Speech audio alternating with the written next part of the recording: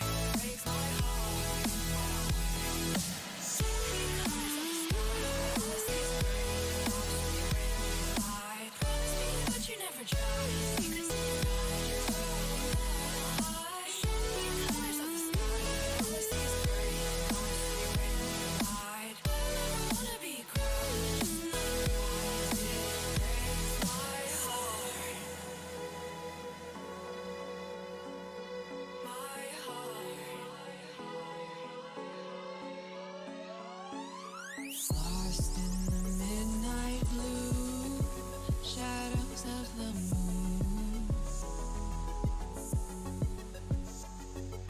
Here with open arms for you, feeling something so new. Said with me you'd reach the sun. Oh, but we were so young. Love me till the summer's done, but keep me in your heart. So I hold on. So walk on by, I've got no reason to love you, but I do, I do, I do. So walk on by, I've got no reason to love you, but I do, I do, I do.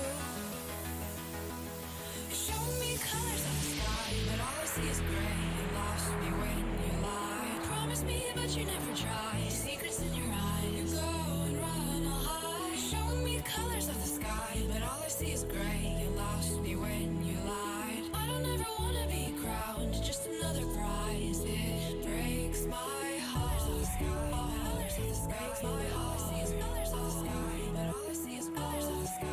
Colors of the sky, but all I see is colors of the sky. But all I see is colors of the sky. Colors of the sky, but all I see is colors of the sky. All I see is colors of the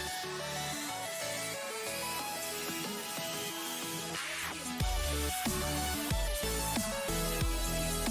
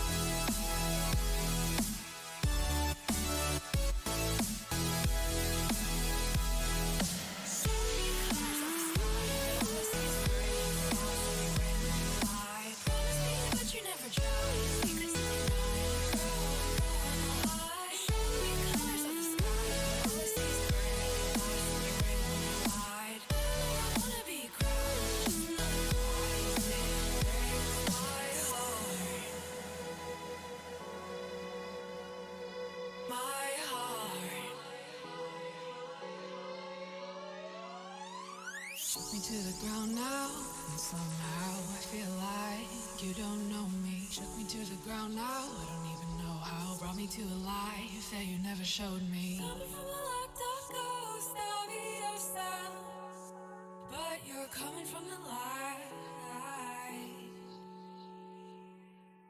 There's more to you than you ever thought there was. Yeah, you're coming from the light.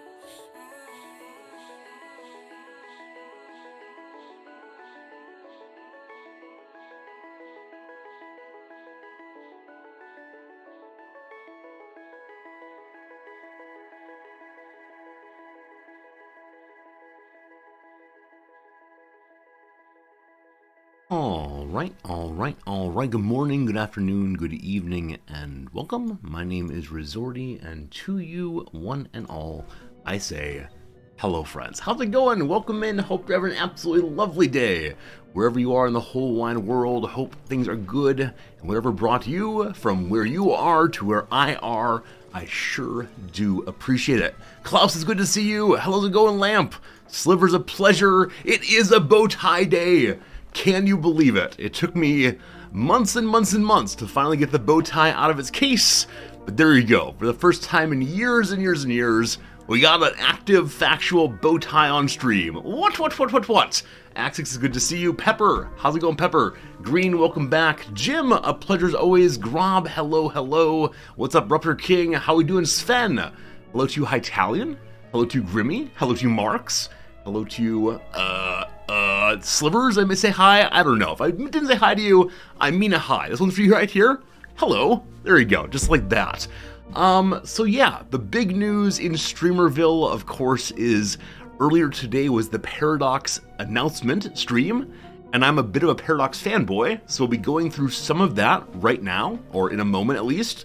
I have not seen any of the videos yet. I have not read anything yet about the big releases, other than there's some big releases coming real soon. Hello, Axix! Is that a suede jacket? No. I think this jacket was made in 1980 or so, but I think it's just made out of some kind of cloth. No suede jacket, unfortunately. Hello to you, Alamek! Welcome. Hip People Guy, hello, friend. So I've seen a few of you already very excited about some of the big announcements coming out of today's Paradox announcement show, and I'm pretty excited too. I'm always pretty excited for what they do, and so we'll get to that in 1 second. Before that though, today we'll continue our Oxygen Not Included playthrough. I've been thinking, I've been planning, I've been ready for today's stream since yesterday's stream ended, and we're gonna make some progress today, as I say every day, and We'll see how that goes, hopefully halfway decently. Hello, Dr. Z, it's been a bit. It's good to see you, my friend. Welcome. As many of you know, I take the daily stream VOD and save it to my computer and then upload it over on YouTube. So we have a repository of VODs for all the time. And as you all know, I do literally nothing on that channel other than upload the video, give it a title, push publish, that is that. And so, YouTube automatically does some things for me over there, most notably choosing what the thumbnail will be. And it always chooses the thumbnail based on some cell, some frame, is that the word for it? Some brief image that's appearing in the VOD itself. And I do not know how it chooses it, but every day I look at it and say, that's what you chose. Now, rarely do I show these on stream, but yesterday's struck me as worth sharing with you. So friends, let me give you the VOD thumbnail for yesterday's stream. It is here, and I think I have my new headshot. Number one, how the heck did I make that face on stream? When do I do this? When do I ever look directly into the camera while stroking my chin? This does not happen. This does not happen at all. Number two, if in the future I need like some loving face of I care about you, we're going with that one. Like I said, I have no idea how YouTube chooses these things. So often the picture it chooses is one in which my hands are out like like this. So I figure it's when I'm like being especially active, but I don't know. Should that be a new emote? I hadn't even thought of that. I mean, what would this emote even be? Like, you already have the Resorty cute, which no one ever uses, which is fine. But, like, would you actually use this emote, or just be a, haha, look how ridiculous Resorty is? Big thonk? Is that, like, thinking? Is that, like, thinking is happening? but it's loving thinking. I'm not looking up and to the left like I normally think. Yeah, one thing that happens in streaming for me is I become hyper aware of what I do while on stream. So when I'm thinking very hard in Oni, I go, it's always up and left. I don't know why, but apparently that's where the Oni knowledge is stored inside of Resorty. So, new emote for sure, Resorty Weird Champ. Oh boy. I mean, it's a strange thing to see. I'm not sure if I want that polluting my chat all the time, so I'll think about it. I'll see. Hello, Mongo, you love the bow tie? Thank you. I'll get more of those going again. One of the best parts of this morning was that I remembered how to tie a bow tie. That was absolutely wonderful. I was pretty sure I was going to have to pull a video up. I was pretty sure I was going to have to think through it, but no, the little hands went going and no problems at all. So that makes me very happy. We'll try to mix in some bow ties more often as a special treat, not an everyday thing, because I can't have you all getting spoiled. Alright, I'm sure I've got more stories. Yesterday was a teaching day, which means today is not a teaching day, which means we're definitely going to go long, because Oni's got its hooks in me, and I'm so excited to be playing it, for sure. But before that, let's go ahead and change scenes and head over to the pre-prepared scene to discuss the Paradox announcements. And if you've already seen these, cool. If you haven't and don't want spoilers, it'll be the next 10-20 minutes or so. But hopefully we can learn about what Paradox Studios has coming for us in the near future. So I pulled up my browser here, and actually today I made a change that I have never ever done before. You'll notice that our browser window here is actually in dark mode. Until 20 minutes ago, all of my browser windows were in bright light mode, shining into my eyes, burning my retinas. But now, for you, it is a little bit different. Okay, so the biggest announcement that's immediately relevant to the games we play regularly on stream is the first one here, the Crusader Kings 3 Tours and Tournaments. Apologies for the brightness here. But we'll scroll down real soon. And I should stop the Oni music. We'll have no music until we get to the videos in a moment here. Hello, Brew. How's it going? How's it going, Real Commander? Come to the dark side. You have cookies. I love it.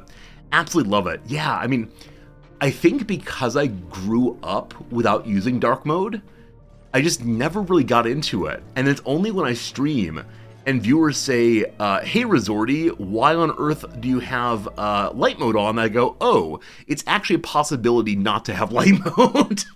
Every time I get surprised, and that's just how this goes. So here is what we got. It's a little bit of a reading stream. I hope you're ready for that. So tours and tournaments, CK3. Gribby says, you thought the next one's about raising children.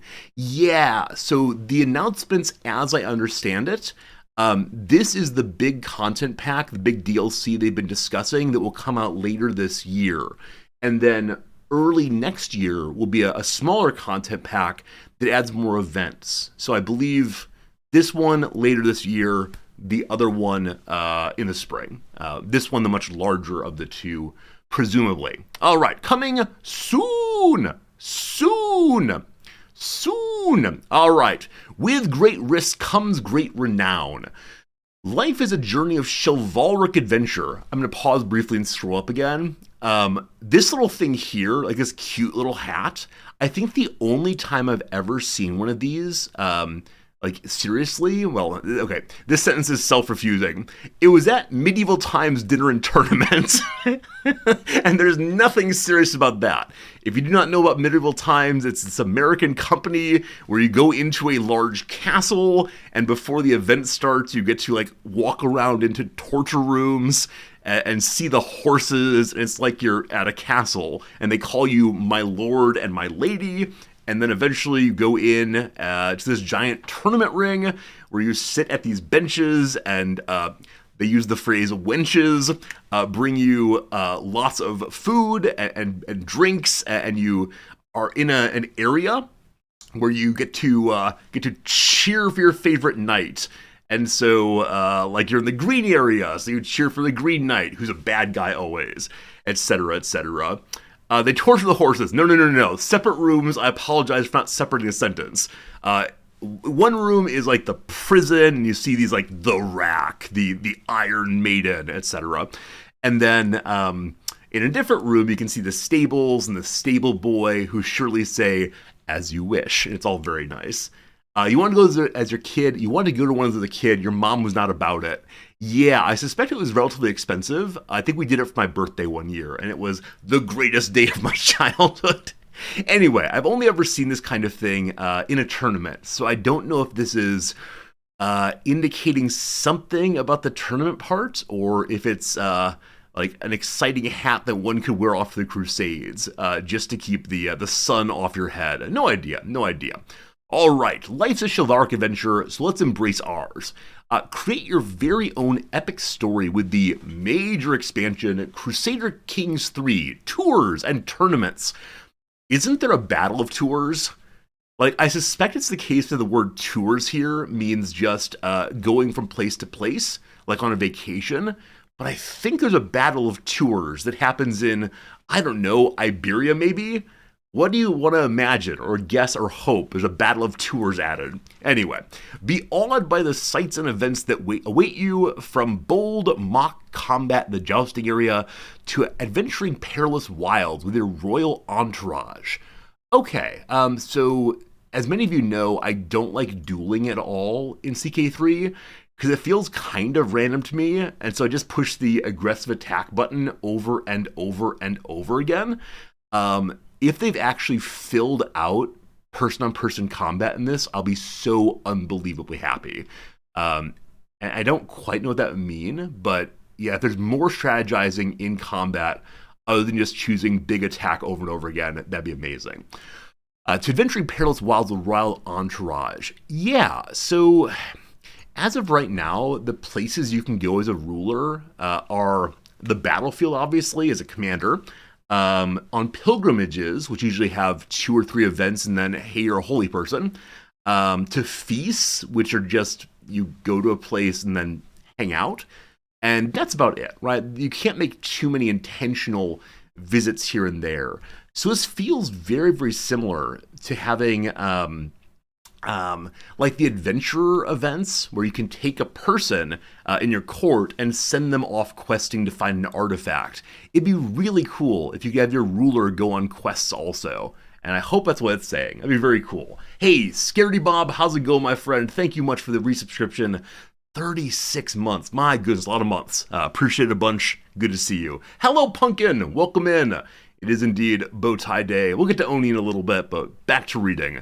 Let Wanderlust, oh my, overtake your ruler's desires during a self-proclaimed tour, and seek out your subjects in a realm that can be both dangerous and richly entertaining. Prove yourself in one of the many forms of gallant tournaments, either abroad or at home, or use the festivities to murder a quarrelsome rival. There's always assassination just below the surface in CK3. Be the host of new grand activities, be it grand weddings or stirring falconry hunts. But beware, many celebrations are the perfect cover for the perfect scheme against foes or family. Seeing grand weddings makes me very, very happy. Because as many of you know, even when your ruler gets married in Crusader Kings 3, it's just a quick little pop-up that says, like, hey, we're having a wedding. We could get prestige by spending our money, or we can collect more taxes. And so it'd be awesome if there's actually like a pop-up event with pretty pictures, and maybe the wedding can go poorly if you stumble over your vows, or if suddenly an eclipse strikes, your marriage is doomed. I would love it. Yeah, anything that fills out the role-playing side of CK3 makes me very, very, very, very happy, for sure. Be the host of new grand activities, grand weddings, or stirring falconry hunts. Wait, didn't we just say that? Wait, this is repeating. Dear Paradox, I love you very much. However, very well. Here comes a screenshot and trailers. Immerse yourself in, etc. We have 6 of them. Let's go ahead and watch the video. I will get myself out of the way. I'll take myself away and see how this goes. Haven't watched it yet. Very excited to do so. A tournament. A time for festivity and games, but also an occasion to build alliances. Some even bloodier than the martial feats on display. An unhappy princess. Can she find a champion for her doomed cause? One whose virtue and valor can restore glory to her faded family name? Or one who will protect her name by hook or by crook and help her get revenge? Real strategy requires cunning.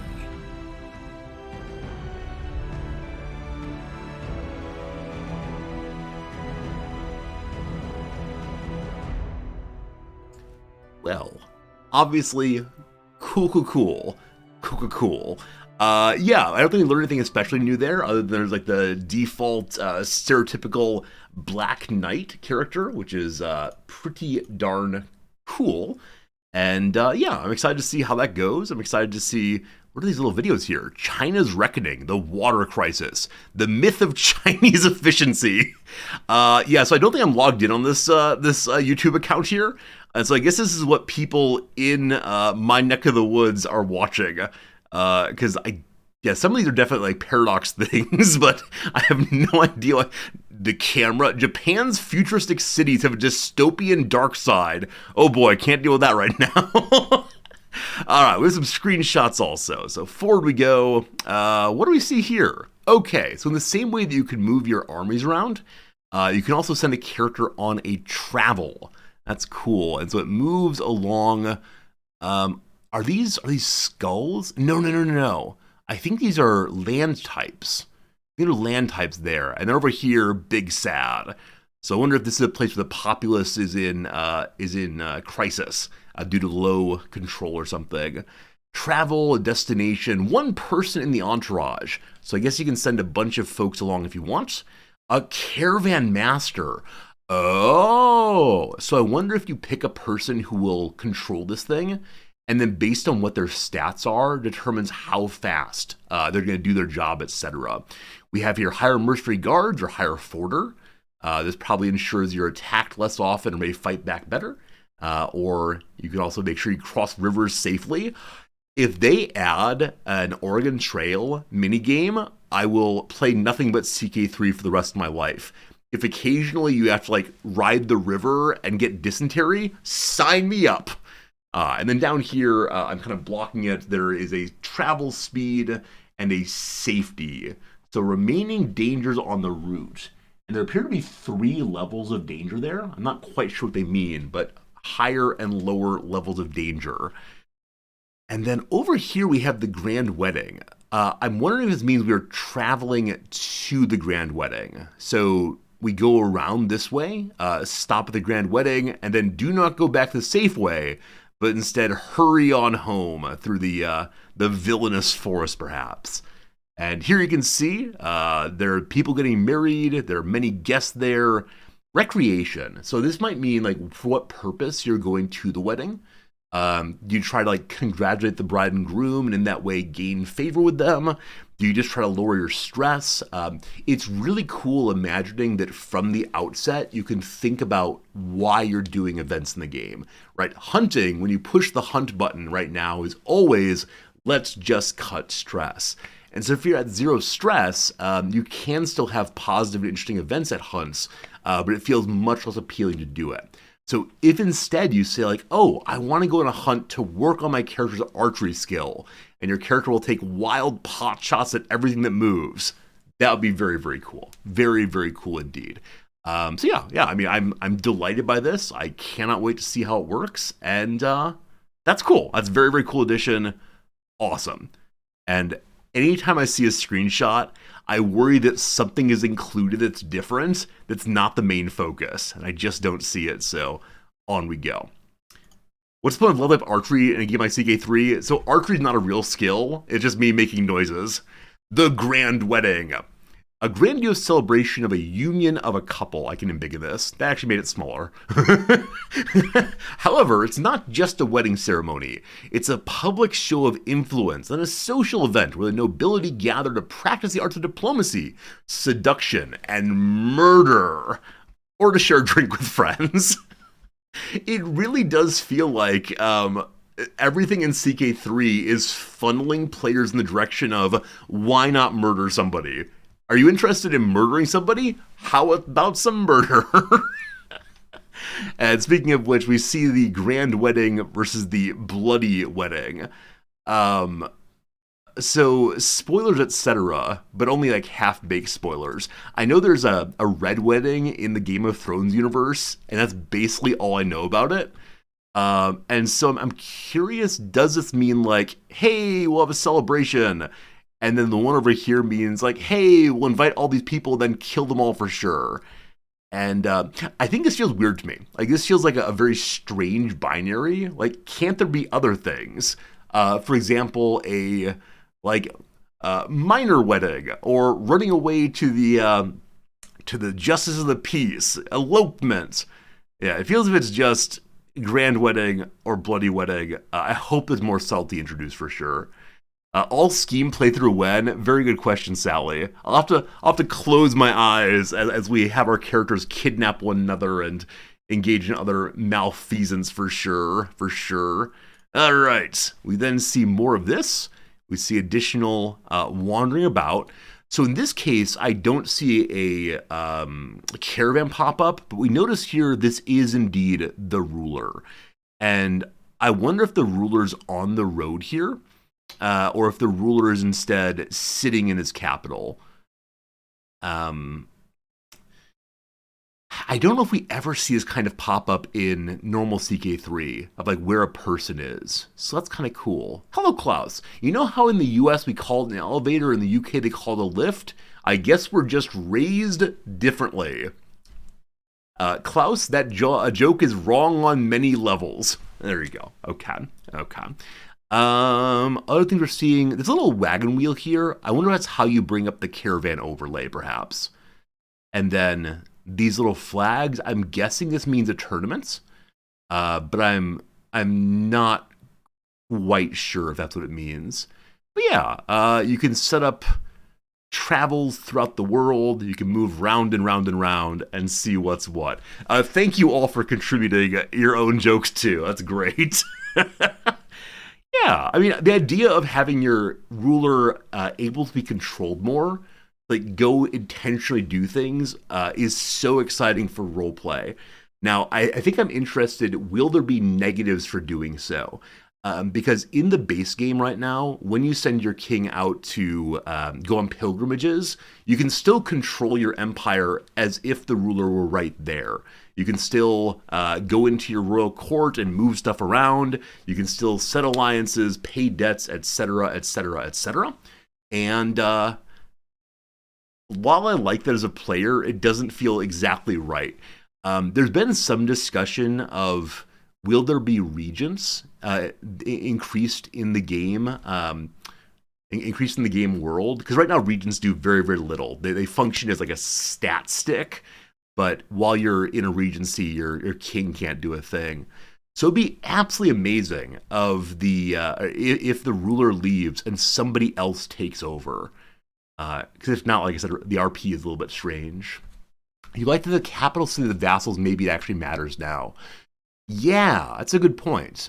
If your character will actually go and visit capital cities as opposed to just random holdings to interact with the vassals, that'd be amazing. They did mention regions during the presentation.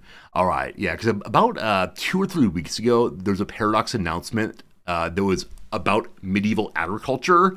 They didn't want anybody to read it, and then there was like some secrets about what looked like Regency. So that'll be very, very cool.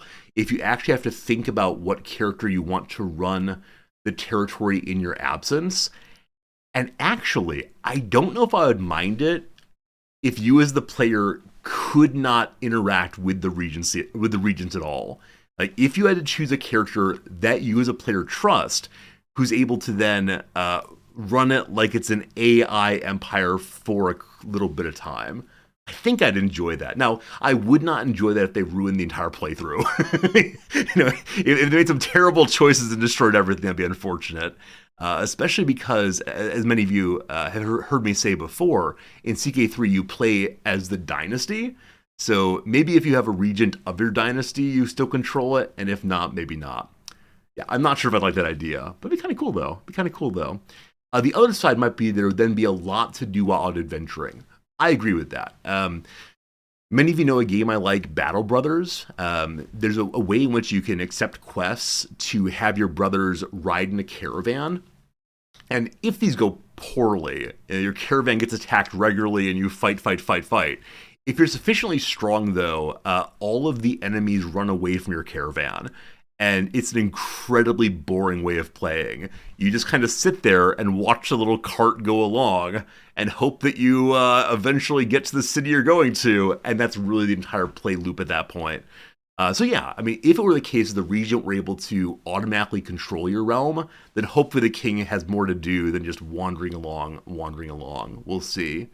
Would ladies have a regent for their third trimester? That's a cool question, Sally. I don't think so in the game right now, but yes, I have. I was about to say I've never had a female ruler with pregnancy, but I definitely have, and I didn't see any regency then. I'm not sure. All right, we have 2 more pages. Boop. Oh, cool. So as you know, there are different kinds of world map buildings based on like, is there a pyramid here? Is there a giant lighthouse, etc., etc.? And yeah, here we can see a tournament grounds. So I wonder if this is a building that can be permanently built and then activated and deactivated based on if you want a tournament, or if instead it's thrown up for the sake of the event. And over here we have the Olympic Village. Some craziness goes on over there. And here the actual jousting. I'm hoping we can end up zooming in even closer. All I want in the world is to see tiny little knights on tiny little horses ramming into one another. It'd be amazing. Absolutely amazing. Fair enough, they're calling it Tournaments and Tours is the expansion, the big one that's coming for sure. You're zoning out what's a regent and why would it destroy the playthrough. So a regent is a character that takes control of a realm when the ruler is unable to do so. So often they're seen with like 5-year-olds on the throne. If the 5-year-old says, I don't like France, let's march on France, you can imagine it going very, very poorly. So it's instead a character that takes over. Likewise, if your ruler is very old and infirm, cases like that. It's sort of like in the U.S. when the president goes under anesthesia for medical treatments, the vice president takes over for a little bit and makes the big choices in that period. Yeah, and so my thought was if the AI actually controlled the realm then, it could be cool, but it could be awful. And so I doubt they'll take it away. Anyway, I love the idea of having more actual buildings on the world map that you can zoom into. Now, with that said, is this actually the world map? I'm sorry, I thought it was, but I realized the detail in the cities is way too high. Because when you zoom in on the cities, it's much higher view from the sky. So this must be a different level of the map. Huh, we'll see how that works. And the last page here, ooh, military camp. Okay, so initially I was going to say this must be the page on which you select your tournament characters. But no, I bet this is on your caravan. This is like the military camp of the caravan perhaps, and you can like select who's going with you? Is that right? It's the barbershop now. That'd be amazing if so. I wonder if it actually is. Oh, you know what? You're right. It's not exactly the barbershop. It doesn't say it. Oh, I scrolled down too far. This is the barbershop. No, it's not. Okay, what I was gonna say is I think it's a screenshot builder because you can choose who's in the picture and then choose the background. But no, it is indeed the barbershop. So you can pick what the characters look like, and then you can also pick what you want to take a good shot of them.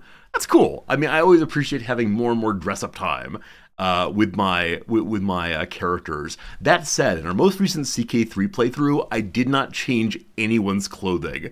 Even when I was very dismayed with people, I didn't force them to wear the jester clothes. I should do more of that next playthrough and have official outfits for the various ranks. But how cool is this outfit? I'm almost certain this one is new. I believe these are English lions, but I'm not certain. In part because the heir of this character is the heir of the Ireland playthrough. Good old Brian Murchad, whatever way. And so I guess this fellow is Murchad himself, which makes me think maybe this is something to do with Ireland instead. Anyway, cool pictures, cool information. Here's some more reading. Get ready for adventure. Restless feet carry their master far and wide. Wait, have we not invented horses yet? Is this the part where the devs are saying, you will never have glitter hoof. You will walk on your feet for all the days of your life. Travel and see exotic foreign lands on your own personal epic tour. Handpick your entourage and customize the route carefully. The road ahead is risky and hazardous, but also filled with colorful characters and life-changing events. Life-changing events. We better find Excalibur, the real one, not one of those many, many copies. Manifest benevolence and meet your grateful subjects in the most distant corners of the realm. Or bring a horde of tax collectors and finally get your due from those conveniently hard-to-reach vassals. Oh, that's actually super interesting. Because right now, vassals choose how much money to give to you based on their opinion, right? And so the possibility of having a vassal who should give you a bunch of money not do so because they don't like you quite enough. If you could actually order them to do so by bringing tax collectors or soldiers, that'd be a cool mechanic as well as roleplay choice. Will the person hate you even more for showing up their front door with an impound specialist, but they'll pay their taxes anyway? That'd be awesome, absolutely awesome. I hope also that if they won't pay their taxes, you can just start taking parts of their castle. This is mine now. Yoink! A novel form of tournament. Aspiring warriors or prestige-seeking nobles. The tournament is the perfect place to show your worth. Will you impress during the myriad new tourneys, pageantry, and chivalric trials of jousting? Join contests to win extraordinary prizes and gain valuable experience and new skills. I don't see this mentioned, so I'm going to mention what's in my head right now. Can your character die at tournaments? I know they said murder is possible, so presumably you're sleeping in the knight's village and someone stabs you. But I wonder, is it possible to have a jousting battle go bad, and what should be a fight for honor instead means your character gets his head bashed in at some point? So will prowess matter for even more events? If so, awesome. Insofar as we think of medieval times as being not just slamming giant armies into each other, but instead duels of skill, I would love to see more of that in CK. And my sense is this is actually adding something to the Crusader Kings universe that was not in CK2. When CK3 came out, many players were worried that the DLCs from CK2 would just be recreated in CK3, and it'd be the exact same game, but with new graphics. If they're actually adding additional ways of interacting with the world that are immersive and interesting and good for the game, I'm so pleased. Join contests to win extraordinary prizes and gain valuable experience and new skills. Possibly doubt on win extraordinary prizes. I'm so soured right now on the artifact system because you end up with so much garbage indeed.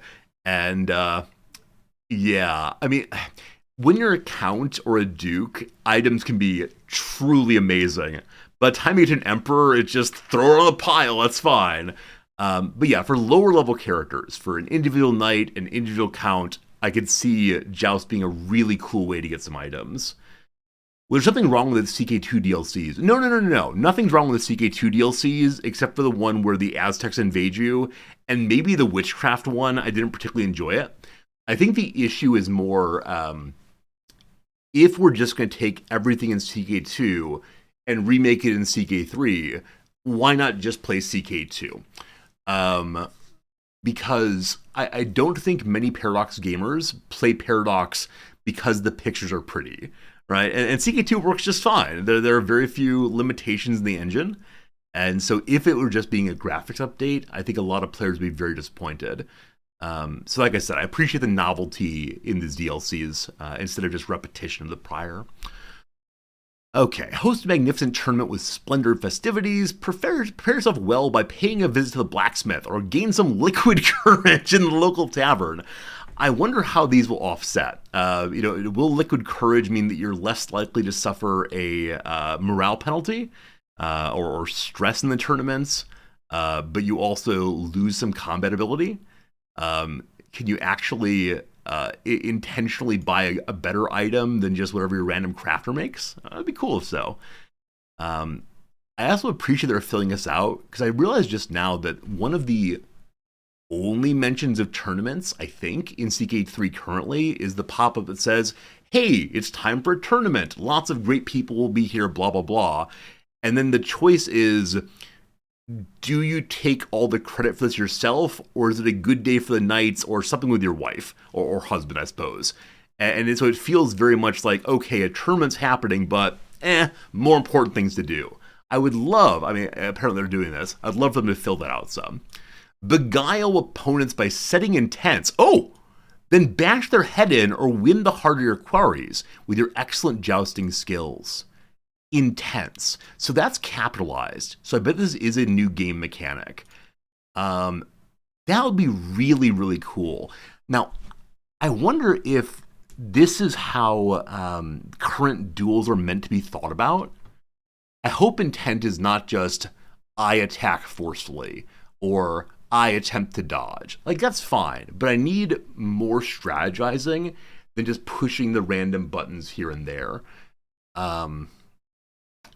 Yeah. I'll be so interested to see how it's going. When I'm able to play my character moment to moment intentionality, I love it. I love being able to get in the character's mind for sure. Hello, Grok. What's the special event, Professor? Why am I so dressed up? It's the stream. I dress up every day. It's good to see you, Grok. Grand activities, knightly honors, and new art. Medieval life wouldn't be the same without elaborate weddings and knights. With Crusader Kings 3, tours and tournaments both impress even more. Gain an edge in backroom diplomacy by organizing a grand wedding. Negotiate beneficial prenuptial pacts. Oh. So currently, as you know, what you got out of weddings, prestige, alliances, possibly access to claims. If you could actually do dowries, if I can get some elephants from India by selling off my best daughter, sign me up. Absolutely. I'll be curious to see what kind of prenuptial pacts are possible. PPP. Please, courtly vassals gain favors at these new intricate ceremonies. Yeah. So what we asked for earlier, the idea of actually having weddings happen, as opposed to just the pop-up event, prestige, or money, so cool. Bestow knights with honors, allowing warrior nobles to specialize in politics or on the battlefield. Train them up, sending them to tournaments or war for even more experience. Alright, I don't want to say this is happening, but I wonder if this is a way for non-air, non-landed characters to get experience points in, I guess, the diplomacy tree or the combat trees. That would be amazing. Absolutely amazing.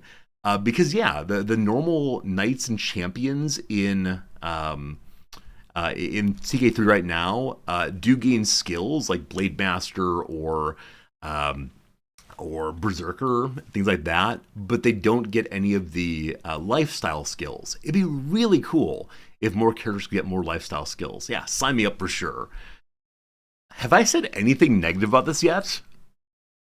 I think I've been entirely positive. I feel myself getting more and more excited, and I hope you are also. Admire the new museum-worthy character art, showcasing in detail the evolution of armor and dazzling changes in Western medieval clothing from the early to late Middle Ages. So yeah, a little graphics update, and that's cool too. Like I said, people tend not to play Paradox games for the graphics, but when it looks nicer, we feel nicer too. Awesome. Hello, Bill Nasty. Hello, Eka. How's it going? All right, you can't just play this one on your own. You've got to buy CK3. Now, often when a new DLC releases, the base game is put on some kind of sale. So hopefully that's the case. All right. I think one slight concern I have, and it's not really a big deal, is at the very, very top, it says coming soon.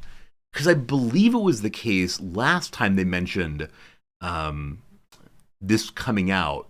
They said that it would be coming out later this year. Now, is soon closer to us than later this year? Soon is one of these words. Anyone who's been a gamer and has been waiting for a game to release knows that soon is said in many ways. It'd be really cool if they'd given us a release date, but I'm a bit of a greedy, and so we're going to say fine. Whenever it comes out, we'll definitely play it. I love CK3. Oh, this is cool. I just noticed this now. This steely-eyed knight here is actually in the middle of a joust. He looks so focused. I initially read him as being ominous looking, like he was plotting murder. But no, he's focused because there's another knight. And here are the cheering nobles. And that's an absolutely amazing choice. And how did I not notice that initially? That's really, really cool. That's really, really cool. Okay, awesome. So that is the first big announced thing. There are 3 more to go. We have spent about 40 minutes on this one. I'm sure we'll go equally quickly through all the others. And then we'll play some Oni, I promise. But next, we got here the City Skylines 2. I've heard you all excited about this one. I've played a decent amount of City Skylines 1. I'm not super good on it, but I absolutely love the way in which you can build a city of your dreams. You can plot it out. It often feels to me like the old Sim City, but even more beautiful, even more flexible to player choices. So yeah, Cities Skylines 2. Look at this. It says when it's coming out. Why can't you take a lesson, Paradox, from, Paradox? So next year will be a new version of City Skylines. Fair enough, you found my stream from City Skylines. Awesome. I think most recently we tried the Universities DLC. I very much enjoyed making Resort EU. And I think there probably are other DLCs for cities I've not tried yet. Maybe I should try at some point. Oh, this year. Thank you. I said next year. We've hit the part of my life where I do not know what year it is. Like, I used to say I was absolutely fine with forgetting the year change for the month of January. It is now March, and a week into March, I apologize. It is 2023. I need this device that hangs on the wall that shows me when in the year it is. Someone get on inventing that, please. Awesome. So later this year, it'll be coming out. Cities Skylines 2. If you can dream it, you can be it. I'm sorry, build it. Create and manage your own city without restrictions. Offering a deep simulation and a living economy. Wait. Jim, did you just okay boomer me? No one has ever done that before. I like it. I like that anyone could say, okay boomer, that's great. Create and manage your own city without restrictions. Offering a deep simulation and a living economy, Cities Skylines 2 will challenge your decision-making skills and allow you to build the cities of your dreams.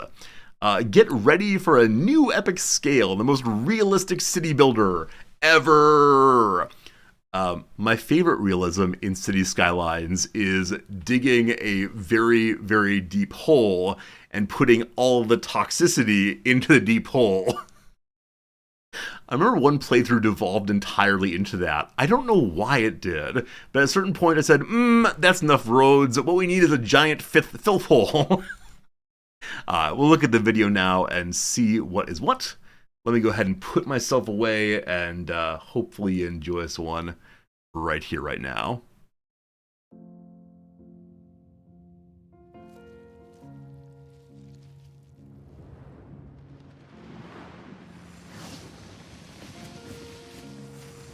It's time to start from the beginning.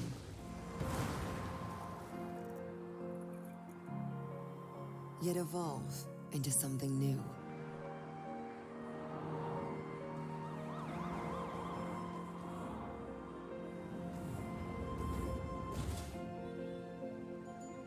Roundabouts, This my city enemy. has a story. Envision a world created by you.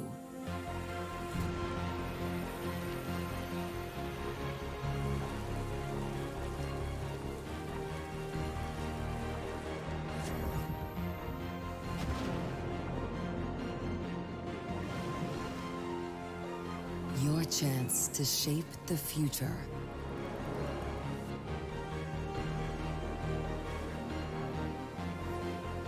To create and inspire.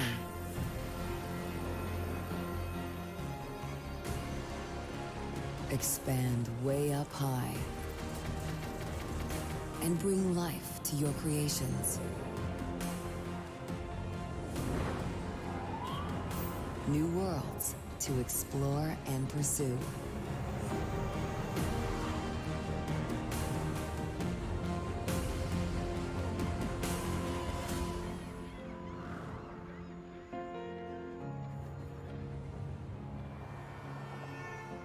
Here, you are the visionary.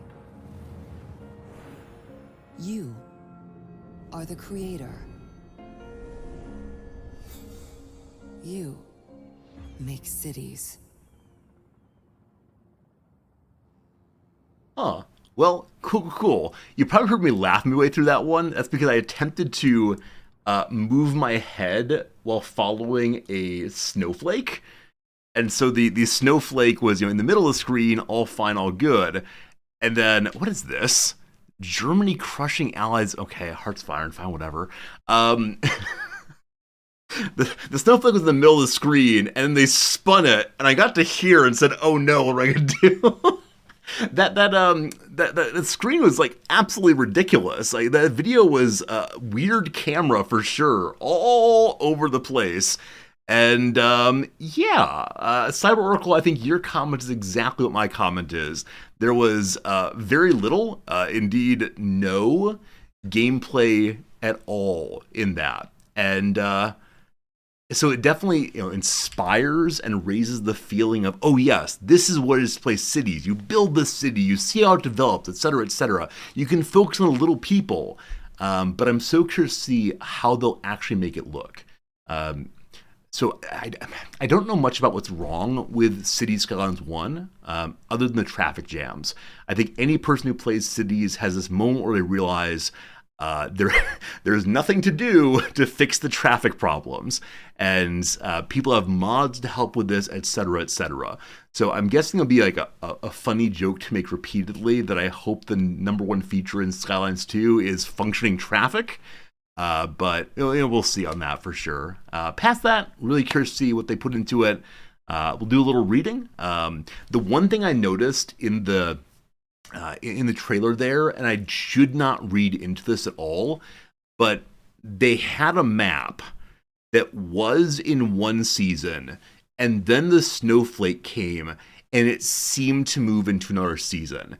Now, that may have just been a way of saying there are different kinds of maps. Some of them are summer and some are winter. which is the way it is in in CK, the way it is in City Skylines right now. If you can actually live a city throughout seasons and years in a way that meaningfully matters, that would be so cool. 'Cause I think that isn't the case in the base game right now. And so, like, if you had to worry about your city having salt to salt the roads, I'd love it. Now, I say that for being someone from the Midwest who knows about these things. My apologies to you in the South. I understand that when the white stuff falls down, you just cower in your houses and hope not to have to go outdoors. But yeah, I love the idea of snow removal. That'd be very, very cool.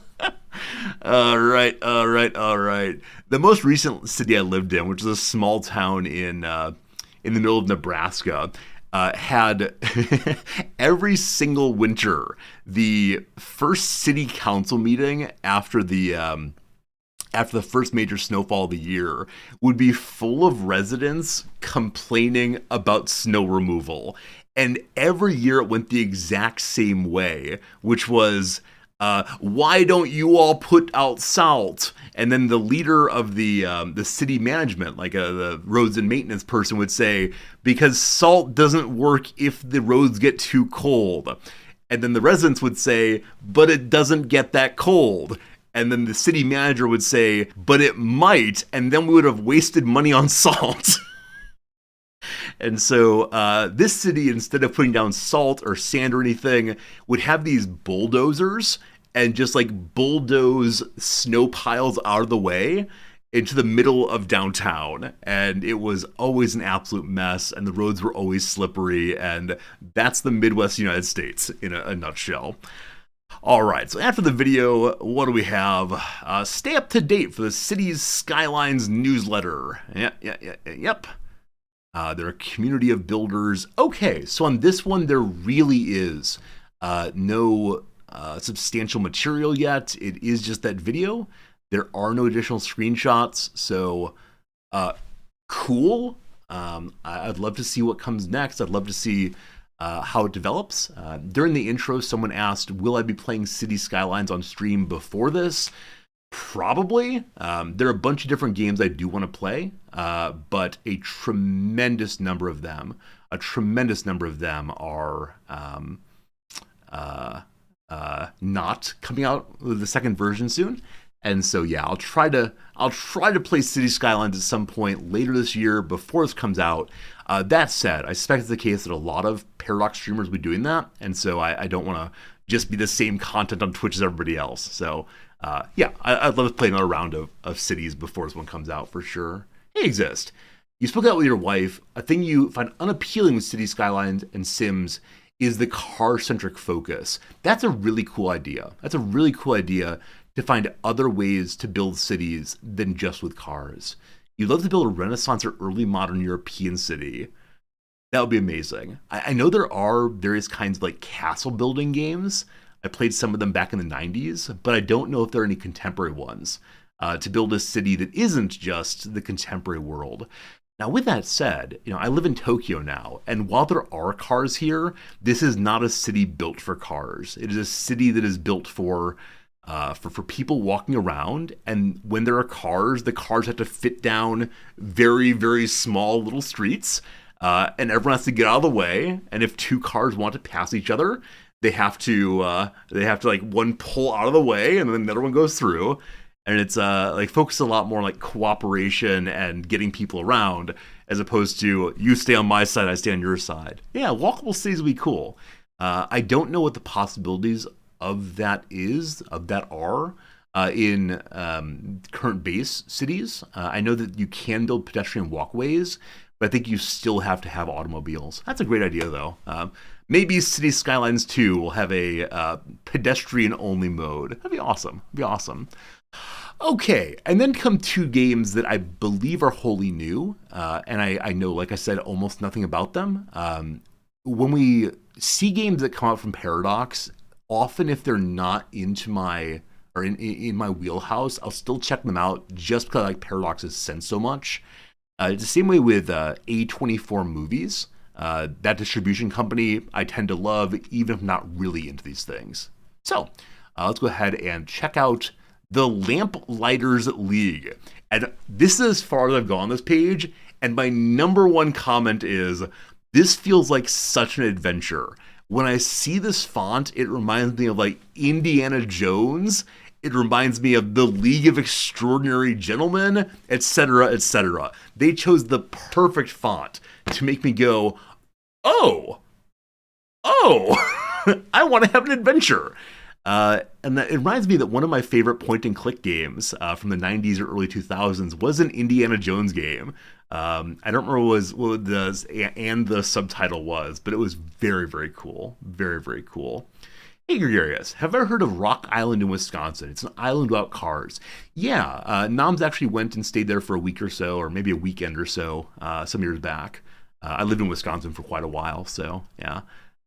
Places without cars that are built for people, I like quite a bit. All right, exactly right. It was Indiana Jones and the Fate of Atlantis. That's the game I like so much. Lamplighters League and the Tower at the End of the World.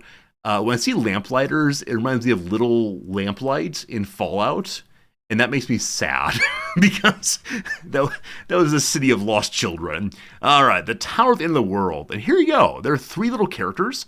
One, the standard adventurer dude. One, I don't know what this person would be. Like, they're wearing a lab coat of some sort, but appear to be doing kung fu. And then the scientist cowering in the back with their rolled up scroll. And here you see the protagonist fellow shooting an iguana. And then, oh, is it the Nazis? Is this really Indiana Jones and the Tower at the End of the World? Like, when I see the red-eyed stormtrooper types, I have a certain suspicion of how these things go. And over here we have a Kraken character emerging from the water. No snakes, though, because Indy hates snakes. Oh, up here also another fellow. I actually missed him initially. He's in a good position for the ambush. And what I love about this kind of game is, even though you see this person here in the perfect position to ambush our hero, they're going to survive somehow. And I don't know how. But I love the idea that there's a larger-than-life character who can do all they do without being a superhuman. That's really, really cool. Really, really cool. Okay, I was about to say I hope they say some more, and they do. Also this year, Light the Way. The best of the best are gone. It's up to the best of the worst. Recruit a team of misfits and scoundrels with unique abilities and unforgettable personalities, and chase, line break, the banished court to the ends of the earth in a mix of real-time infiltration, turn-based tactical combat, and a character-driven story of adventure and intrigue. Is this XCOM? Is this like 1930s pulp XCOM? If so, sign me up. We will definitely play it. Cool. All right, time for a video. Let's see what we learn on this one. Blood, violence. Very difficult. Never have I seen a lock this complex. Only a true master could. I got it. Ooh, only a true master, huh? Exactly. These fingers are the pride of Cairo. Did I ever tell you about the time? Are those famous fingers done yet? Corporal, check that out!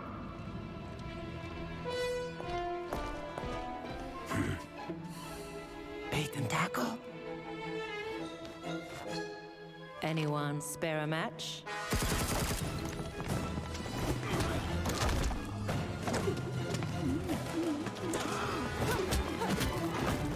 Well, what do you know? Didn't even get to use my gun. There are other ways to solve problems, you know? Well, there are lots of solutions out there. Wrestling, punching, and Running? Latif! Oh, plan C again?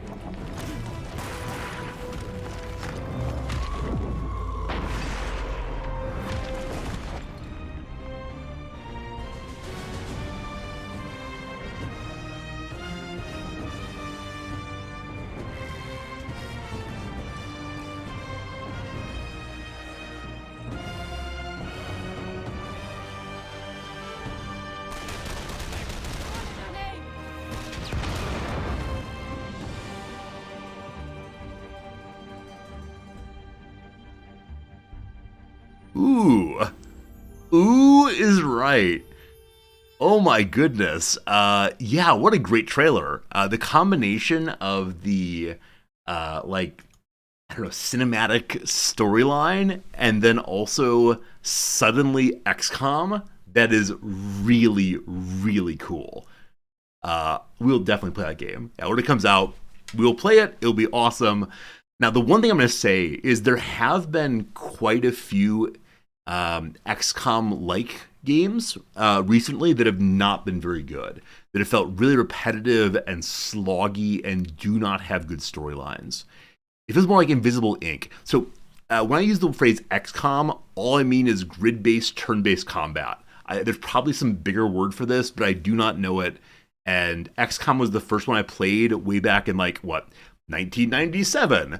And it was a very clunky game then, and XCOM has been quite good. But yeah, the idea of having, I don't know, like character-driven storyline play of that kind makes me really excited. Because as many of you know, in XCOM, your individual soldiers don't matter that much. Like, yes, you want to keep them alive. Yes, they have skills, etc., but they're not really part of the bigger storyline.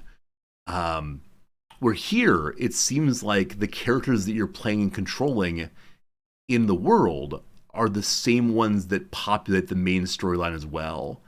And that's pretty cool. That's pretty cool. Now, we could watch through the gameplay portion on 0.5 speed and see what we see. But I'm not going to do that right now. You can do it on your own if you want to. But yeah, awesome. And yeah, as y'all saw, this was Harebrained Schemes, which did BattleTech. And I really enjoyed BattleTech. And yeah, I think any turn-based game where I can strategize while also enjoying a story is 2 thumbs up for sure. So that's cool. Harebrained also did Shadowrun. I don't think I ever played Shadowrun. I know what it is, but I don't think I played it. What else we got here? Oh, we can actually see some pictures of the game here. So up in the left here, you have certain little missions, like steal some scrolls, raid some supply caches. Feels very XCOM-y. We use the AP action point thing. You can recon. I wonder if recon is just look around the map, whatever's been exposed so far. The real-time button. Nope. We will never, ever push that button. And then like XCOM, we see here these different skills and ability. There's some knifing. There's some compassing. Maybe a trap. Yeah, I don't know. I think one curiosity I have is in XCOM, you can basically give any weapon to any character. Is that true? I think that's true. Or maybe they're like archetypes, where a character starts with a pistol or with a shotgun or whatever. But I think in this game, instead, you are stuck with who the character is and what they have. So only the guy with suspenders has the pistol. Your other characters can't attack at range, possibly. So it'll be like, what's it called? The game that the developers of FTL made after FTL. Or like any sort of strategy game like Fire Emblem or a game like that, where certain characters are locked into what they do and you can't really change them out. I think the one question that comes to mind right away is, can these characters die? Now, if they actually are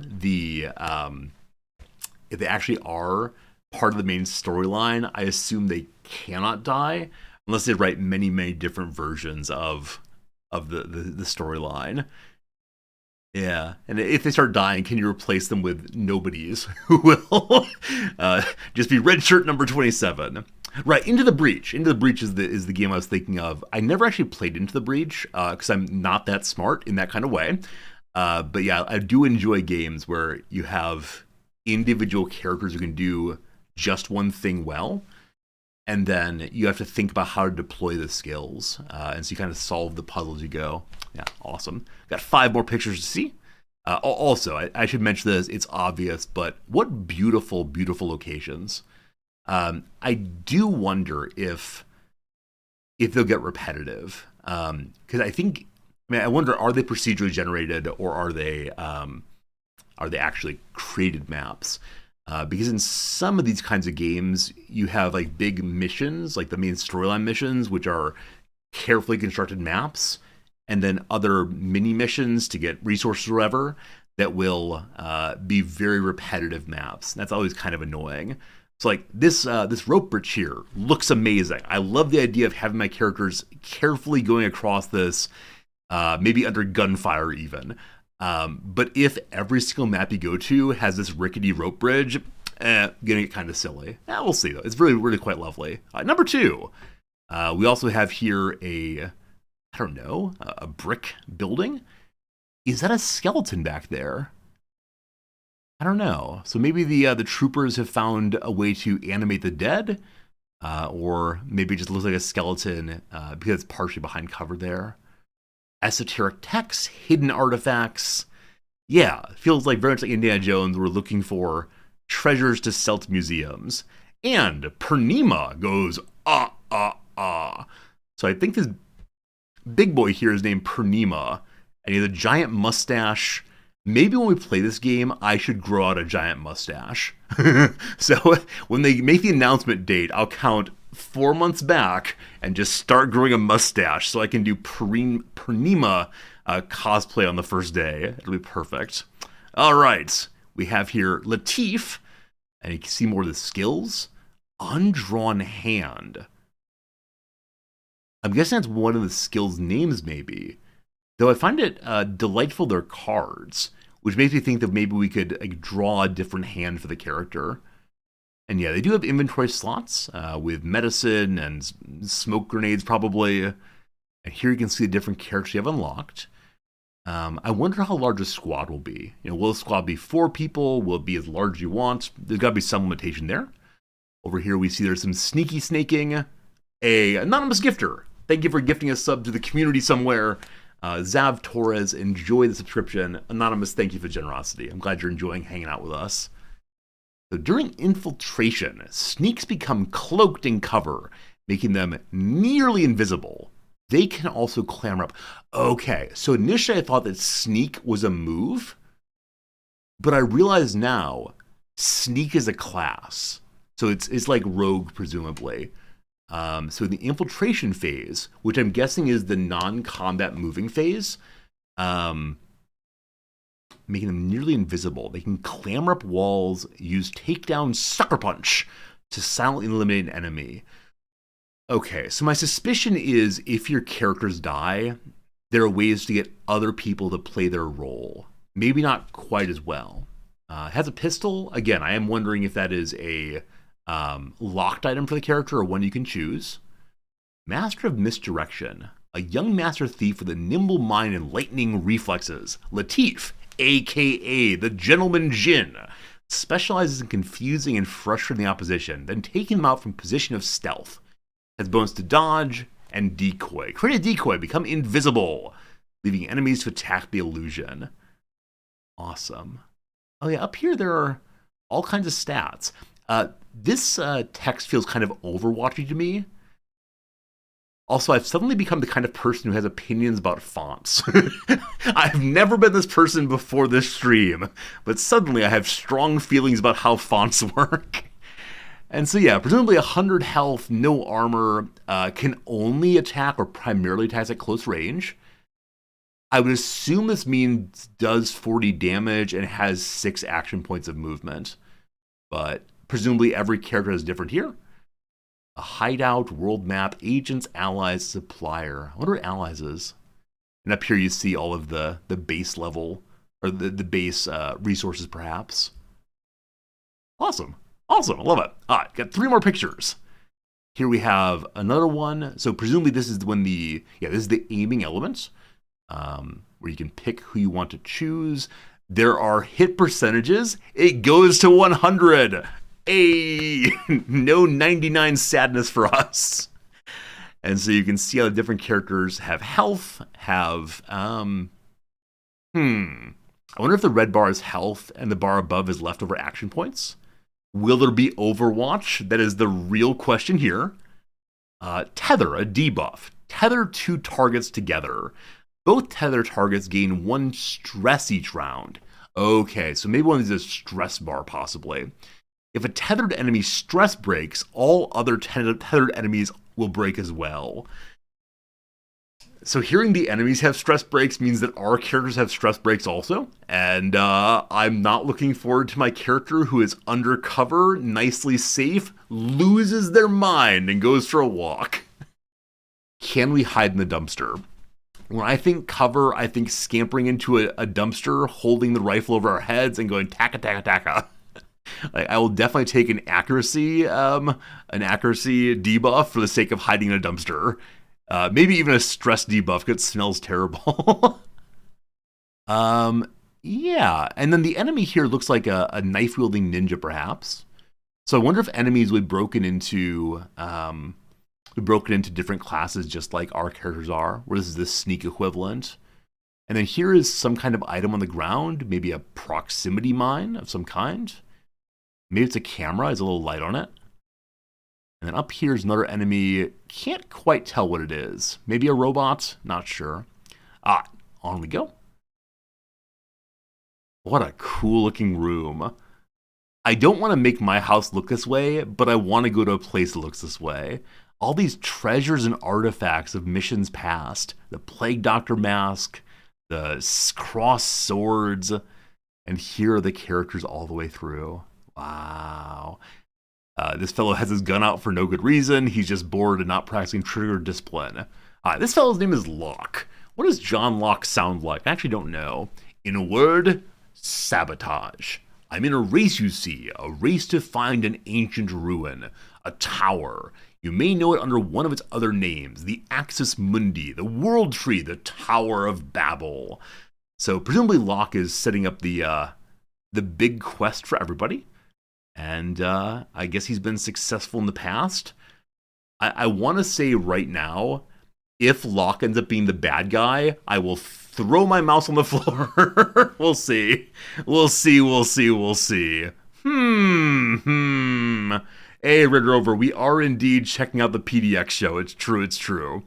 All right. And then the last one for now is showing additional aiming, additional move here, and shooting at red crates makes boom. It says Fast Blast Dynamite.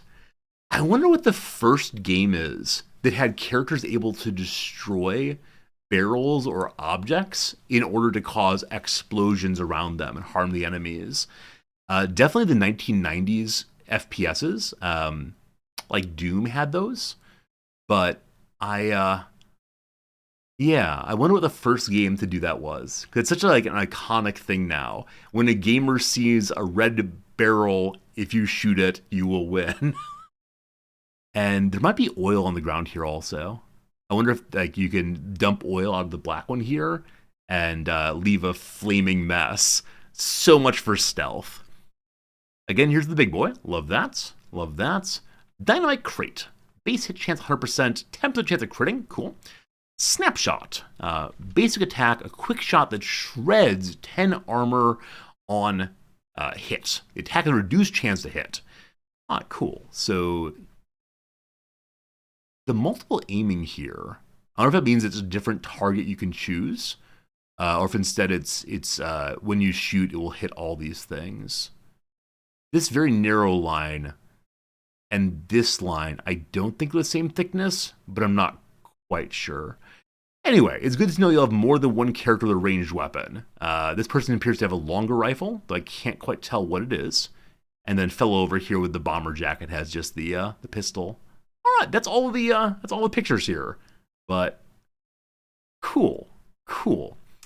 Recruit the best and the worst. Race against the forces of evil with a team of scoundrels and misfits. Get to know their personalities and abilities in real-time infiltration and turn-based combat.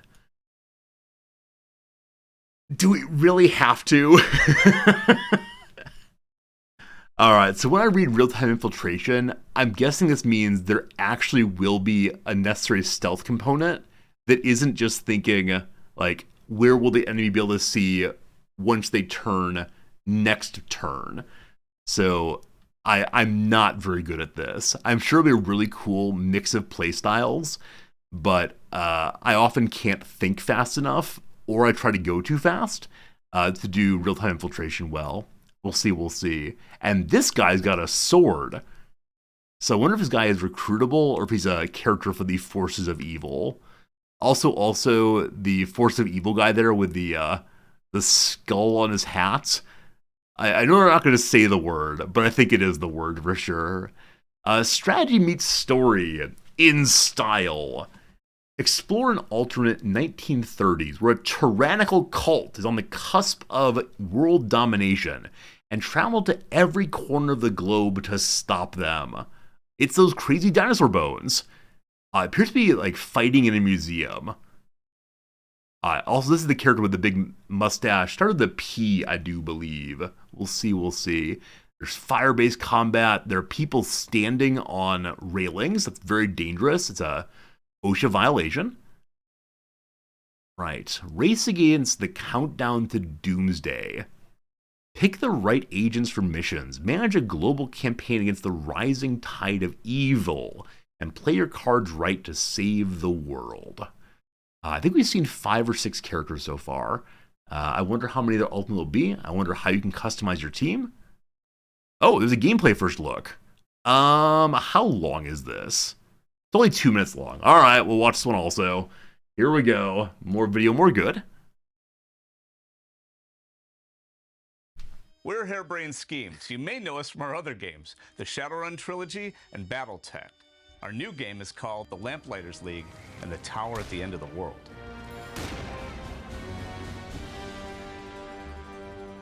It's 1932, and a secret occult war is nearly lost. The forces of evil are so close to victory, claiming the very source of magic itself. The best of the best are all dead, so you'll need the best of the worst. Thieves, scoundrels, cutthroats, and traitors to stop them. Just like our other games, the Lamplighters League features turn-based tactical combat. But unlike our other games, this one adds a real-time infiltration phase. In real time, you'll scout the enemy, exploit the position, before deciding that things are going to get loud. I like lowering the risk. So I'll go around and I'll pick off key enemies that I don't want in my fight. So I get to pick and choose how I engage. You can just steamroll your way down one way or increase your options. It kind of really depends on how you want to play. You never seem to run out of like the depth of choice, right? And it's constantly surprising.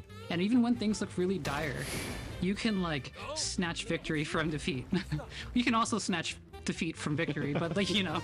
I do think one of my favorite things about the gameplay is that combinatory factor, is finding those combinations, not just of characters bouncing off of each other, but how can I use the environment? What combination is best for this mission compared to another mission? I really, really appreciate the focus on story and the focus on character.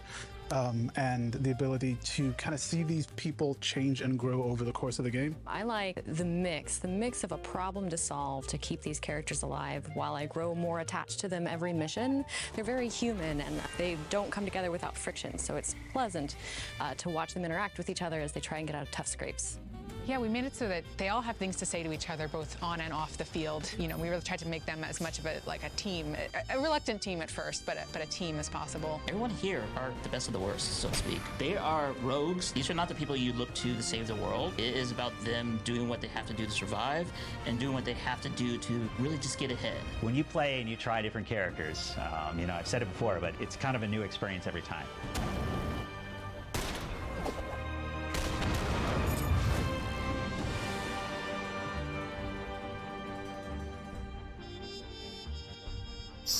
So, I think in that video I saw a character that's under our control that has a fencing sword, and that looks cool. I bet that'd be my favorite. We'll see. I also like that video very much as behind the scenes of the devs. I wonder if they scripted that, or if it was instead they did a bunch of interviews with different people, and then then decided to pick and choose bits. Like, I love seeing devs who are excited about their game. Now, I expect that most devs are. and obviously it's a promotional video, so take it with a grain of salt. But I love seeing the people behind the games, right? Because I think it's very easy to just think about, oh, the finished product, but it's like actual people putting in, their energy and their efforts is cool. And I love, as always, there's like big old nerds just like me. So it's this moment of the big old nerds saying, hello, big old nerds, I made something for you. And I say, thank you, big old nerds. I will enjoy that too. Yeah, we're definitely playing this one when it comes out. Super exciting, super fun. One dev did say there's a need to keep the characters alive. So I wonder how they'll balance that. If the characters develop and grow together, and then also can die, will the world become terrible as these folks' friends die? And will they hold on in a gritty way, just saying, we're doing this for the greater good to save humanity. This sacrifice is necessary. Or will your characters get more and more stress and more sadness? Now, obviously, I'm going to have to restart the game anytime we lose a character. No, I won't do that. What I do see as a real problem, though, for my playstyle is we saw the infiltration mode, where you can use a character to sneak through and pick off individual enemies. I guarantee I'm going to try to do this more often, and I guarantee that I will set off alarms and my little sneak character will just die. So... yeah, I love it though. Very excited, very excited. Sign up now, put your email address in. All right, there you go, folks. That is a third game coming out soon. And yeah, I've got to say, all three so far I've been excited for. And then there's one more game to go. There's one more game to go, and let's go ahead and take a look at it. It's called Life by You. And I could not find a Paradox page for it. So... it does say join us March 20th, so I'm guessing that's when they'll have their fuller announcement. So this is only 52 seconds long, and it's basically all I know about the game at all. So let's watch this one and talk about it. It's from Paradox also, and so it's gonna be cool, I bet.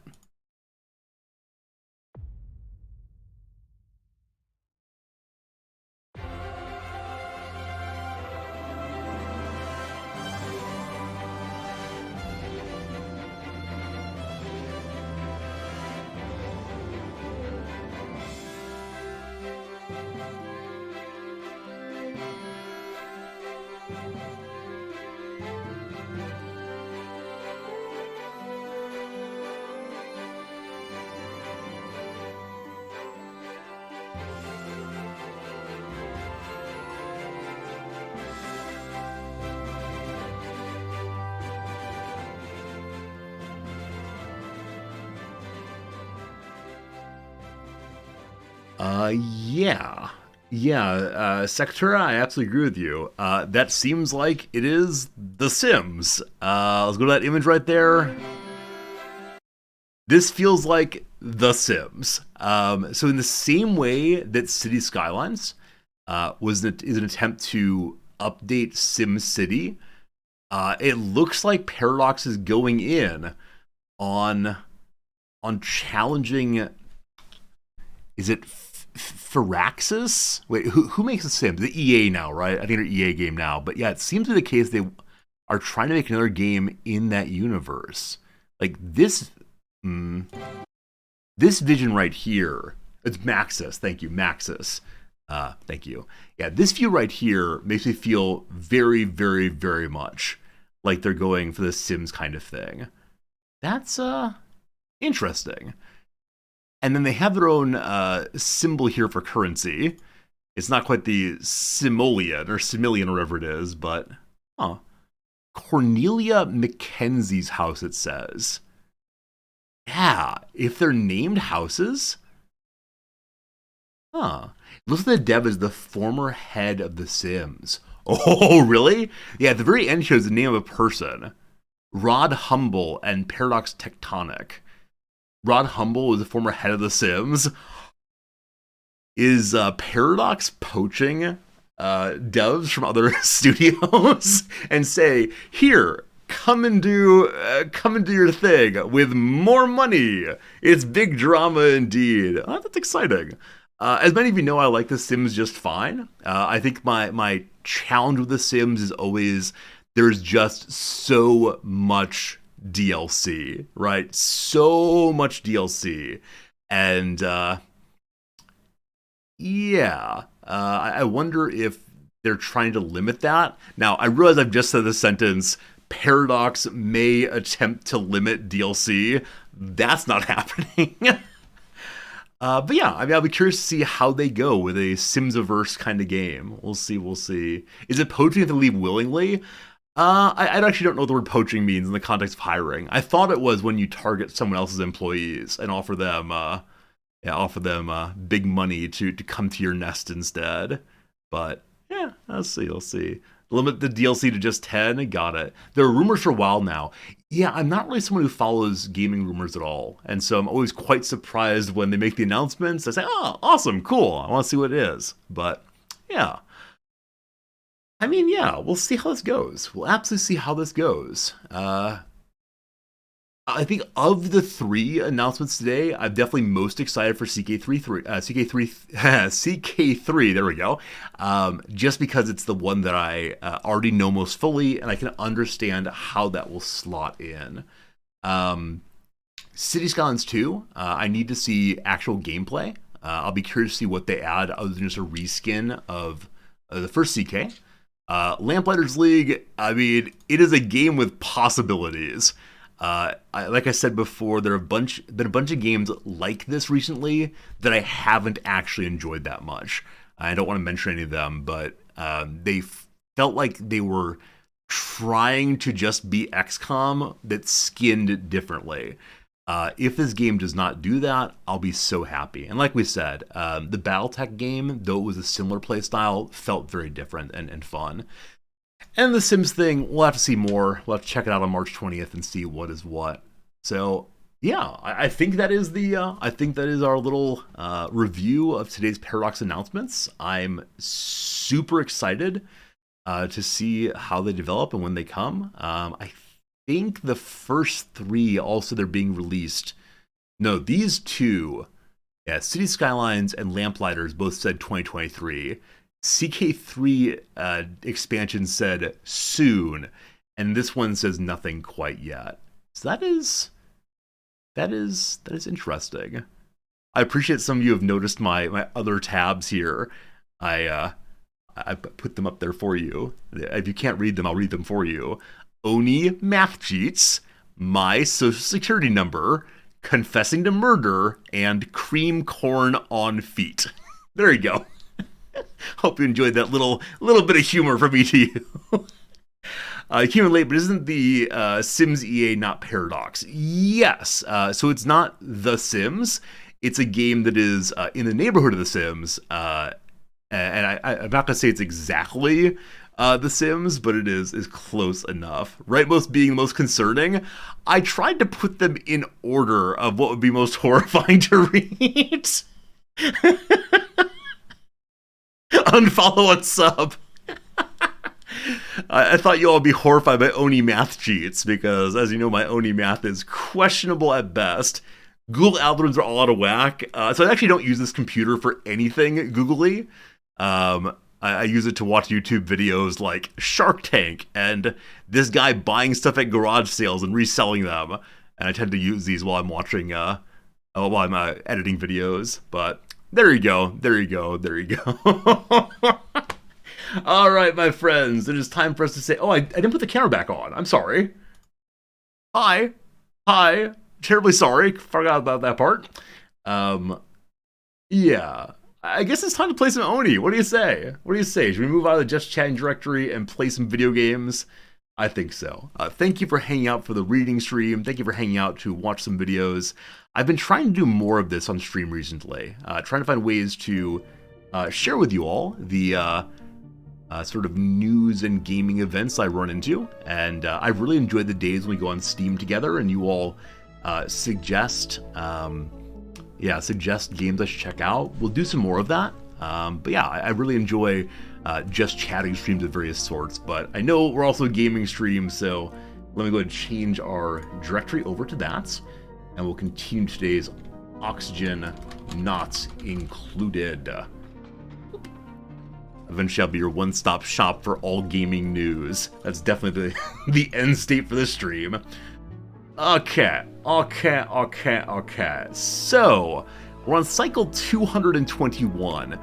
Yesterday we made some good progress. Today we'll make some even better progress. I have clear goals for the day. I have things I intend to do.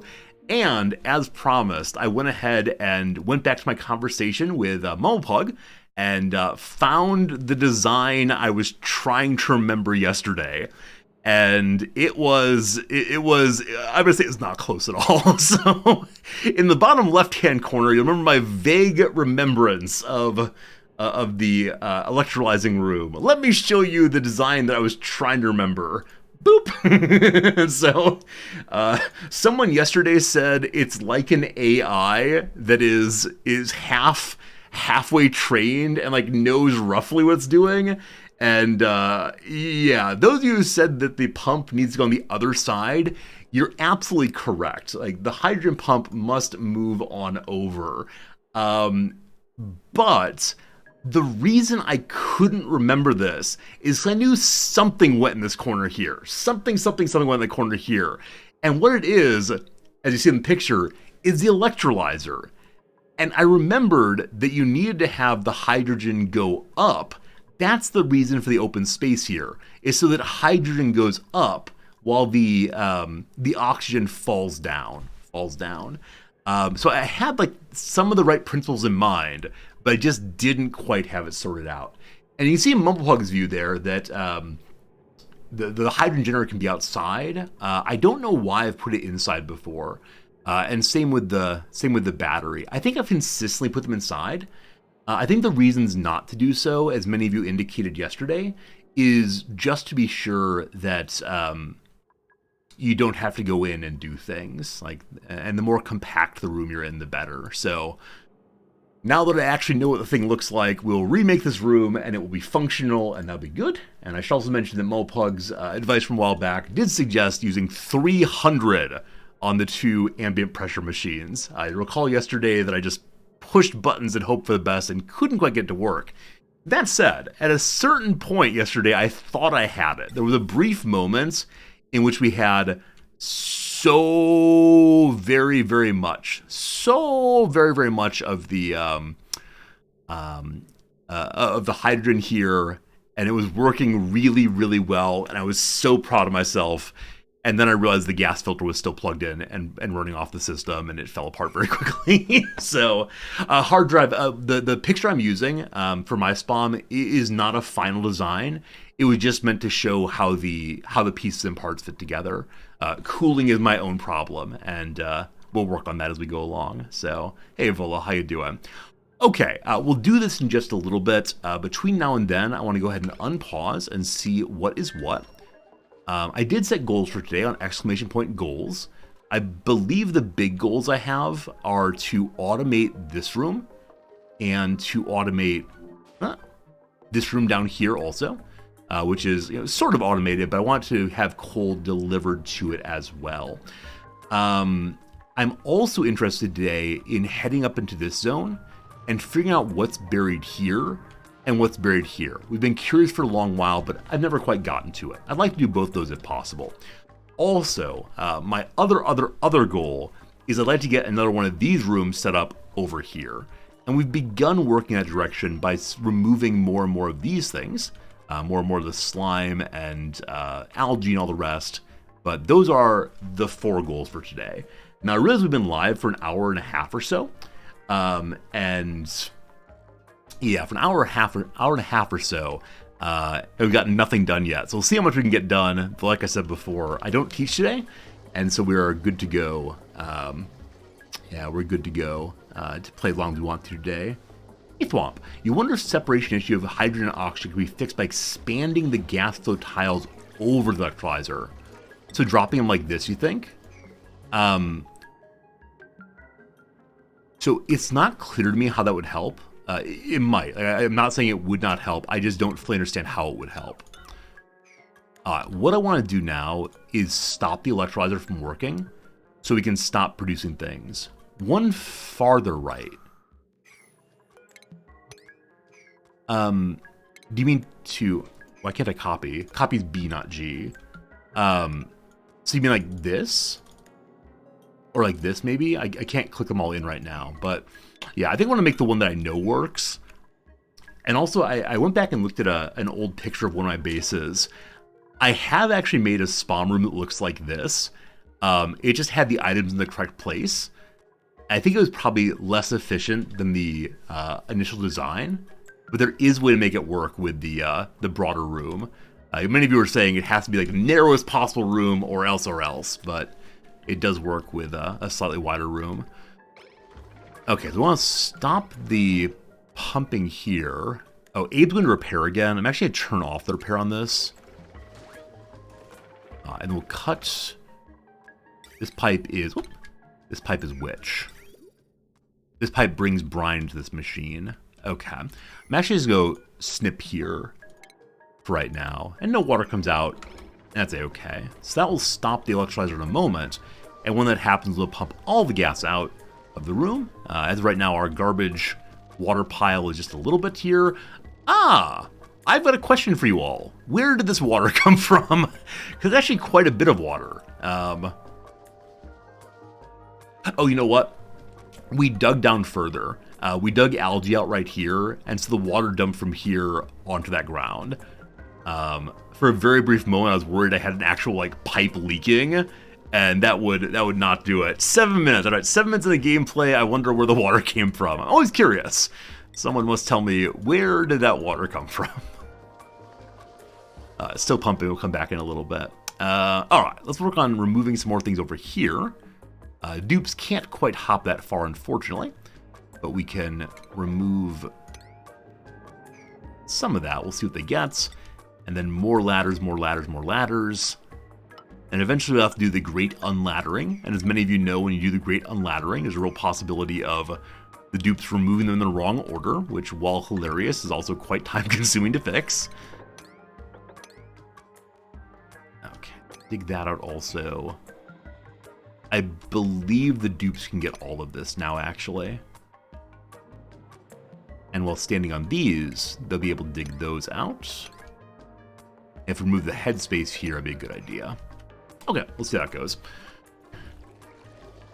It's still pumping. How much more water is waiting for you? Okay, all out now. So this is now empty. That's good. We want to pump this room entirely out. So I'm going to wait until we're below 0, which will keep it pumping until really there's nothing left. Wait. Above 0. Wrong direction there. What's happening up in Chlorineville? So Chlorineville's in the midst of pumping out. Like I said, I want to get this room automated also. Without plastic, we're not able to make the germ sensor, I believe, which allows us to do like some kind of looping nonsense to ensure that any water that tries to leave is germ-free, and if it's not, it cycles back. But we can do an automation timer instead that, while it will not work as well, should do what I want to do. Possibly. All right, the other thing we're working on right now is delivering sand, coal, polluted dirt, and that might be all 2 different places on the base. So let's get our conveyor line, our first one, started. That's a shipping thing. So conveyor loader loads solid materials onto conveyor rails for transport. Need more refined metal for that. We really should move this thing today. Let's think for a moment where this should actually live, because it is working very inefficiently and producing a tremendous amount of heat out here. And let's check the heat page. Okay, not so bad. It's not fiery red yet. It's only 40 degrees Celsius. Meemaw's doing fine. That's Liam. Liam's hair is so whitened from the heat that I thought it was Meemaw.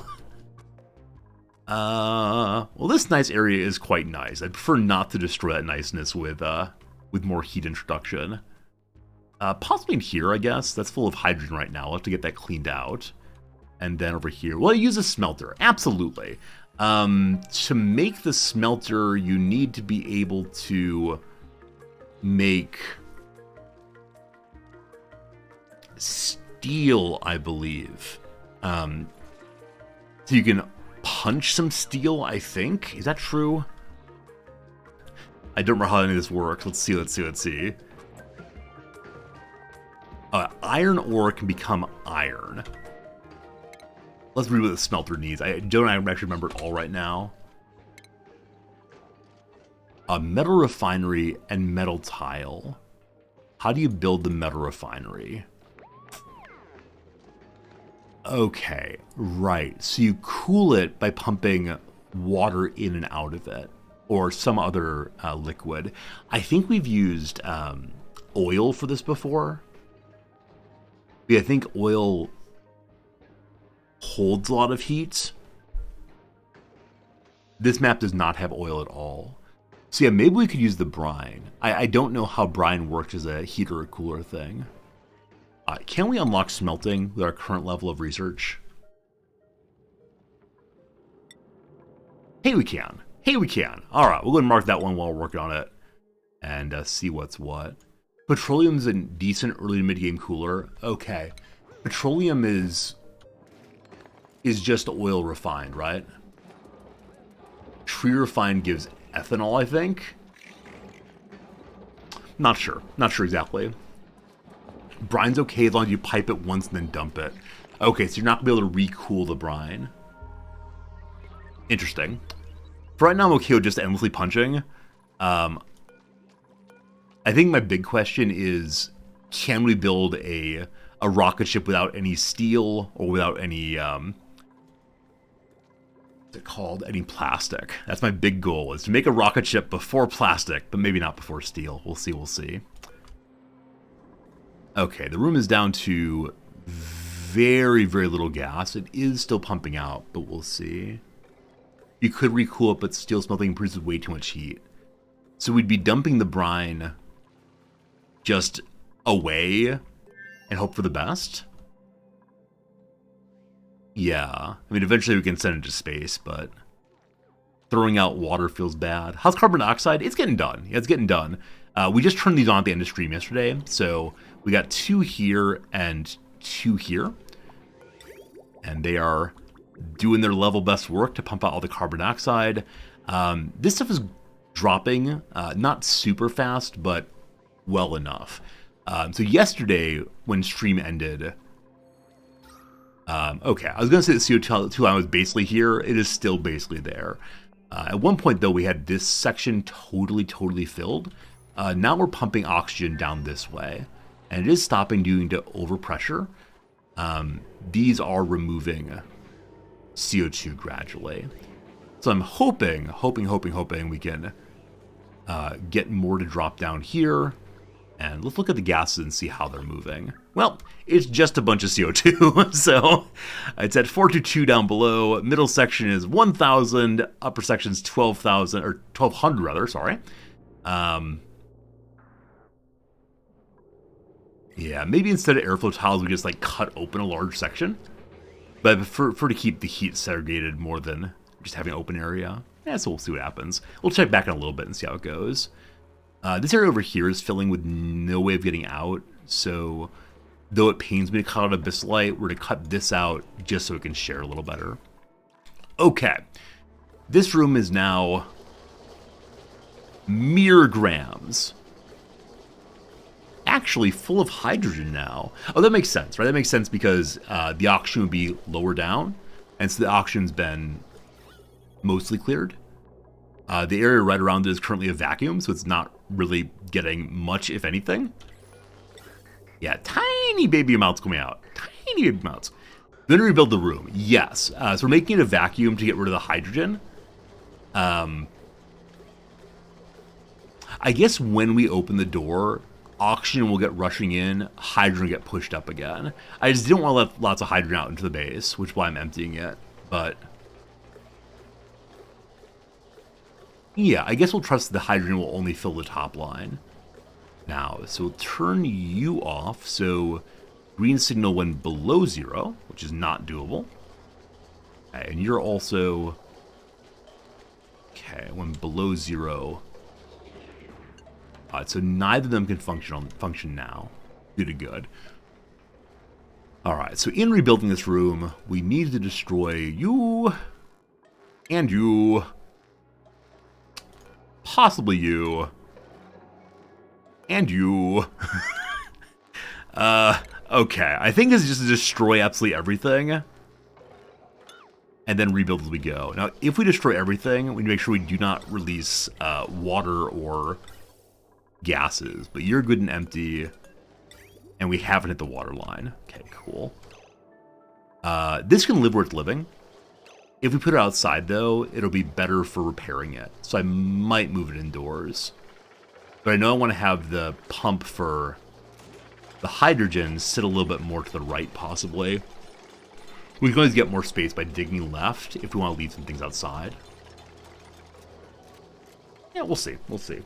But it feels good to know what I need to do now as opposed to my earlier antics of, can I figure it out? Maybe. Probably not. Alright. Not all it's got dug out yet. Let's actually remove this bit. I think the dupes... They could hop over here, actually, without that removed. So is this getting done? Lindsay is on the job eventually. I've got a lot of construction jobs out here and there. The Pacu continue to bounce. So I believe the Pacu never actually die while bouncing. And so my intention is to eventually have a place they can bounce into.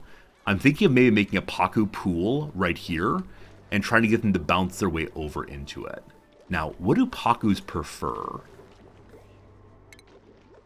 Pacus are aquatic creatures that can live in any liquid, such as water or contaminated water, or maybe they can live in liquid hydrogen. Every organism in the known universe finds the Pacu extremely delicious. Yum, yum, yum. Comfortable temperature is a little broader than my dupes, but if I keep at dupe temperature, it's fine. It eats algae and makes slime. Is slime always the output, actually? It appears to be the case that no matter what it eats... Wait, is that polluted dirt, not slime? Oh, my apologies. None of this is actually slime, it's all polluted dirt. Pardon me. Here we go. So, polluted dirt will be good to put into a compost pile to get proper dirt to keep the farm going longer term. Can you wrangle them or use a fish catching pot? So the fish catching pot and wrangling, I believe, both require plastic. They're trying to do this sans plastic. Now, with that said, I think the fishy feeder might require plastic. Is that true? Fish release. Wait, can you wrangle Pacu with just a fish release as opposed to the plastic catching thing? There's no wrangle button, so I don't think so. Fish feeder here is made out of metal. Awesome. A fish release must be built above liquid to prevent released fish from suffocating. Well, we'll figure it out eventually. Wait, what happens if you just put the Pacu inside the water bucket here? Like the main water reservoir and some Pacu? There must be a reason not to do this, other than, hey, it's weird. Polluted dirt. Polluted dirt off-gasses polluted oxygen. It doesn't off-gas polluted liquid, does it?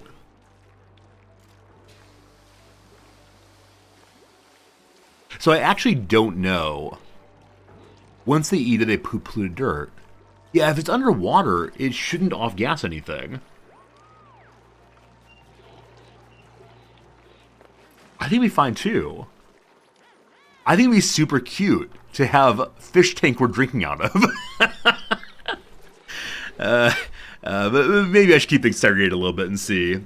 Putting them in the polluted water bucket? I mean, that seems cruel. I understand that they like swimming in polluted water, but, you know, over here it's really germy. The idea of making them swim in some of the germs is pretty bad. Wouldn't the dirt output germs? No. Polluted dirt isn't germy. I think. Where do I have polluted dirt to look at? Like, here we have polluted dirt, actually. And so...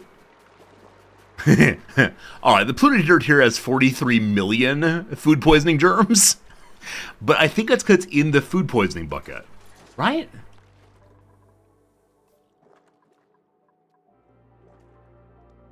So I know that we get polluted dirt off of this here. All right, so here is some polluted dirt.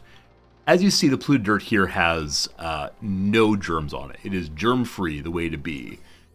And so I believe it's the case that the Pacu, assuming they just make polluted dirt, would not have germs on it. Now, because it's going through a Pacu's body, it could have some germs indeed.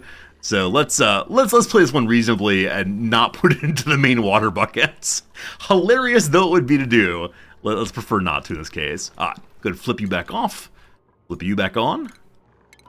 Goody good. It's germ free. Okay, cool to know. Cool to know. But yeah, yep. This has all been destroyed. Glorious. So electrolyzer is going to go here. Okay, electrolyzer is going to go here.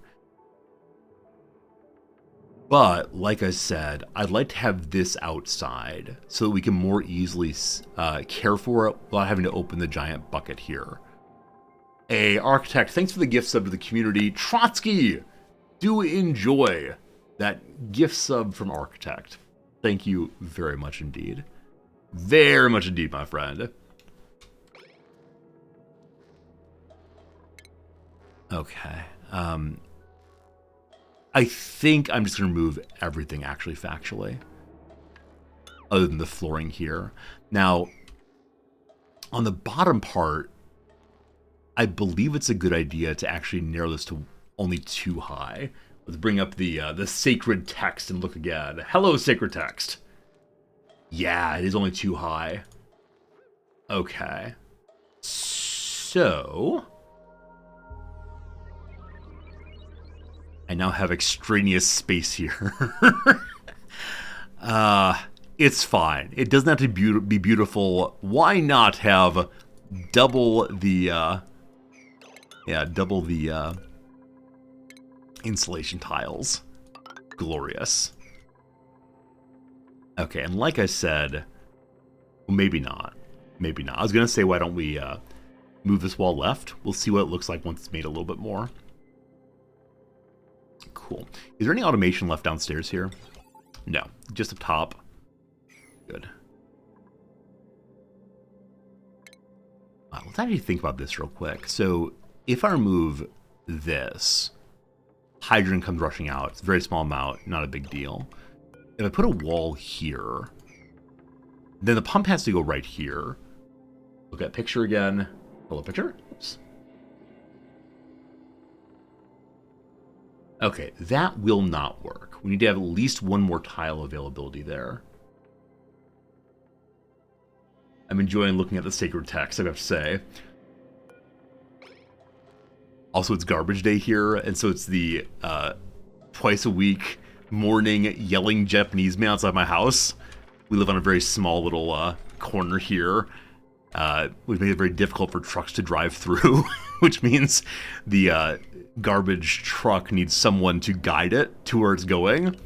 And this time it sounds like maybe the driver got a little too close to one of the houses, because suddenly there was relatively loud Japanese yelling, which rarely happens, but always a fun time. As I've mentioned before, Japanese outside is usually very, very quiet. People have very hushed conversations, but they do raise their voice quickly if there's going to be an accident, of course.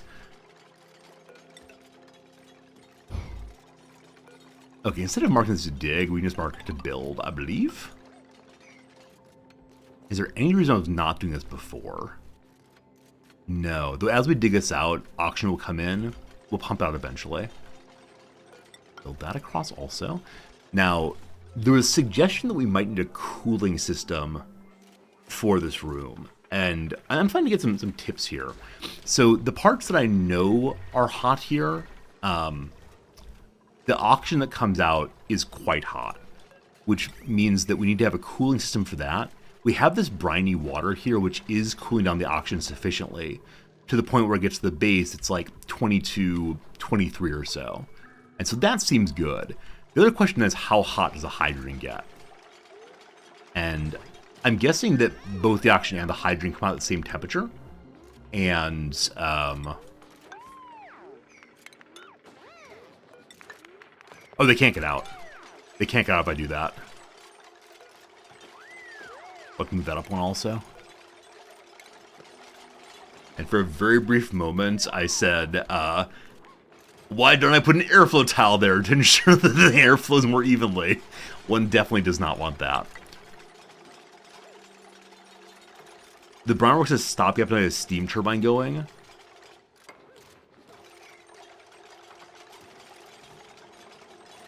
The brine works as a stopgap until you get a steam turbine going. Wait, for what? For cooling this room? Would I put a steam turbine in this room to take the heat out? I've never heard of putting a steam turbine in a room like this to help with heating. Yeah, I'm not sure how that would work, actually. Yeah, but as of right now, I think the brine works pretty well for cooling because the geyser here will create more and more cold. I'm always very careful with saying cold and heat because I know like one's real and one's not. One's like the absence of heat. There is no cold resorting. Yeah, preemptive, careful speaking. So because this will create more and more cold in the world, I think it's a consistent source of cooling, which is fine, right? Because the heat from the system will be destroyed by the ongoing incoming. Steam turbines break thermodynamics and delete heat, so the key to actual heat removal. But doesn't this also break thermodynamics by introducing more and more anti-heat into the system? Again, I'm not sure. Am I missing something, or am I hearing this is a different way of resolving the problem?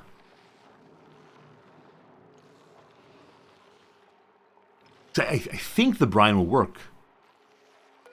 I don't know. Cool. We'll get to turbines eventually. For that, I think I need plastic or steel or something. We'll see, though.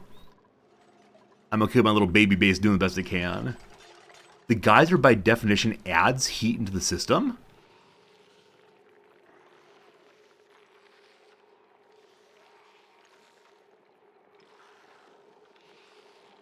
The geyser adds heat. It's negative 10 degrees Celsius. It's possible I don't know what the word heat means. It's also possible I don't know what the word add means. Once upon a time in 3rd grade, my teacher said adding means this is adding a negative number. So doesn't that... Yeah, I don't know. I'm sorry. I may not be clever enough for this conversation. I'm just going to use my brain and hope for the best. The issue I was thinking through right now, though, is not how to cool in some ultimate sense. Adding heat, okay. It was instead, is the hydrant coming out hotter than negative 10 degrees? And that's my question. The geyser puts more stuff into the game. Everything has heat. The geyser lowers average temperature, but it's physically putting more stuff in the game. So, matter definitionally has heat. Okay, cool. It's possible I have an ambiguity going. It's possibly there's an ambiguity going in what I'm trying to say versus what y'all are hearing. What I mean to say is the temperature I'm trying to go for in most of the base is like 23, 25, nice, comfortable dupe world. And so when I say like adding cold, what I mean is helping the parts of the base that are getting hot to get closer to dupe temperature.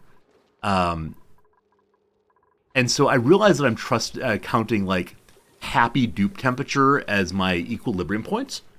And I don't think I need a steam turbine to get things to happy dupe point because the brine seems to be doing an okay job right now. Oh, they're being pedantic. Okay. I thought I wasn't understanding a game mechanic. I see. This is on like the straight definition of heat. Fine. Thank you. That sounds good. I was briefly confused. Like, do I actually not understand how this game works? Oh, thank you, friends, for helping me. Surely I understand the world a little better now. So from this position here, the Dukes can dig that out, but they can't dig us out.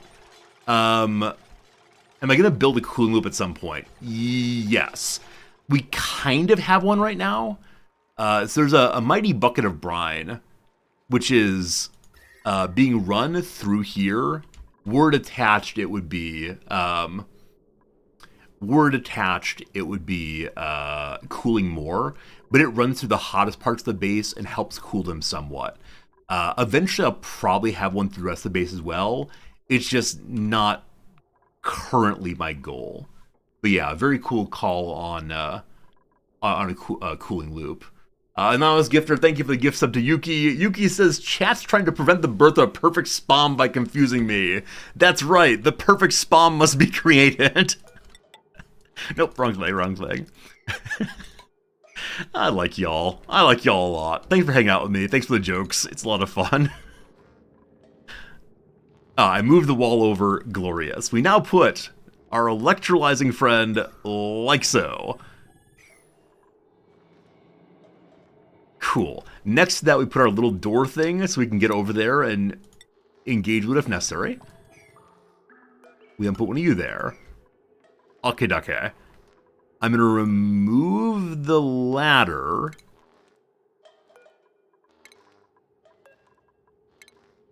No, I'm going to hold off removing the ladder until this is created. Let's now think about wires and such. So, Unity plugged in, definitely. There's going to be a pump down here somewhere. We'll get to that in a moment. You need water also. Now, I've intentionally cut here so that water can't get there. Cool.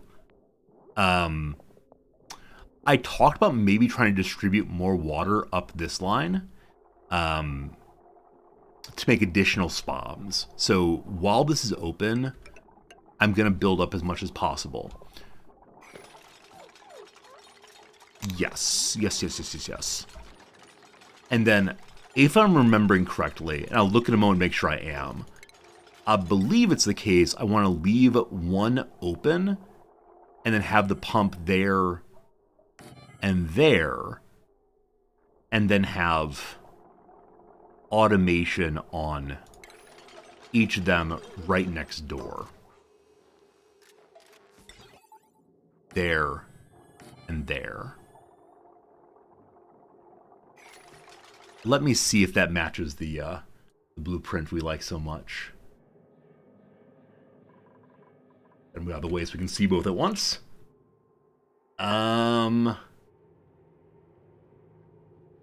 It does! It does! Glorious! I think we've done it. Yeah, we've done it. We know how to build buildings where we're told to build buildings. Good. Creeper, thank you for the follow a bit ago. I'm sorry I missed that follow. Thanks for being here. Thank you all for being here. Sincerely and really, it's awesome hanging out with you folks. Okay, so we'll need to put a wall here. The only problem, of course, is if it all breaks down, we'll then have big confusion. Big confusion for sure. We need to put more automation. Okay, this does not need to be automated. Nor do I need to put a automation between this and the battery thing. Okay. So, battery thing will be outside as well. Battery thing needs to get plugged in. I'm just going to build that far for now, and then we'll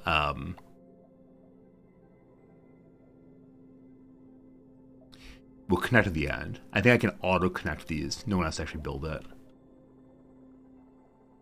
Okay.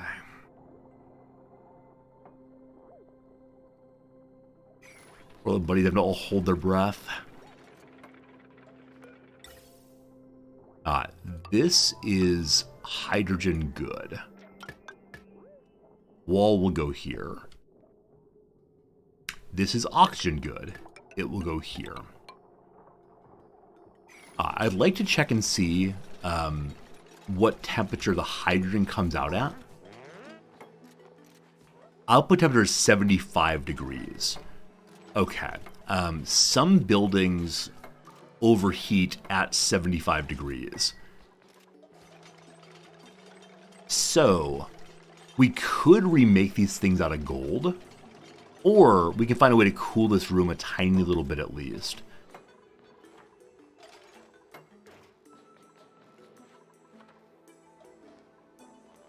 I actually don't know. Like, if it comes out at 75, over an infinite period of time, I'm guessing everything will heat up to 75. But the water coming in is slightly cooler. Now, that said, I think no matter what temperature the water comes in, it comes out at 75. So that's fine. That's fine. How am I going to start with oxygen in the top segment? So there'll be a wall here, and this will be outside. And so we will have to repair the generator for a little bit until the oxygen gets cleared. But I think it will be good to go eventually. Eventually, which is the word I always say. We'll see how it goes. Yeah, I do have the nice brine right here. So I think my only concern in running the brine through here before it goes... I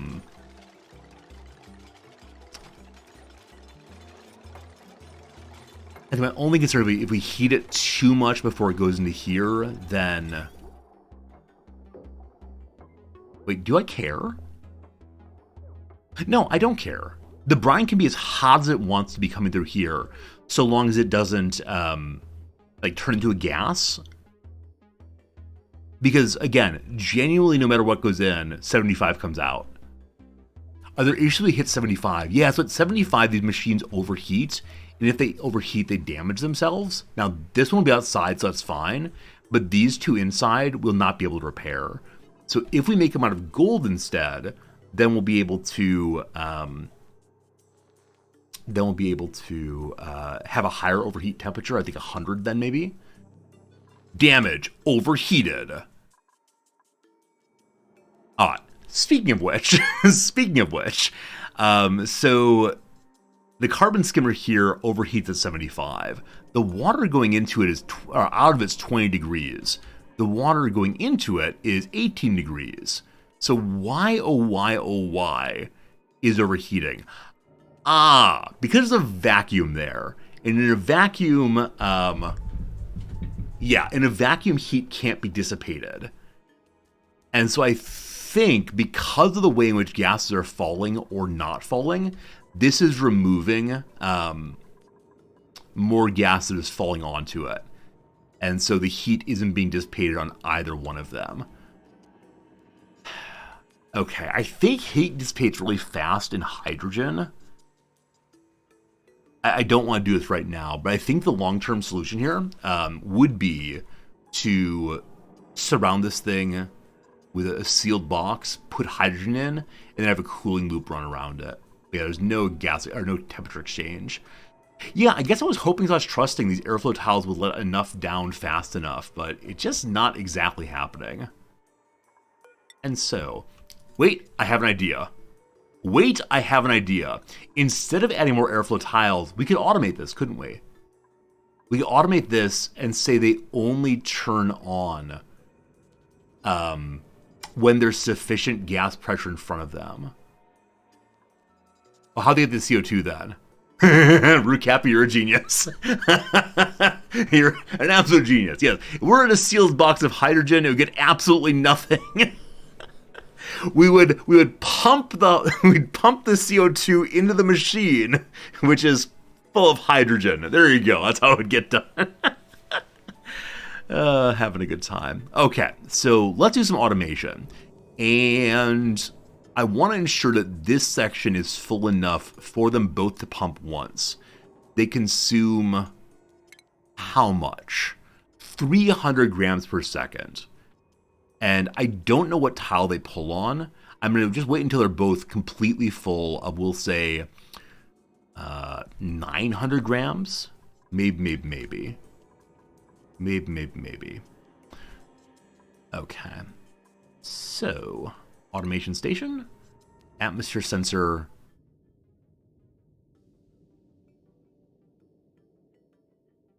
I'm considering putting up higher, but that will then make them work even less often. Though for right now, we don't care at all if this area is totally covered in carbon dioxide, as long as this area up here is not. So yeah, let's put it up to there for now, and then automate them all.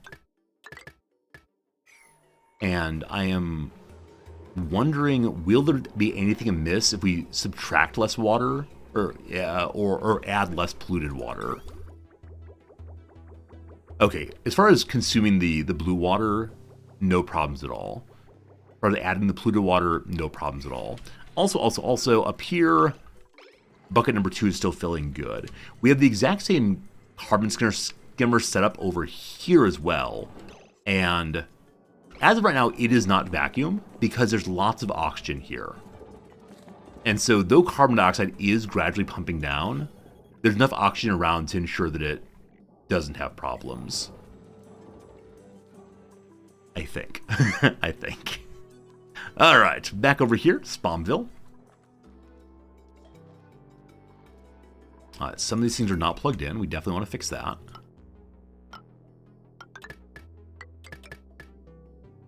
Okay, then that's not plugged in. Good. This gets set to above 300. This I'm going to turn off for right now until we get some hydrogen showing up. So below 0, turn on. Good. Won't turn on yet. Good to good. Hey, Cajun Killa, how's it going? You can't wait till Saturday's here. What's Saturday for you, Cajun Killa? Got some exciting weekend plans? I got nothing going on this weekend, other than it's time to start thinking about exam number 2.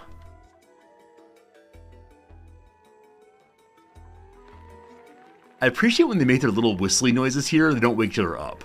It's not quite snoring, but I can imagine being profoundly disturbed by characters making these sounds, or a bedmate making these sounds for sure.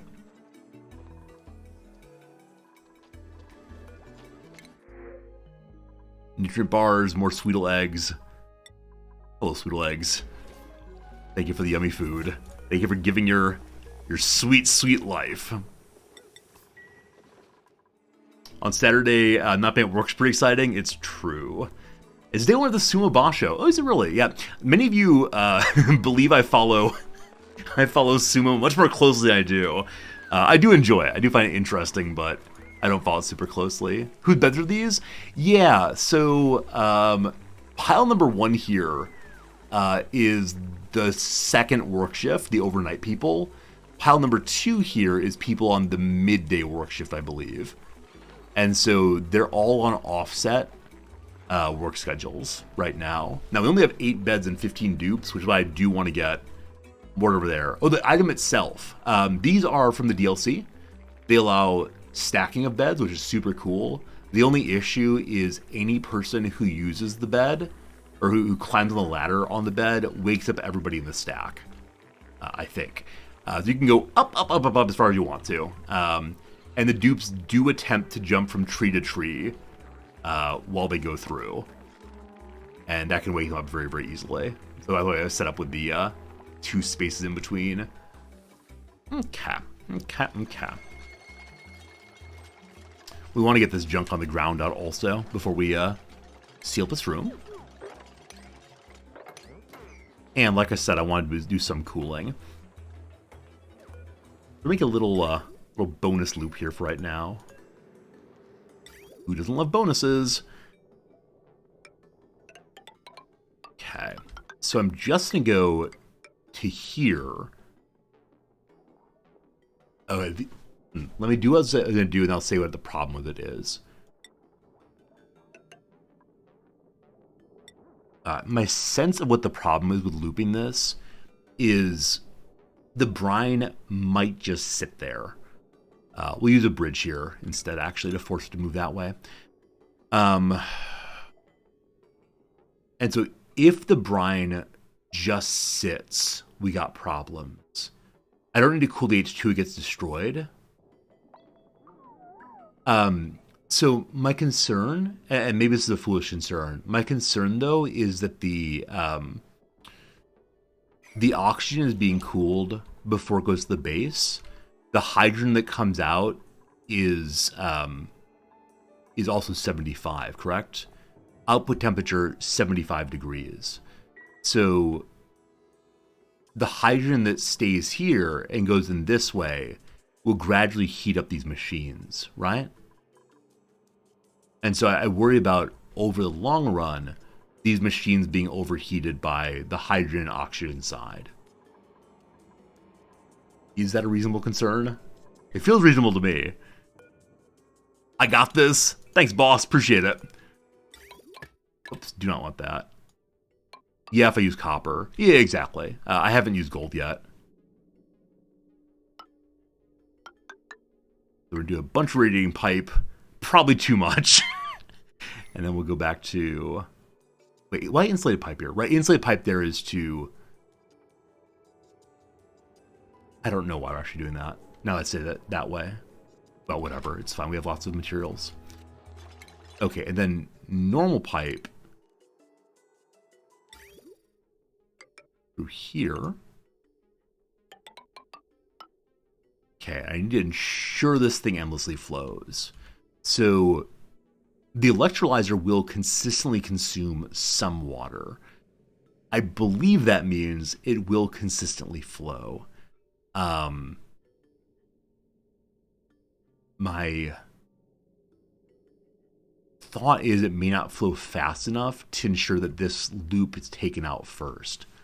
Okay, I know I can use bridges to ensure the liquid goes that way first. Because bridges are greedy and they will always, always, always take as much as they possibly can right away. I think. I think. But then giving it back. Hey, Chats, how's it going? Japan just launched a new rocket. Awesome. Thanks for letting me know.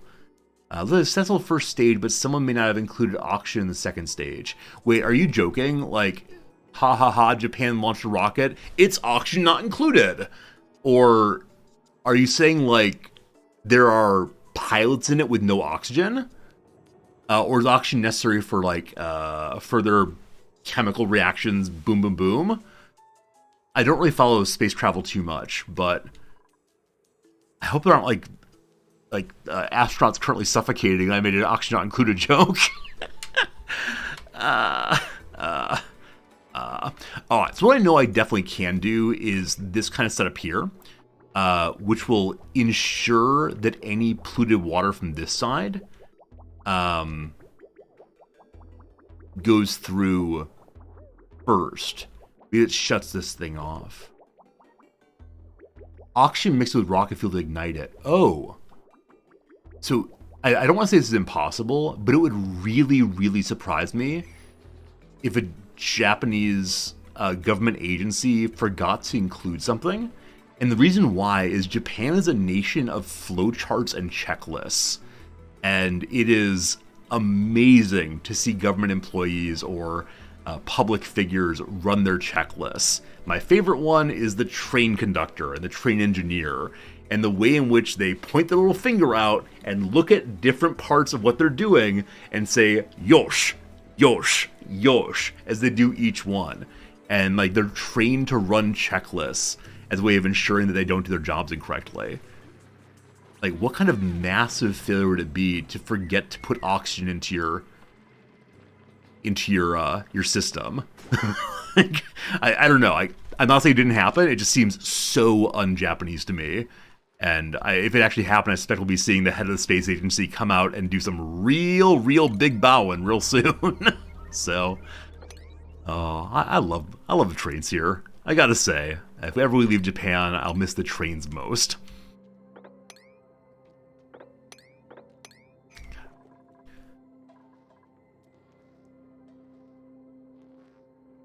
We may be overcooling here, we'll see. It wouldn't be a fireable offense given the lack of oxygen.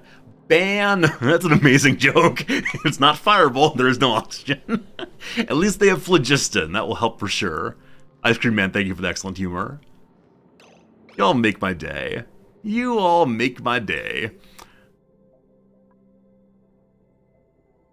Okay, so the issue of how to force this to empty first. Am I right, friends? This can be done with a bridge of some sort. I know I can do it with the automation shut off, such and so, but I feel like it might be unnecessary.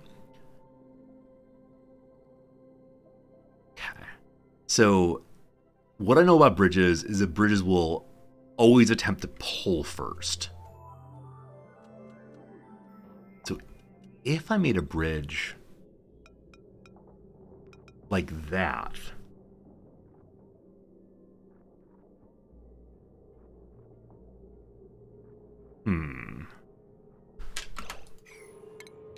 Okay. If I made a bridge like that, I don't think it will do anything. I mean, obviously I need to plug it in, but I suspect it's the case. Oops. Suspect it's the case, this would just cause the T issue here. Now, the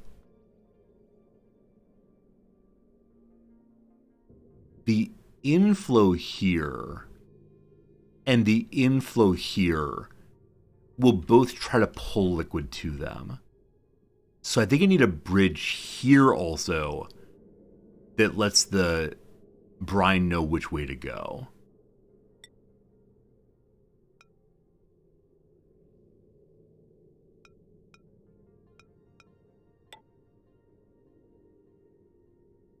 Maybe.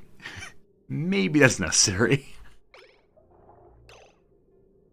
Okay, and then we just have two outputs for no particularly good reason.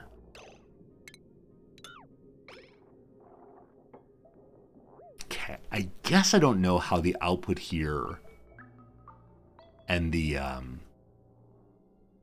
single pipe here will work. Now, we can make it and then modify it because we're going to be able to get to the pipes inside this wall because they'll be outside of here. That's good. That's good. You're pretty sure to have half the brine going to cooling loop and half to the desalinator. So because this bridge comes first, and bridges are greedy, I think it'll fill this entirely first and then go here. Now, because we have a whole bunch of brine, it's not really a concern which goes first. My only issue is how do I ensure that this one empties and keeps flowing. Sit on this end. Hey, Yuki. Are we the dupes' boss or are we their overlord? So I don't know if it's canon, but the standard story I've heard people say is this is actually us. We are the printing pod, and the printing pod does the work of telling the dupes what to do and making the dupes. I like to imagine this is me with my all-seeing eye that actually can't see past the walls. So I think it's a question you just don't ask. You don't ask who you are in this game, but I enjoy playing as Printing Pod. It is canon that it plays the AI of the Printing Pod. Wait, really? I didn't know that. There is lore, Blazer Jake. Yes, if you go around and find old buildings like this, you can push the inspect button and find a database entry, which you can then read about if you want to. We'd like to remind staff not to use the CC all function for intra-office issues. In the event of disputes or disruptive work behavior in the facility, please speak to HR directly. We thank you for the restraint. And so if you want to, you can go around and read all of these. And you'll notice the note here is about one's pens. It's great. What's this? Oh, it's another Rubik's Cube. Cool. We've seen 2 of those now. I'd like to get them at some point, but we'll do that kind of spelunking a little bit later. Yesterday, a little bit too little oxygen. We still have plenty of algae, though, so no concerns. The Abyss Light here cannot be hauled away. Do entries have a dark mode? I don't think there's an Oni dark mode. Now, I've learned stranger things in the past, so maybe there is. This can go here now, and I'll make that higher priority to get done. These are the areas we're putting our Igneous Stone and our Abyss Light, so it's away and keeping these a little bit cooler. Also, the Auto Sweeper can't be made here, right, because they can't actually reach the 2 bits on the side. So we'll go ahead and dig in this way and get that all cleaned up. I'm just going to leave the rock wall here, I believe. Earlier, I intended to have a different wall here so we could dig it out, but I need more space for the storage bins.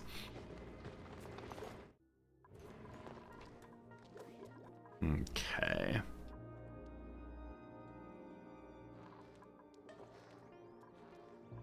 Until that's made, the bucket for these to go into, is there anything else to really do here? Well, I know we're going to need to get this pipe a little bit closer. It's just an issue of what we do after this point. Also, we don't want to have pipe behind the bridge there. So we're going to send a plumber over to empty this one out, and it will destroy that one, and it'll work fine without the one in between.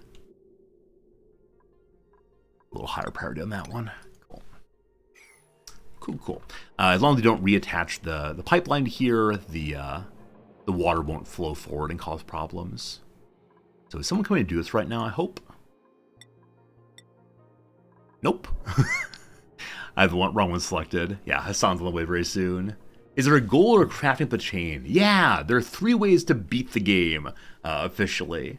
One is to live in a place for 200 cycles and make a giant statue. We live for 200 cycles. We are nowhere near a statue. Number 2 is to go to the stars and accomplish various missions and eventually fly very, very far away. And then the third possibility is to do something involving archaeology. And I've never seen an artifact, so I don't really know what that is, unfortunately. The game is paused. Like, why is no one coming to work? Because the game is paused. Sorry, Hassan. There he comes. I'm just going to stay here to make sure I cut this once it's emptied. Maybe we can just use the snip tool to remove that. Yeah, there still needs to be a ball of water waiting, though, so. There's Hassan. Very good. Oh, right. When it empties the water, it keeps emptying the water. Anything moves forward. Oh, that's slightly annoying. I completely forgot. So we could disconnect over here, I suppose. Yeah, because Butterman's going to keep on taking as much water as possible. Oh, it's backflowing, though. Wait, where's it backflowing to? Oh, that's great. Is that great? Okay, he's trying to pump out the water from down this way. And that'll take a very, very long time. Maybe we'll get lucky and cut this in a moment where... Wait, I know how to do this. It's between right now. Haha! Okay, so I think with the water flowing, one can cut it and not have a leak. Maybe I could have always done that. I'm not sure. That's the bridge now. Remove the piece underneath. There we go. That will then work well. I believe I also just cut the other pipes as well. I always do that. Nope, not that one.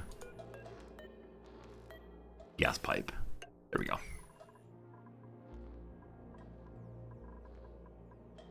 Cool. Is the Abyss Light thing made now? Yep, it is. Good. So we'll borrow the settings from here and dump them there as well. Then these are marked as sweep. Make them higher priority so it gets done straight away. Start sealing up the box. We don't really need this door anymore. Though, like I said, I'm going to hold off on that until the wall's made here. I think we're going to have some big spam action very, very soon. After a couple hours yesterday trying to figure it out, today it's getting figured out. Hey, this area's almost fully cleared out. We'll have to decide how we want to put this all together. Like I said, I intend to have this be like this.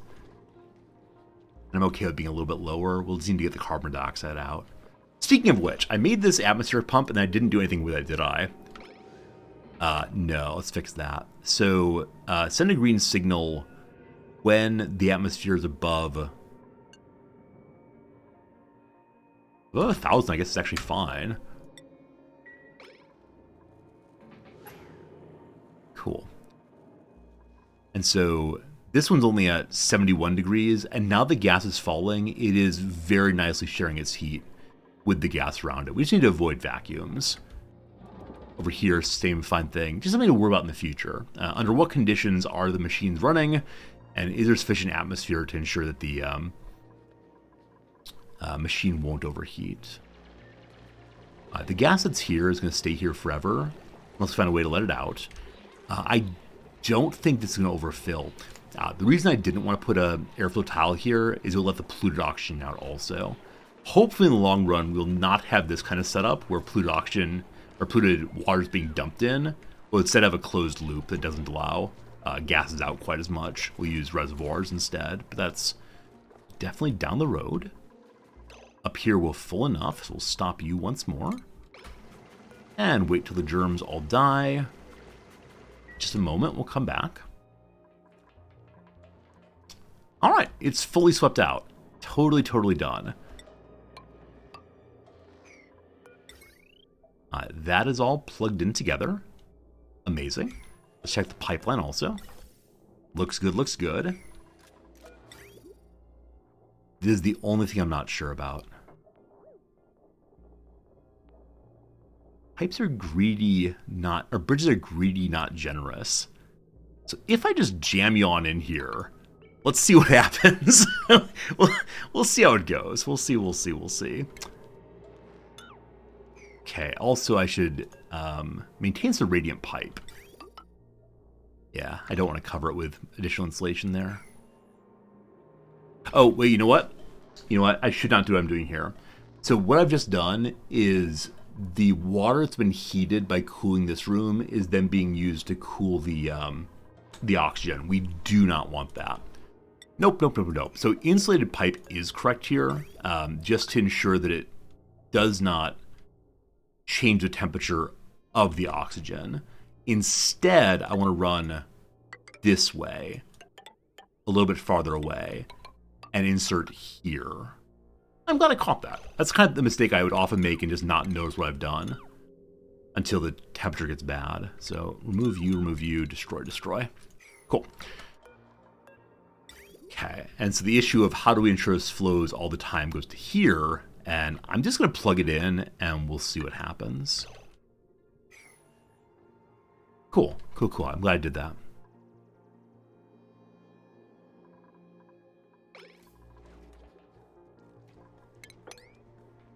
As we dig this out, they won't be able to hop over anymore. That's okay.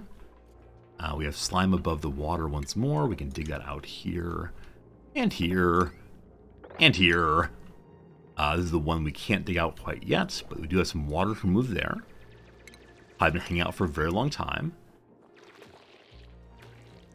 Okay, and in fact, it's impossible to get here now, isn't it? No, we did open up this side also. Cool. I think I'm going to leave this water bucket here for the foreseeable future. Eventually we'll handle it, but there's more than enough space for us to do other things instead. So probably what I want to do is have some kind of airflow tile here that allows the carbon dioxide to get out.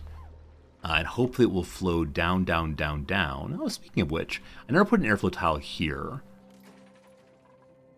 I think the reason I didn't do that was when last we looked, there was so unbelievably much carbon dioxide here that I worried it would immediately spurt out in the biggest way. That'd be awful. So we'll add an airflow tile or two. which should in the long term help us come down. Hey Blader Jake, how do you get rid of waste? It depends on what kind of waste you mean. Kind of the snarky answer is you can send anything to space. And in space, no one cares about the dumping at all. However, if you mean like wastewater, you need to treat it as germs and put it through a water sieve. If you mean solid waste, like Dupe's bathroom usages, you can take the polluted dirt and put it into a compost pile up here. Now, with that said, I noticed we're just throwing the polluted dirt on the ground here. However, this room is so full of oxygen that it's not off-gassing at all, which is great. But I'm curious why it's just sitting there and not going somewhere else. So I believe the polluted dirt can also be taken into here. Yeah, it's totally full of polluted dirt. The priority on that is 7. What's the priority on our compost pile? It's actually 5. So I'm going to increase it to 7 and lower this one to 6 instead. Cool.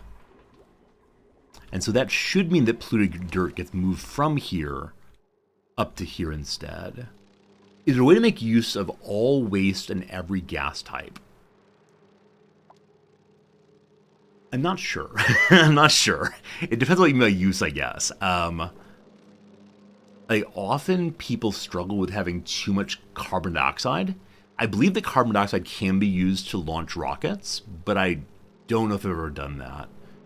So usually in early game, people struggle to get rid of carbon dioxide and to maintain water. And then at some point off, people have way too much water, and that gets kind of confusing what to do with it.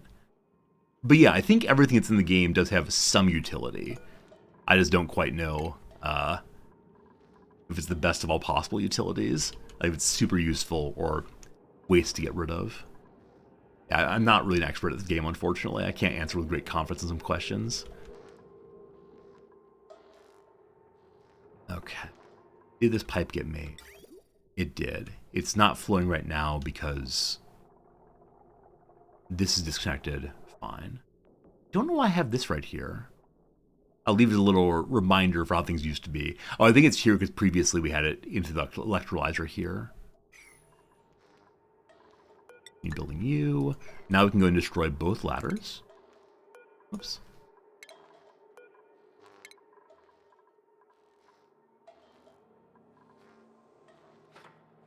Oh, Clark, I don't know if I said hi to you. I see you said hello to me, so hello again. If I already said hi once, hi again. Any new followers says hello, I want to give that hello back. Okay, so here and here. This is hot coming out. We could run it through the wall instead, but because this is insulated, I think we may be okay. I worry a little bit about the gas pressure here. As you'll notice, the carbon dioxide is building, so we want to put a carbon skimmer here also. This might be a good spot to put a carbon skimmer and a sieve side by side, just to have a closed loop on that. Because otherwise the carbon dioxide will gradually fill up. It's coming from dupes who are working in this area. There won't be that much working though, so perhaps it's fine.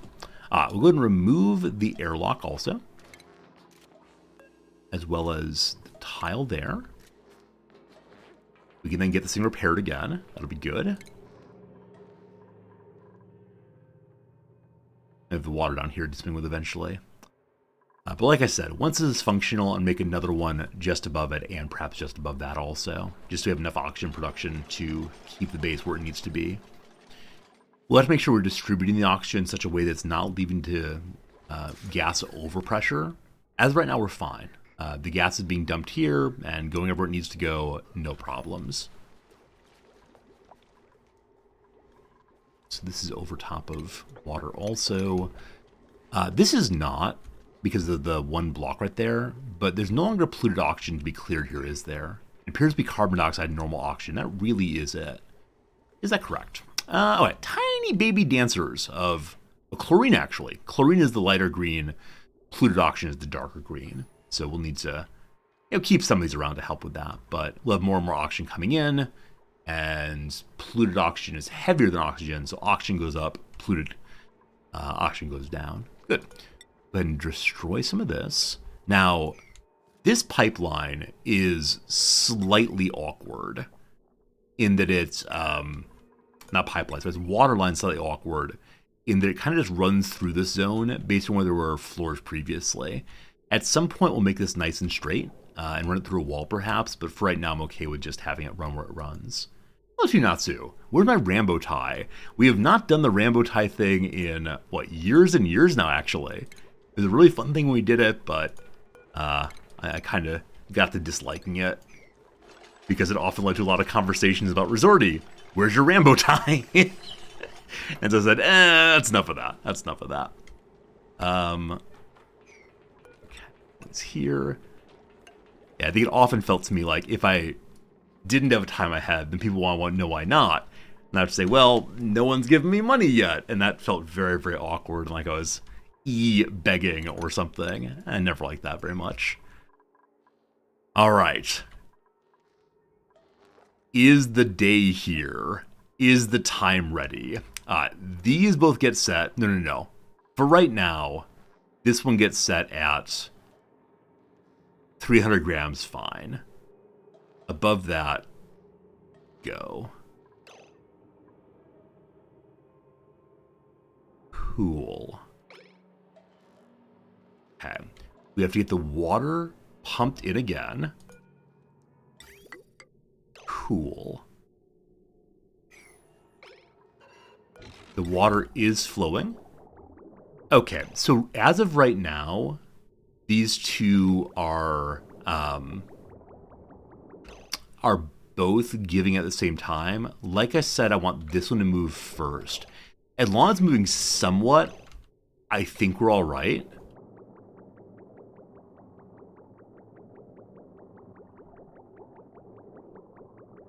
We might need a reservoir. Because it is backed up here now. Oh, there's no power yet. Alright, plug that in also. And now it should get going. Cool. Hey Kikawa, my electrolyzer might have only 5 degrees of freedom between output temperature and overheat temperature.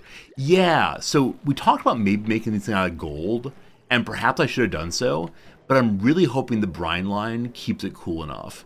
But you're totally right. The correct thing to do probably would have been just use gold to not worry about this.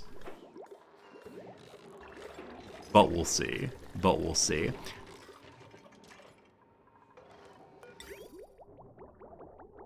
Okay. I think we want to automate here.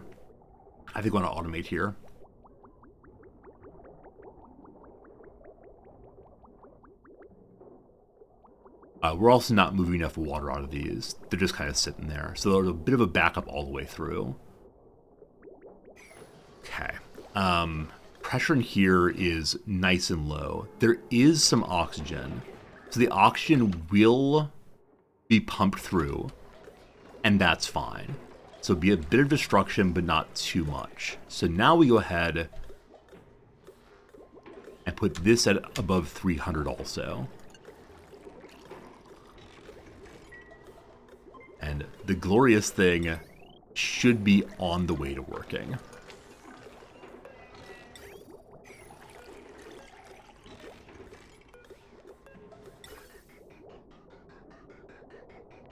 What's the idea using 2 pumps instead of 1 in a filter? So allegedly, this thing will be able to power itself and stay fully independent and never need any inputs. It will be producing just enough hydrogen to keep itself going without a filter, and that'd be cool. I think that's exactly what it is. It's just cool to see it go.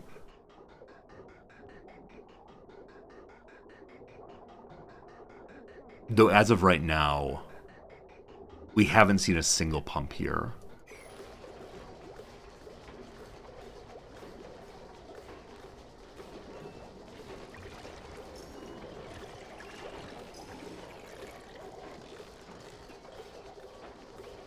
Yeah, we have a filter for right now, but long term we're not going to.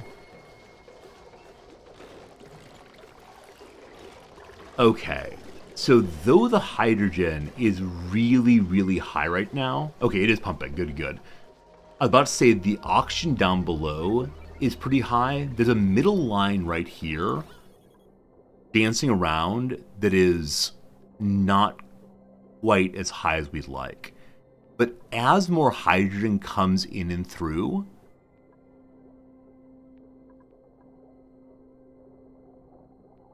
yeah, as more hydrogen comes in and through, it will push the oxygen down.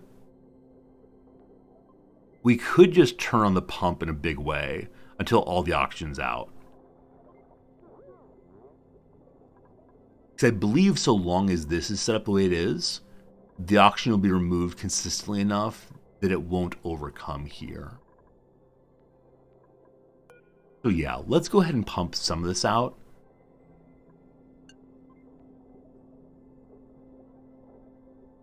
Ideally until we see no oxygen. But what I'm noticing now is that there's no longer just one flashing here. There's two. However, I think we did it. I think we did it. I mean, we did it. Molpug, thank you for doing this. But, okay, cool. I believe it is actually factually working now. Fully covered with hydrogen. Only working when there's 300 or more on each of them. Into the pipe. Is that... Ah! It's working! Ah, it's working! Alright. The important part of the question now. If we remove some of the things that are helping us, what happens? So there's a wire in here somewhere. Show me the wire. Destroy, destroy. I think we cut the wire, hopefully. Yes, good to good. And so now it's operating on its own. And the reason we don't need the filter is because only hydrogen, only oxygen. And so we can cut that next. How long until it backs up? So I'm thinking the failure conditions are this pipe does not flow. And so it overheats. And the brine gets warmer and warmer and it can't cool down. But I think other than that, I guess the other backup would be if the oxygen pipe backs up entirely. Maybe I cut my cooling pipe. Ah! Ah! So I did. When I got excited about cutting everything, I did indeed cut everything. Thank you for catching that. Yeah, I mean, the other concern is if it gets overpressurized and can't pump at all, then the hydrogen will stop working. Maybe. So, yeah, we just need to make sure this thing flows now. So let's do that. And the way to do that is to... Okay. If we check if there's salt water here, I want to close this then and let this flow through first. But like I said, part of the problem is we're just not moving much water through. Even though the desalinators are not full right now, they're working as hard as they possibly can. So I don't know if the slowness of movement is because of lack of empty space here, or because it's the fastest the desalinators can push out. We can figure that out by looking at this. Yeah, pipe is blocked, so it's not being able to output. It puts out 4,650 grams per second of water. Oh my goodness. And the electrolyzer consumes 666. We are producing way too much water down here. All right, let's begin working on another one of these rooms. So let's make it the correct size this time. So we want a floor and then 1, 2, 3, 4, 5, 6.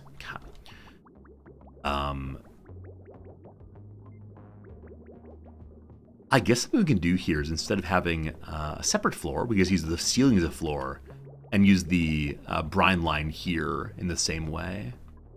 I think my only concern is having just one loop might lead to either overheating on it, which I mean it's not going to be cool enough to cool the room, or possibly it's going to move too slowly and the upper rooms won't cool at all. So we might want to have separate loops for each and every room. Let's see eventually. All right, for now though, we said it was, I think I said 1, 2, and then floor, and then 1, 2, 3. I did dig through some slime there. That slime is slime lungy, so we want to go ahead and clear that from the other side before we actually dig this out. As for now, it's undiggable, so that's okay. Look at that! Look at the beautiful oxygen. That's nice. Oh, I didn't cut the filter yet. I'm sorry. I need to finish this room before we move on. So, if we see just glorious oxygen and nothing heading on down south,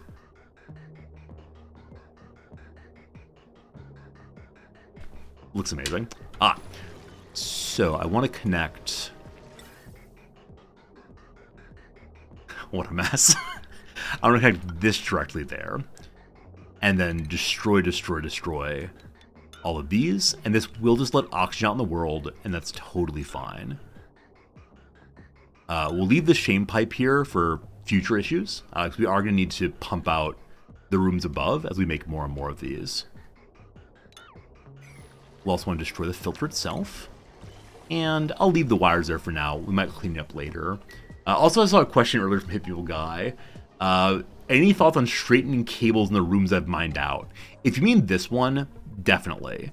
If there are other ones to straighten, I don't quite know where you mean. Like, I've done an okay job at not having too many wires in too many places. Like here, I think I've done a very good job, in fact. Like, oh, beautiful, beautiful lines. Like, reasonable bridging. Don't look at the liquid. But yeah, this one will get fixed at some point down the road, once I know where the walls and floors are. Okay, with these airflow tiles in place, 870 on that side, over 1,000 on this side. So the carbon dioxide is flowing down. So I'm just going to cut out on these. And I'm going to throw a pump. No, how about we leave this whole section at the bottom to deal with later. It's our dirty secret area. So I'd like to have 3 wide here as usual. And so I want to build the wall for the next area right here. And if it excuse me, if I want to try to maintain some kind of regularity, the floor would then go here. Now, as I say that, I remember that what I like so much over here is that we have the nature reserve just before we get to the bedrooms and such. One moment. Uh-oh. All right. This is why we have to automate up here. If we don't, we'll have tremendous backups forever. So as of right now, this is not working because the water pipe is largely backed up. As I said previously, we could just add some reservoirs. Oh, you know what? What did I just do? I think this was fully de-germed. And then I added more germy water. We got 90,000 germs. Yeah, I bet it's been sitting dead for a while I was waiting for the germs to die. And I never came back and stopped that. So I'm just going to go top speed and wait here, so don't forget to do this. 10,000 to go. We're just looking around. We're not pushing any buttons, I promise.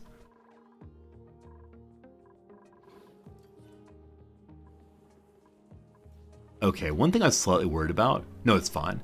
So the deodorizer down here has helped with keeping this under control. And the deodorizer here helps with keeping polluted oxygen under control here.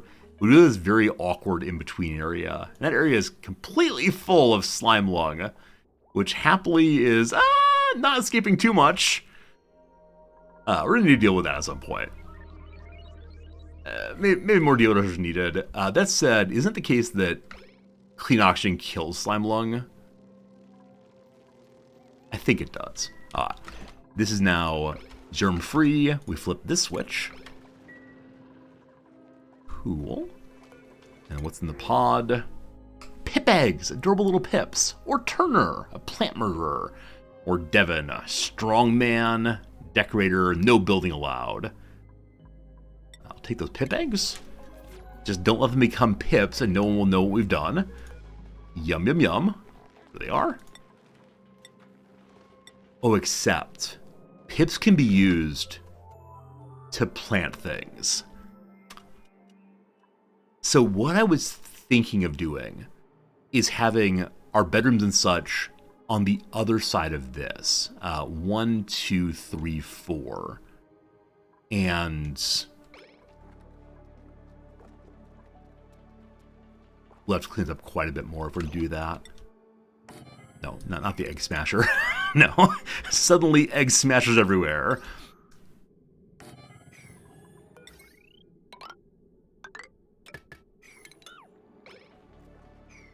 We'll need to get this all cleaned out, of course. How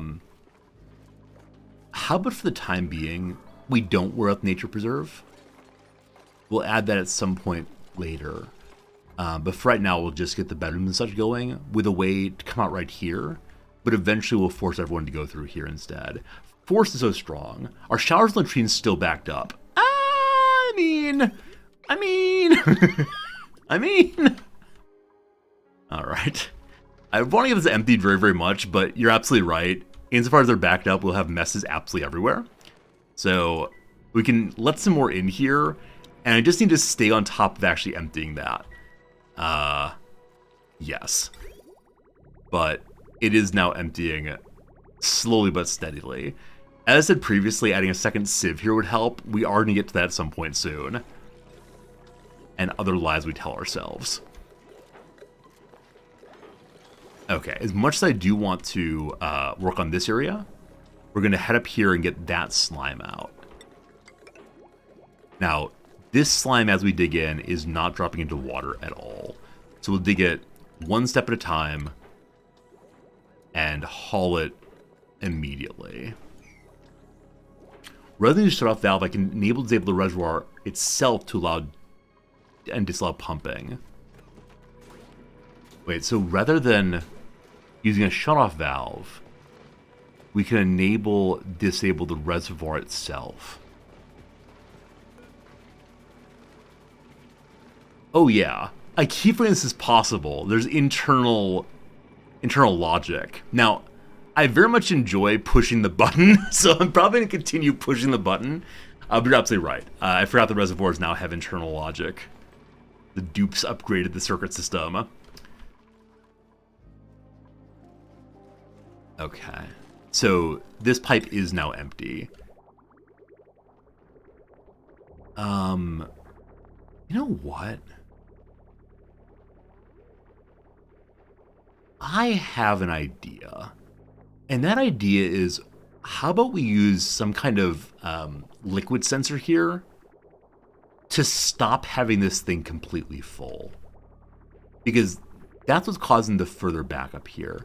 Like earlier when I was panicking over, will we have enough water? I wanted this thing running all the time, always having liquid available. We don't care about the backups.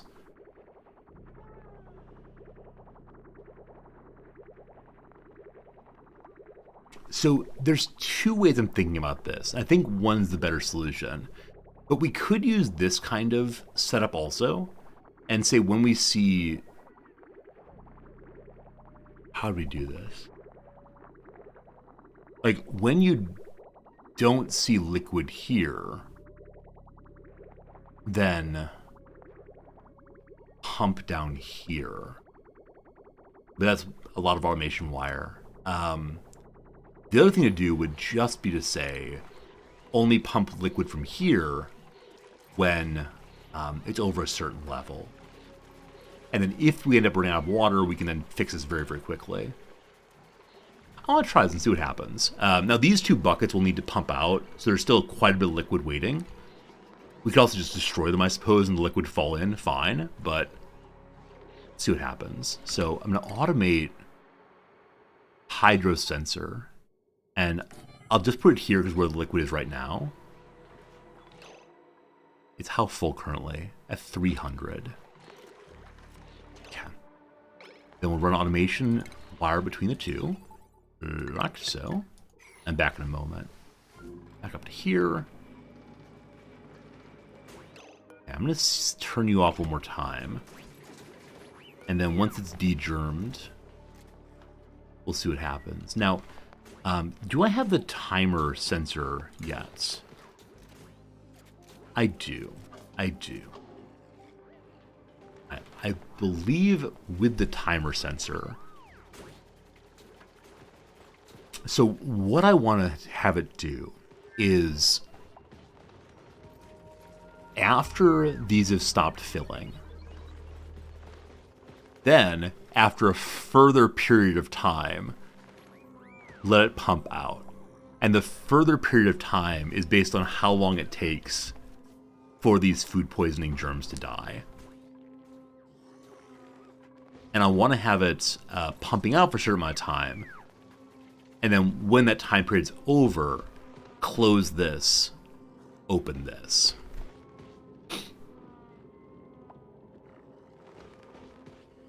So I feel like I need to have multiple automation working in sequence. I don't quite know how to do that. Hey, Osmondias, how's it going? We don't have germ sensor yet. No, we don't have plastic, and I'm trying very hard not to make plastic via Drekos until we blast off from this planet. Which might just be a bit of silliness, but no, I want to try to do it with just timers and see what happens. Okay, I know that there are new kinds of logic in the game that lets you like put wires in sequence. However, I bet we can do it with ands. I bet we can do it with ands, or at least we'll die trying. Think about buffer gate. Oh yeah, I remember buffer gates.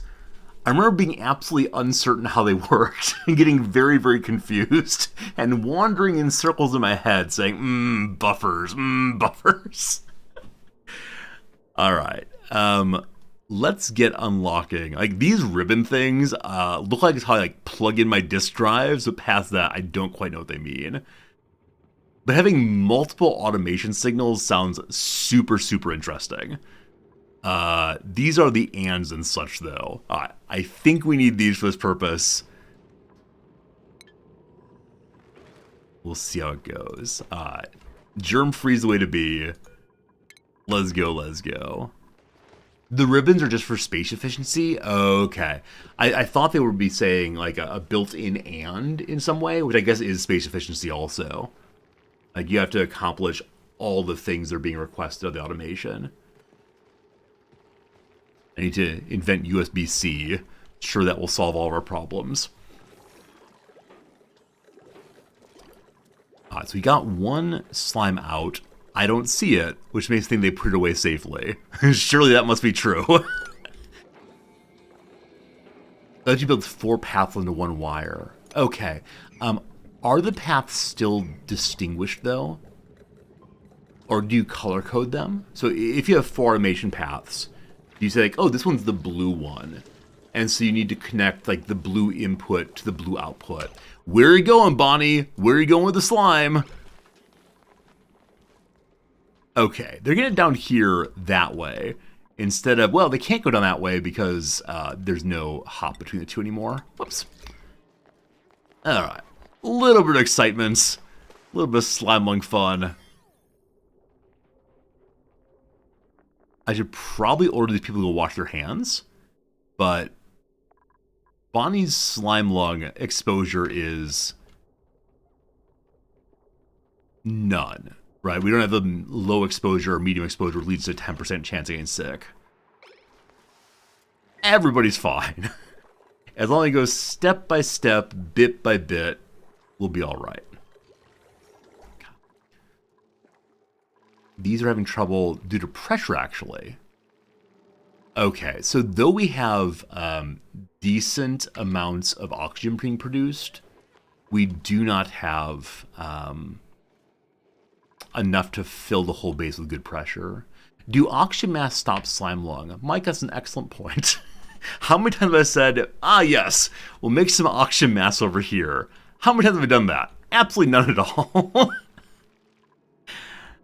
Good. Yeah, we'll think about that in a little bit, but good thought. I'm guessing auction mass do stop Time Lung, but I'm not sure on that.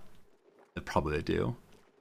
Alright, so as of right now, the gas being pushed out here is not overpressuring, but I feel comfortable with just trying to drop it off over here as well. Only question is what's the temperature here? 10 degrees. So if we drop the auction here, it's going to be too cold and lead to the flowers all dying or being unable to harvest at least. We have no algae. We have no algae again. We'll get to that in a second. So kind of I'm having a thought of seeing here. Temperature here is 30 degrees. So we could take some of the warmer auction from here and pump it back up into the farm, which feels potentially ridiculous. Okay. The auction coming out of the room here is 28 degrees. It then runs past the exposed brine here and gets down to 12 degrees. Holy cow, what a drop. Now, with that said, if it's actually coming out at 22 degrees or whatever, we don't need to cool it with brine.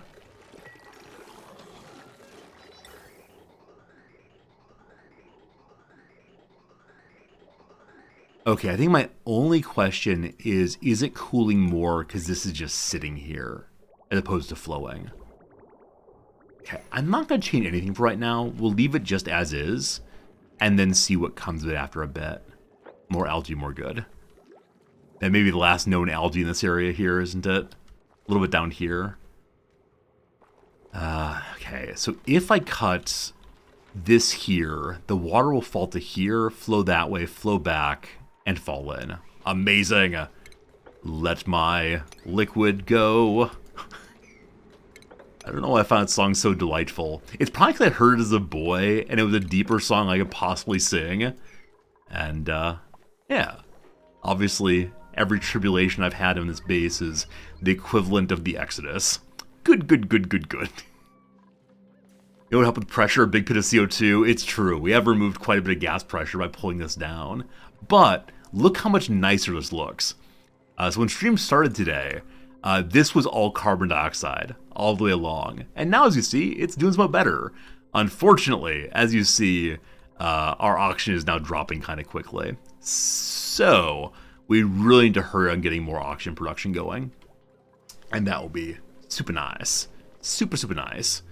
So just dig in through this, please. Get that. Okay, they're going to try to build from this side. I'm going to hold off on that for just the moment. And then I'm going to want to put another deodorizer over here. Because I don't want to have polluted slime lung escaping from here, hopefully. Okay. And we're referring to the Sunday school song. Absolutely. Every song of any value I've ever known has been a Sunday school song. Yeah. I mean, like I said, that song was sung by a bass in my childhood. And I suspect it's the case that that's how many people heard it first. A little bit one as well. Yeah, I mean, as I've said on stream previously, Americans don't have a lot of places when we...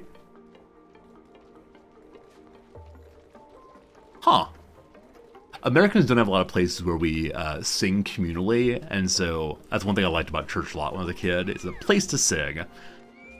Alright, it's possible I spoke some falsehoods. I don't know how I did, but what I thought would happen is we'd cut this here, and it would drop straight down, etc.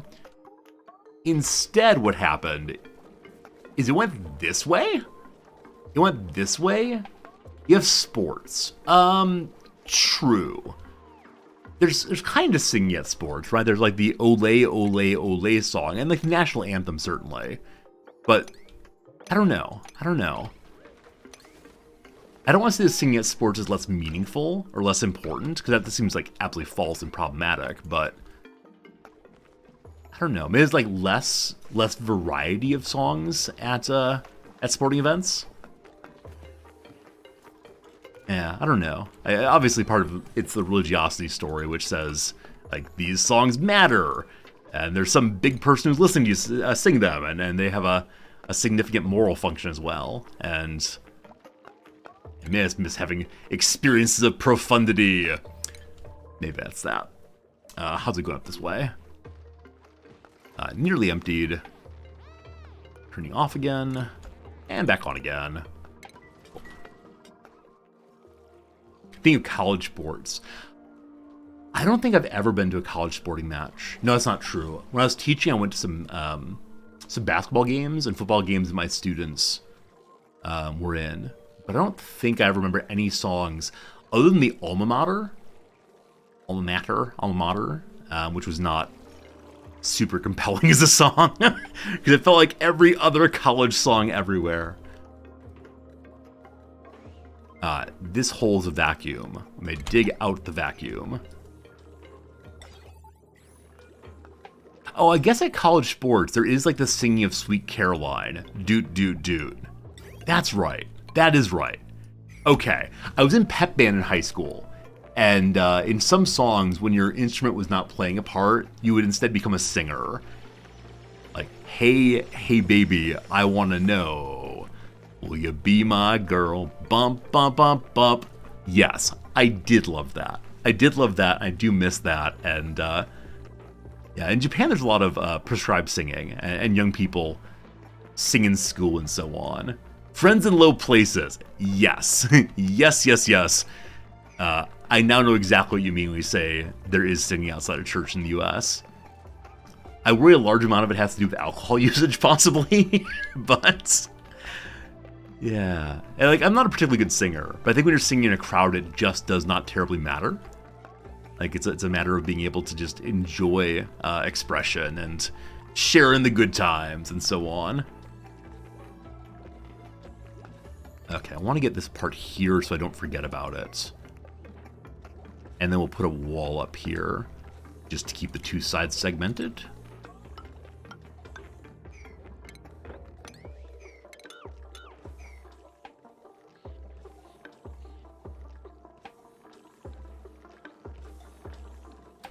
Is this too tall? So I laid this out previously. So the bottom section is 2, 1, 2, then floor, then the 1, 2, 3. Yeah, we'll move this down a little bit. Start digging out here.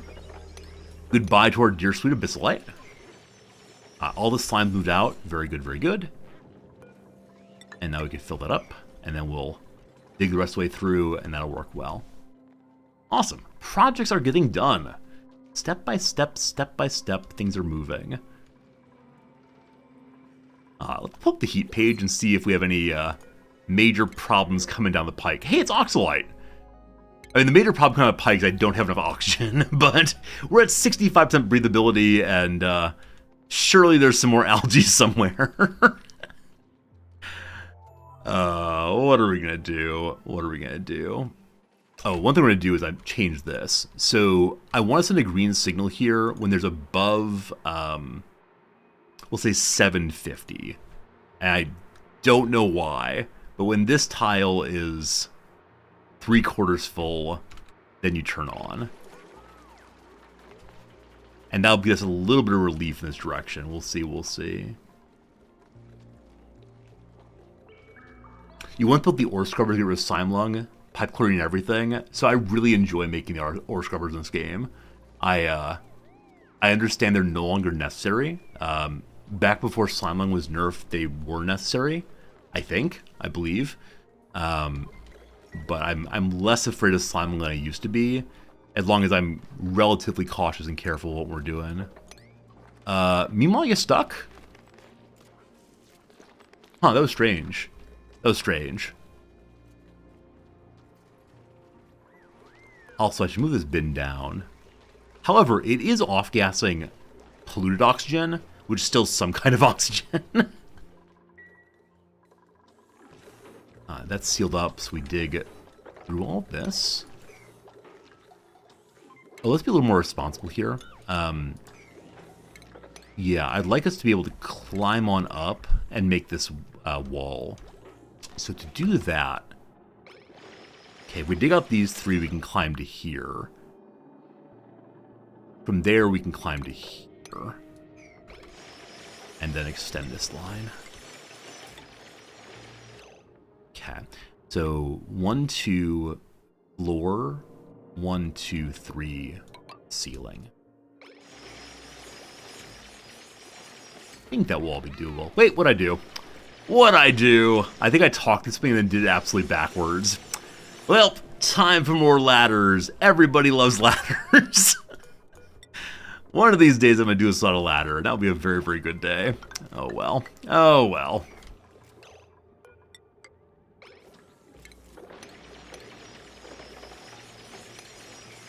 There's some sand here, so this will fall. Not a huge issue.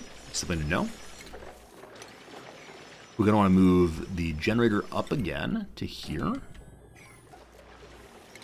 Left a little bit of stuff away over here also. We'll get rid of some of that. And I said I was going to leave the wire, but we'll get rid of that for now. Like, I practiced by digging up and down with no ladders. I think I tried that on a stream some years ago. I was like, okay, we're going to get from here to here with no ladders. And I think I got my dupes caught over and over again. But it's a cool thing to try. It teaches you how to move in the game. Like, what game was that? What's the game with, like, rocket surfing and so on? It was a game I never actually played, but I know it was super popular with people who are just a little bit older than me. Yeah, I don't know, unfortunately. It's like a really fast-paced FPS, whatever it is. And fast-paced and resorty do not go together. Tribes? I think that's it. I think that's the game I'm thinking of, yeah.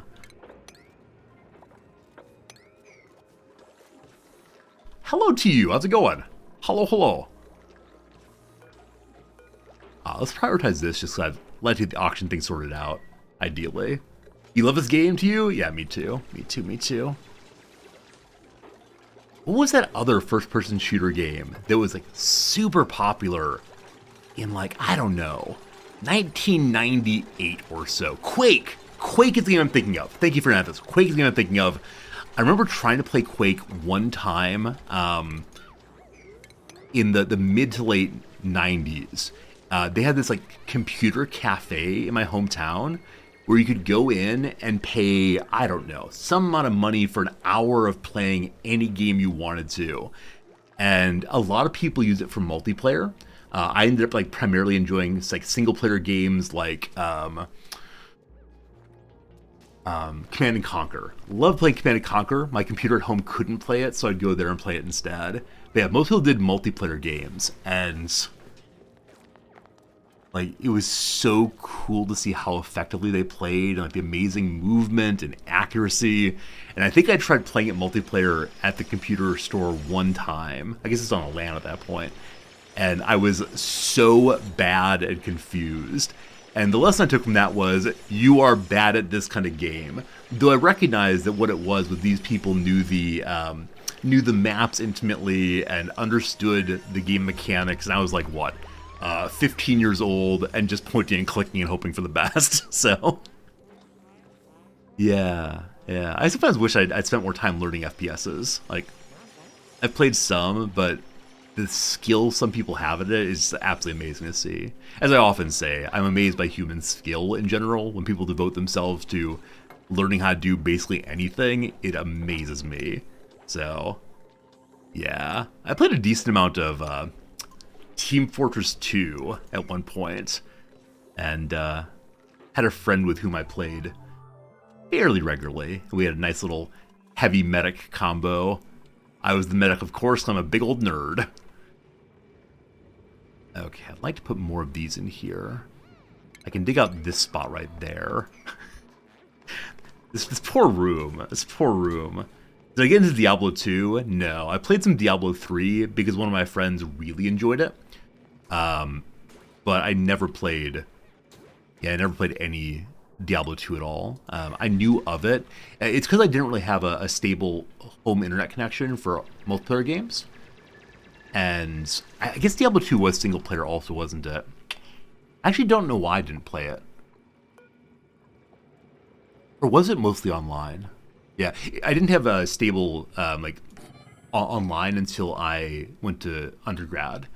So my boyhood experience was all like dial-up modems on the home phone plan, and yeah, a lot of Resorty, get off the video games. I need to make a phone call, that kind of thing, or like, you know, playing the video game and then suddenly hearing my mother's voice through the computer speaker, trying to make a phone call. It was all kind of delights. Yeah, Mom picked up the phone. Uh-oh, indeed. Uh-oh, indeed. We have way too much dissipation of oxygen here. That's the wrong button, but yeah. Well, we're not panicking. There's no panic here. I just need to hurry up on the oxygen production. So there's tiny bits of algae in here, which is probably not worth getting. I mean, it's better than nothing, but this is not going to resolve the problem. Started 2400 baud with connecting BBSs. Same page. Yeah, I've mentioned before, like Legend of the Red Dragon and these other, or Red Dragon Inn, I think it's called, and these other like food fight video games, which were mostly just a lot of reading and moving numbers around, and they were pretty fun. Slime is algae. So slime is algae, but you have to convert it into such by using algae distillers. And I believe it's the case that the slime needs to be slime lung free, or else the algae that comes out will have some problems. I'm not quite sure how that part works, but CG Core, thanks for the follow. How's it going? Hope you're enjoying hearing about my experiences with video games back in the mid 1990s. So there is a decent amount of algae there, and then after that, not quite sure. Loving the nostalgia? Yeah! I mean, it's going to be an obvious thing I'm about to say.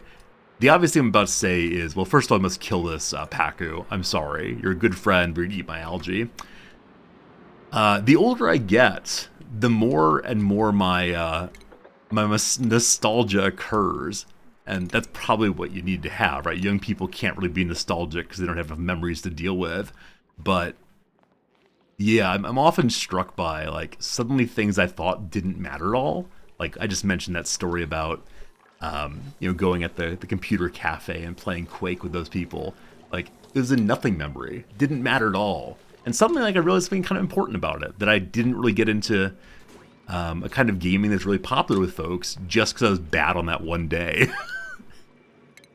And so I kind of wonder, had the people who were playing Quake at that games cafe that day said, "Hey, little Resorty, let me show you what to do," would I now be a streamer of FPSs instead of strategy games? I don't really know. Combat, gosh, those pop-ups, those red pop-ups, always terrifying. It's just a matter of the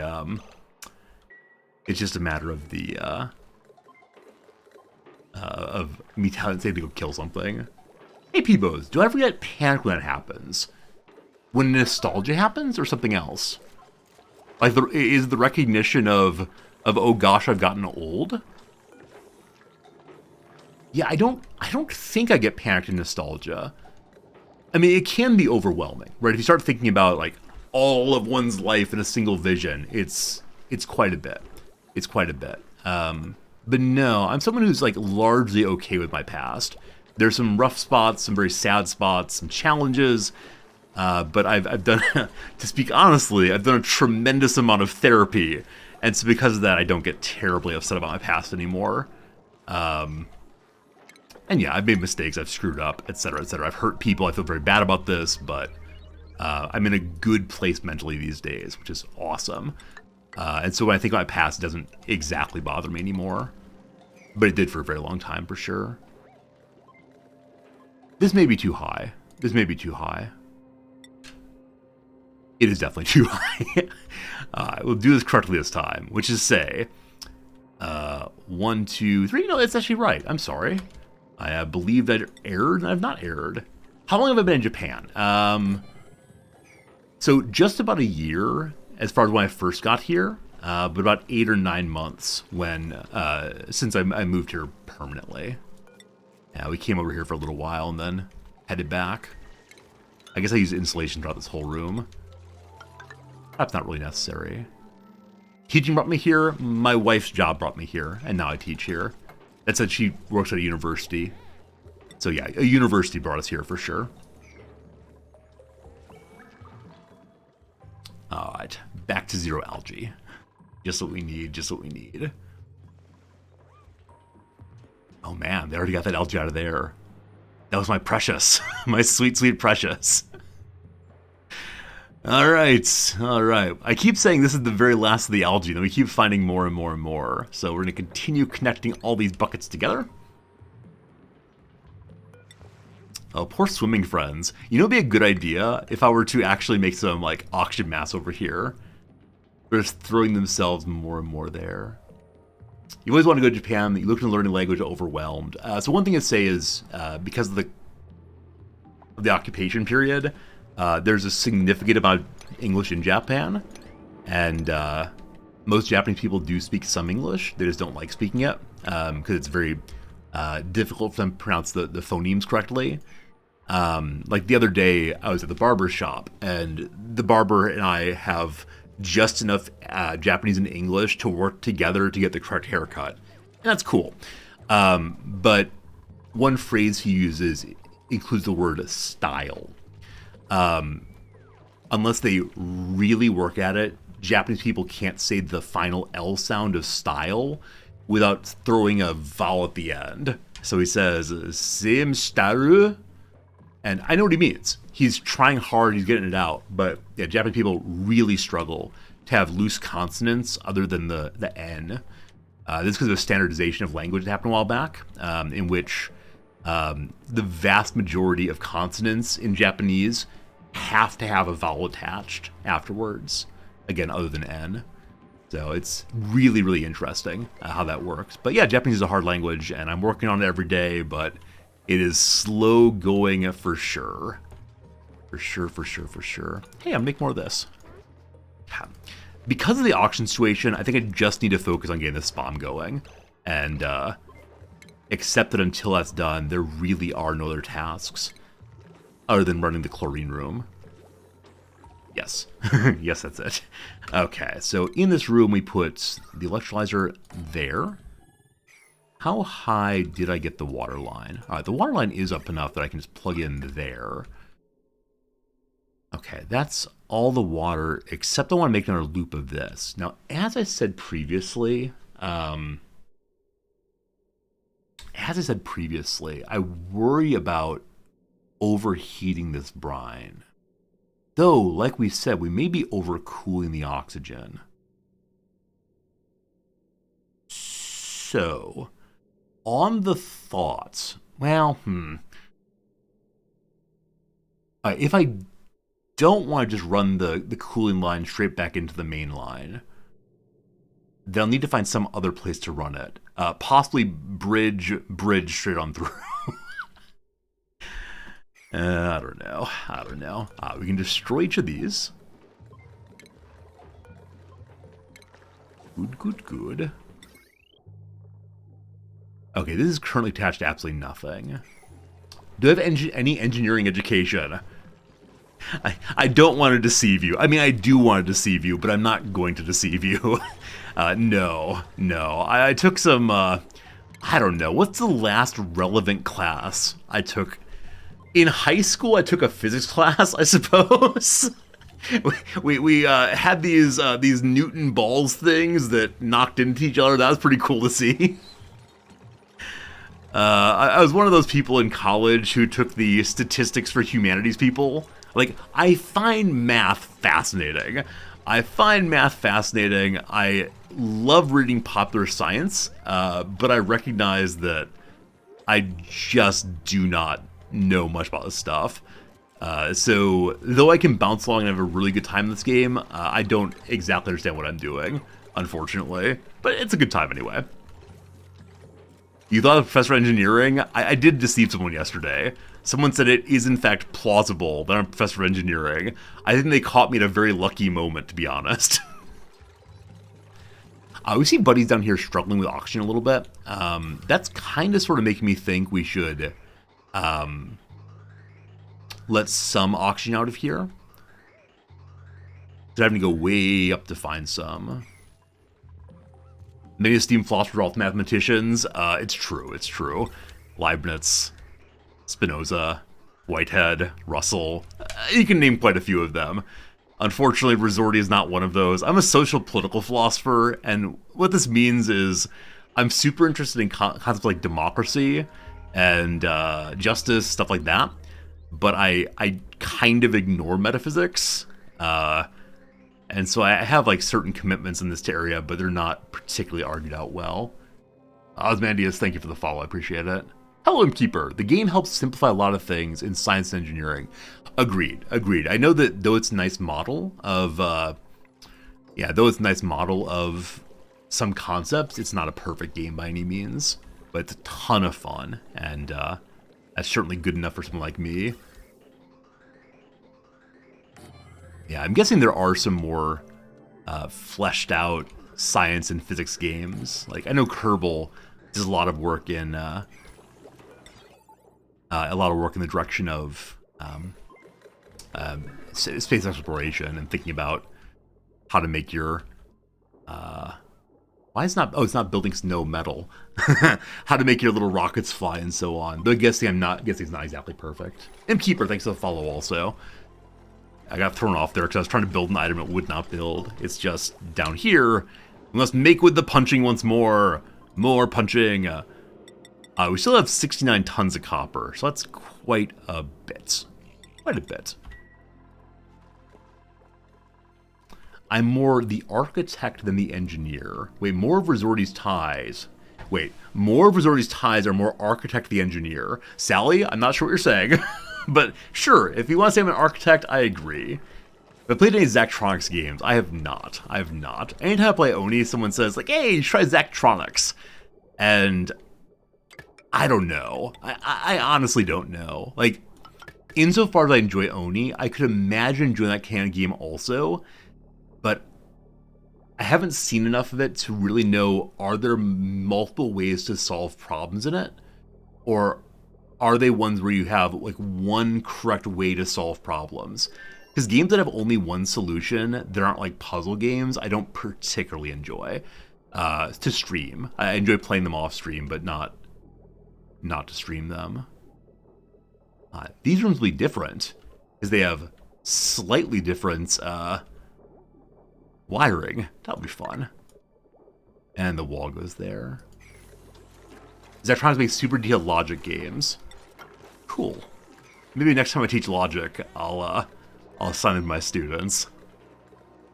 I will never teach logic again. The problem is, if at some point I get tasked with teaching logic again, I guarantee one of you will make a VOD of me playing this game and messing around with automation and sending it to my dean. He'll say, this person has no business at all on teaching logic. And oh, how I will weep as my class is stolen from me.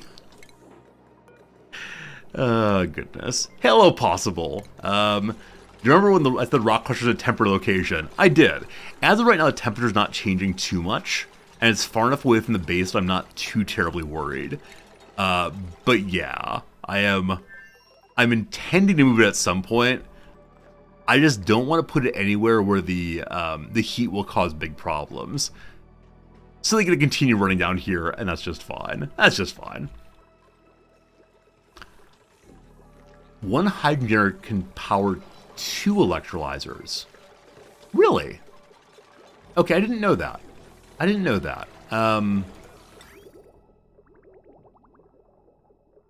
think I'm going to just continue making it as is because it's working. And I'll trust that you all have the super efficient bases, and I'll be okay with mine not exactly being right. And that's cool. I like how this room looks and how it works, and yeah. I love that the battery's totally full also. I know some of you have then said that there can be automation between these two to stop the generator from working when the battery is full. But as of right now, I don't know of any way to spend the spare energy. Like, I guess we could maybe throw a deodorizer here. But past that, I'm not sure. So there is some wasted power here, wasted hydrogen, but I don't have anything cute how to fix that. Like, if there was some, like, small decor item that took a tiny bit of power, that'd be awesome. We could put a light here, maybe. We could run a light just for fun. I don't know. I use the power in the base as normal. Are you saying, like, go ahead and connect this thing to the main grid, comma, you fool? I mean, you're not wrong about that. But, I don't know. The generator should have an only work when batteries are under X slider by default. It does not. Yeah, it does not. Or at least I'm not seeing it. Like, I know that you can connect automation from the battery to the generator and then lower it, but that requires logic circuit.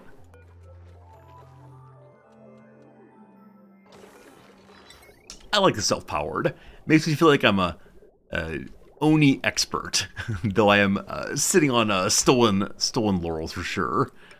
Resting on stolen laurels.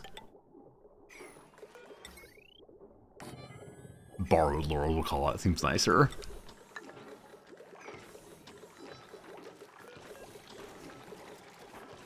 Okay, gotta get you all connected also. Hope we have no dupes die while we're working our way through all this. Okay, so we're seeing not totally full auction running through here. Here's a question for you all, and I think I know the answer. We'll call these half-full auction blocks. If I add half-full auction blocks from this side and half-full auction blocks from below, will they become full auction blocks, or will they stay as independent half-full auction blocks? So yes means they will combine magically. No means they're going to stay segregated. Like, obviously we can just test it out and see what happens, but it will fill the blocks. The gases merge. Awesome. Thank you. That's great to know. That's great to know. Use a bridge, though. Wait, why?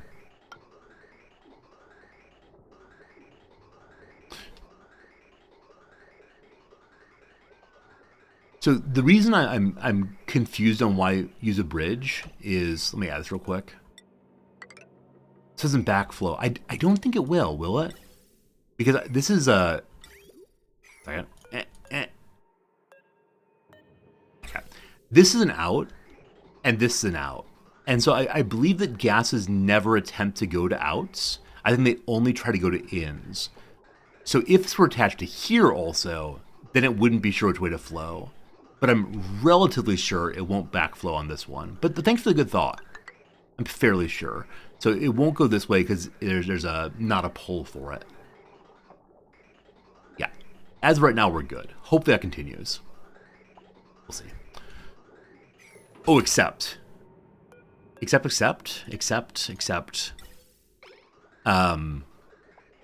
Initially, we're pumping nonsense out. So initially, we need a filter or just dump all of it down here. So let me hold off on this for the moment. And for that, we can use the cutter, only on gas pipes. Did the cutter cut correctly? Heck yes, it did. Okay, so we bridge across here. Green is the output. Can't bridge. Oh, you can bridge. Let's say you can't bridge onto a ladder, but yes, you can. All right. So we attach this to this, and the nonsense will go here until it's all smoothed out. Cool. Oh, cool. We need. Actually, I was gonna say we need another smart battery, but could we attach the SPOMs? Attaching the SPOMs would make it so we don't have to kickstart this thing. Yes, we're going to connect the SPOMs. And this might be a really dumb idea, or it might be amazing. We'll see, Okay. Remove some wires along here. I'd overload the wires. You're absolutely right. Thank you for remembering that. Yeah, the wires can only take 1,000, and this is definitely more than 1,000. It's 600 plus 600.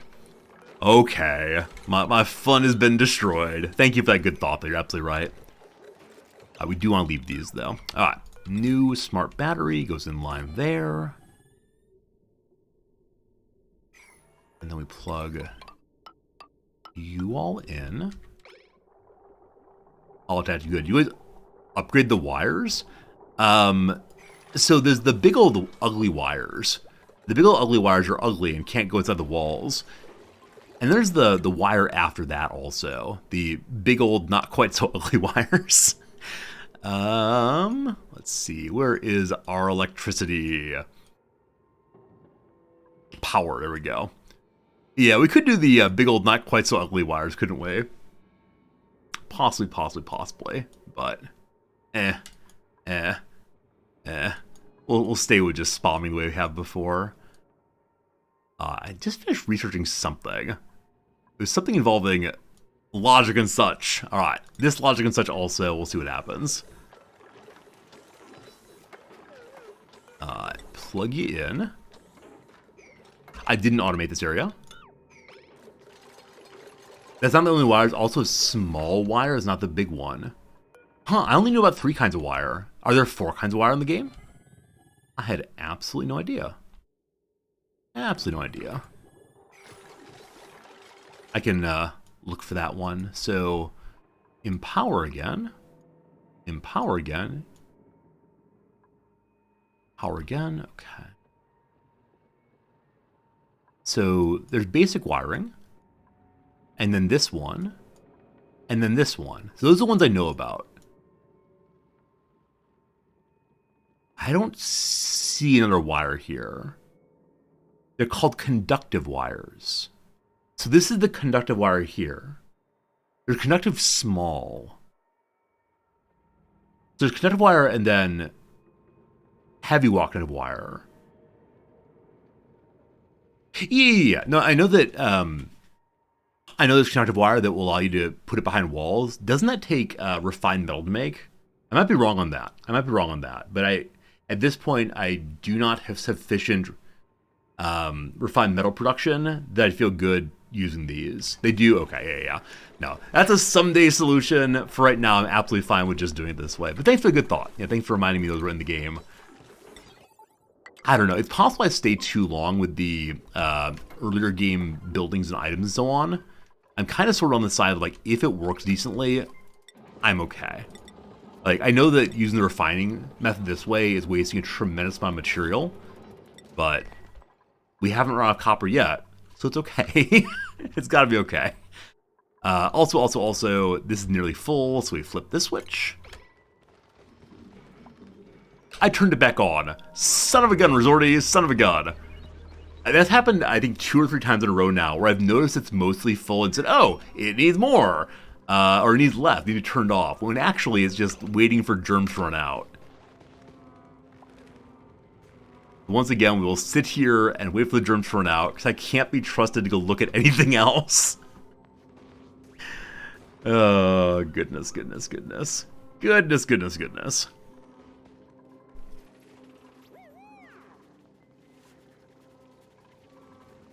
Tuner to go. Am I not automate that today? It's one of the goals. That's one of the goals.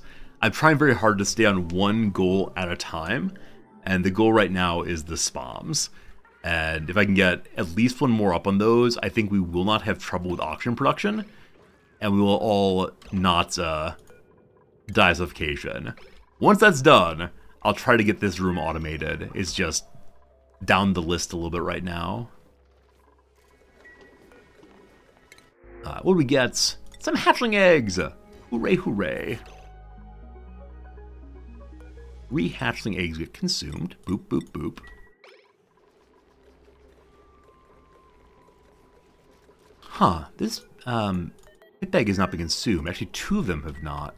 I thought I marked pip eggs to consume. I thought I did. We'll try it again and see.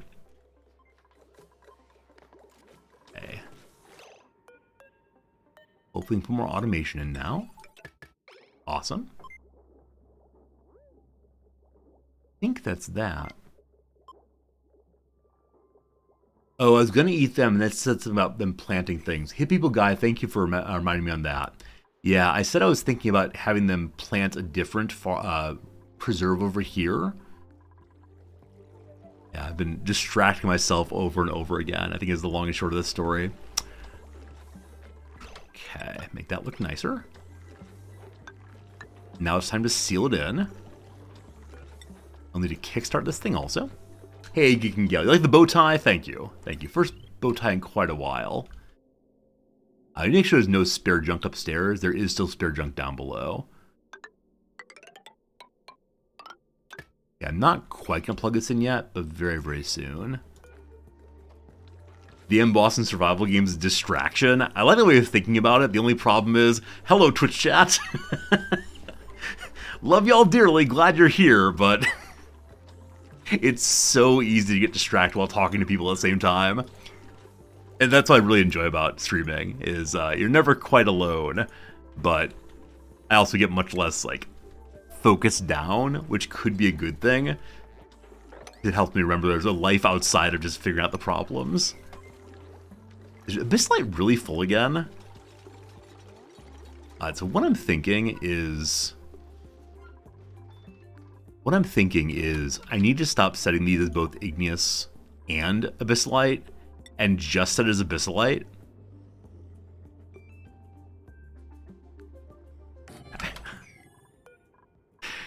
We need to make a different stockpile room somewhere. That'll be Abysslight in a moment, though. Do I tell my students about my stream? Some of them. I don't make a big deal out of it, but if they ask.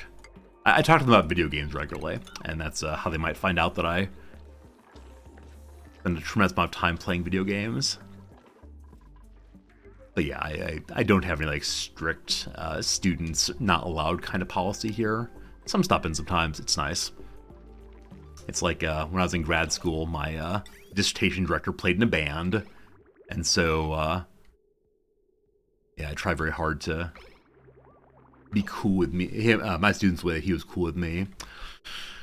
Again, the backup. Again, the backup. Again, the backup. We did empty half of this. So we'll flip it back again. 1, 2. Now, we set this thing here, start running at 750. It has been off for a while. Yeah, so what you can see here is previously both these reservoirs were 100% full. They are starting to run down nicely. And so eventually, it'll empty it out. It's only fun to stalk your teacher for a little while. I mean, that's funny. The student viewers would keep come by because they enjoy hanging out with me. They enjoy seeing how I play games. But yeah, if people assume I'm going to be like super high action guy who I'm not in classroom, they're just not going to see that. Because really and sincerely, I'm just a kind of laid back person who, does not want to cause a scene usually. So I watch Avok. I don't really watch much streaming. I don't have a lot of time for it. I watch Shen sometimes. I watch Dolphin Chemist sometimes. I know Avok. I follow Avok, but no, I just don't have the time, unfortunately, to stream and also teach and all the rest. But Abysslight goes here. Wait. Yeah, I feel bad about that. Once upon a time, I used to be a good Twitch viewer, along with being a Twitch streamer, and at some point it just kind of fell off in a hurry. So it's fine though. It's fine though. I'm like the barkeeper who does not drink. What's this? No gas output. Oh, what'd you do, Resorty? Wait.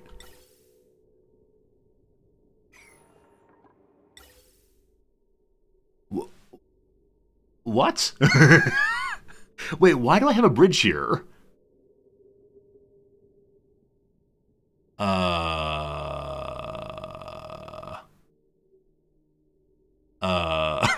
Bridges are greedy and confusing too.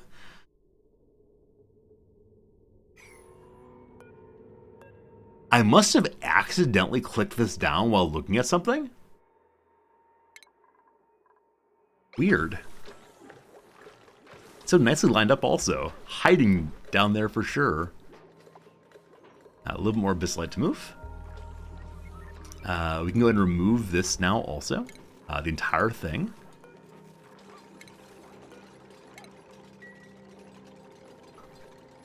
We want to turn both of these off for the moment.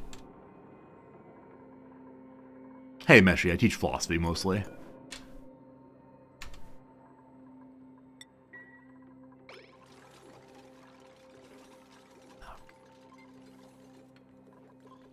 We're not going to be able to fill another one of these in here without moving the gas reservoir. As of right now, though, the gas reservoir is just a pass-through because we don't have any overpressuring happening in the base. The oxygen's in pretty good shape. Other than here, we'll fix that soon, I promise. Speaking of pressure, the middle section here that was previously so full is now under 1,000. It was about at 1,700 when we checked earlier. Down here, no overheating, thank goodness. At about 900. Okay, when do you turn on again? When it's over 1,000, so it's almost there. It's a little bit more needed. That's all right. It's working just fine. All right, we now have about more automation. Now, why did I do that? Why did I look up the logic stuff? It was because I want to automate the chlorine room in a little bit. I'm hoping that having this thing online also will allow us to have enough oxygen so we can worry about something else for a little while. Hopefully, hopefully, hopefully.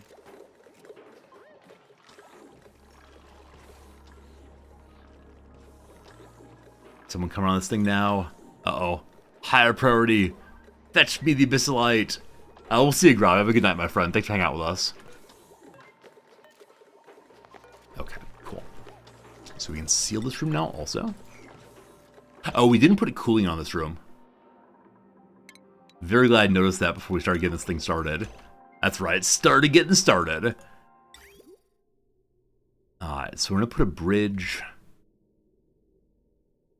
right here also.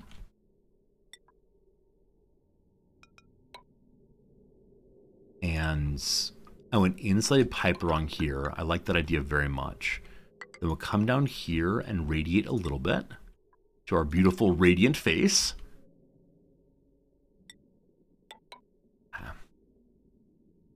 And then, apparently we radiate straight through here and go down like so, and just go to normal piping as well. As I said, I'm just going to dump you in. Earlier I said I didn't want to dump it right here because I wanted the cooling to happen here still, but the cooling appears to be too much. I'm going to continue doing what I said previously, and then at some point go through and see what the temperatures look like. So we'll bridge our way down here instead. Act like so.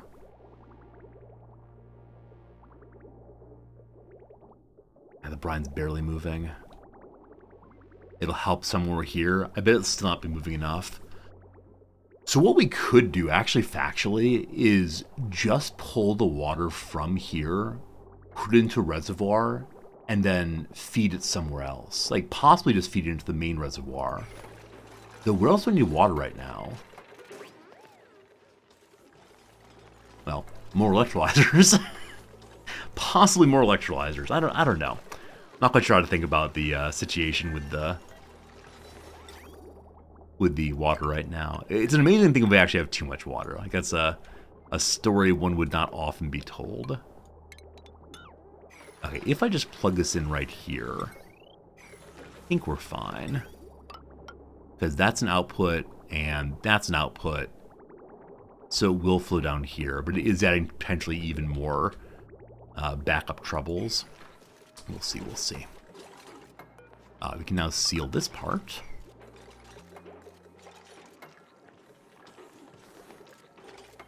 Awesome nails, thank you for your good work.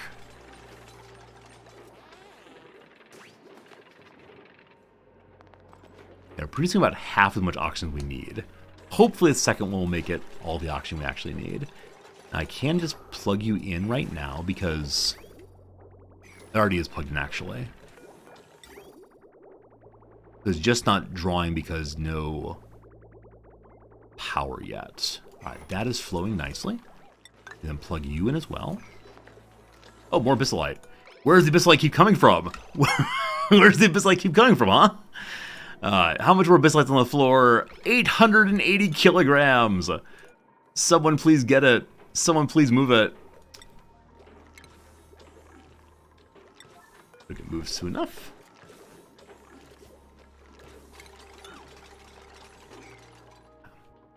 Marine room, checkouts. Go ahead and turn you off again. You're worried the bridge will pull the brine in and won't circulate and lower spam. Let me see what you mean. Bridge will pull brine in. Do you mean here? That's a good question. That's a very good question. So that didn't happen here, thankfully.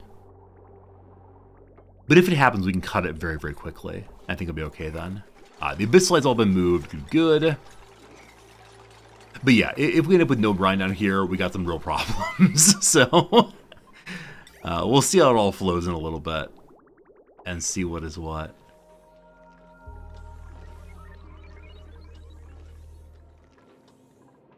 Okay. So now that this is fully sealed in, I want to pump quite a bit more out. So I'll just have this one start pumping right away. And then have the other one turn on once it's mostly hydrogen up here. It's interesting to see how people go about oxygen not included. For me, it tends to be running from one fire to another. And when things get dire enough, I finally lock in and say, I will get this one task done, which is what we're doing right now. And the one task is we must sort out oxygen. But other than that, it very much is like, oh gosh, let's do this. How about over here? What over here? But for the moment, I am focused on this, and that is a good thing. One last bit of sealing. You can do it, Bonnie. We plug this in now. Oop.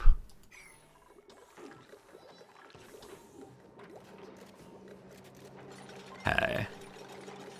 And then we get to shout behold repeatedly as it starts functioning. Hopefully. Hopefully. Something that to run in carbon dioxide feels bad, feels bad. Go, Abe, go! Go, Abe, go! Pump a pump. Cooling is happening. That's pretty cool. Little flash on electricity, that's fine. Pump, pump, pump, pump, pump, pump, pump.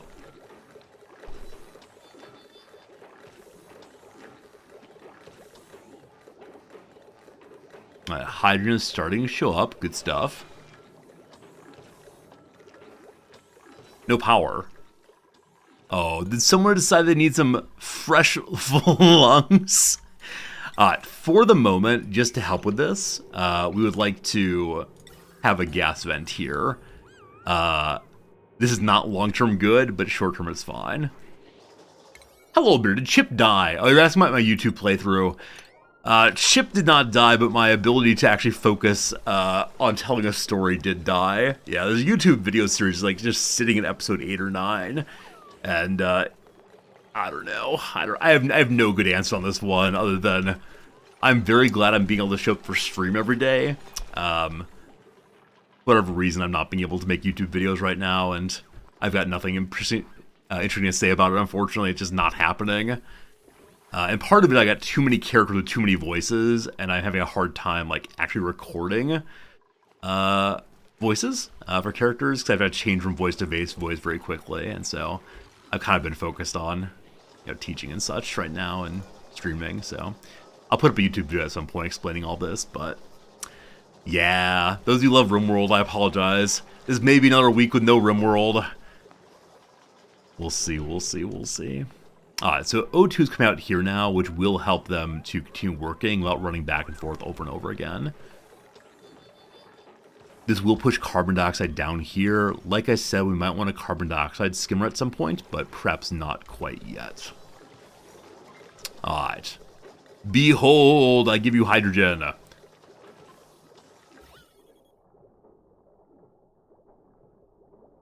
Cool. Cool. So this is pumping irregularly because of max gas pressure, which is fine. In just a moment here, I'm actually have this overpump for a moment just to get more space for hydrogen. Is that a real word? I don't know if that actually makes sense. Wait, no, if it's below 300 I want to do. So I pump all the time. Hey, Ben. Owner's going great. Thank you. Okay. Above 300. Go on. And once it turns off, we go to below 300 and keep pumping.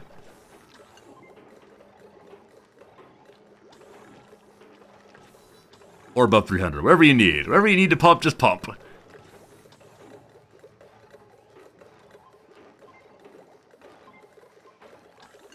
Okay. It should be good now. We then turn this one on at above 300 also. Whoops. Above 300 also. And then a little bit of oxygen's gonna come through, but then we can yell behold repeatedly.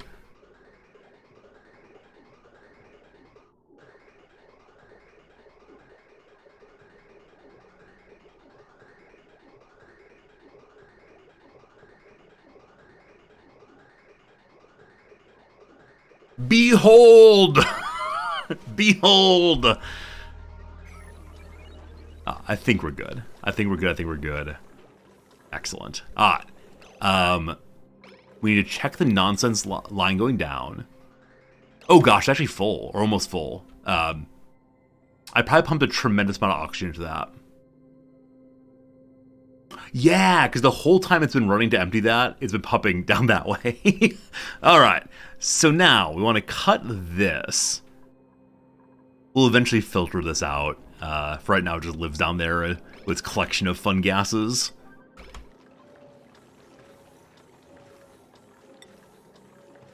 Come on down, Lindsay, or Otto, or Stinky, really anybody. There we go, Otto's on the way. Hello, Trinity, how's it going? I'm streaming again, it's true. How long has it been going out without your knowledge?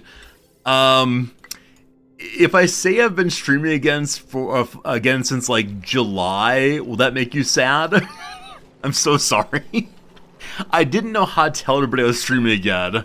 But hi, I'm streaming again, Trenton, it's good seeing you. So when I started streaming again, I remember saying explicitly, I wonder how long it will take until the last person is aware that I'm streaming again. And we can reset the clock, at least took till March. It's good to see you, sincerely. No, I've been pretty good about streaming consistently since July or so. And I actually noticed just now, it's March. Friends, April the 1st is coming. What should we stream on April the 1st this year?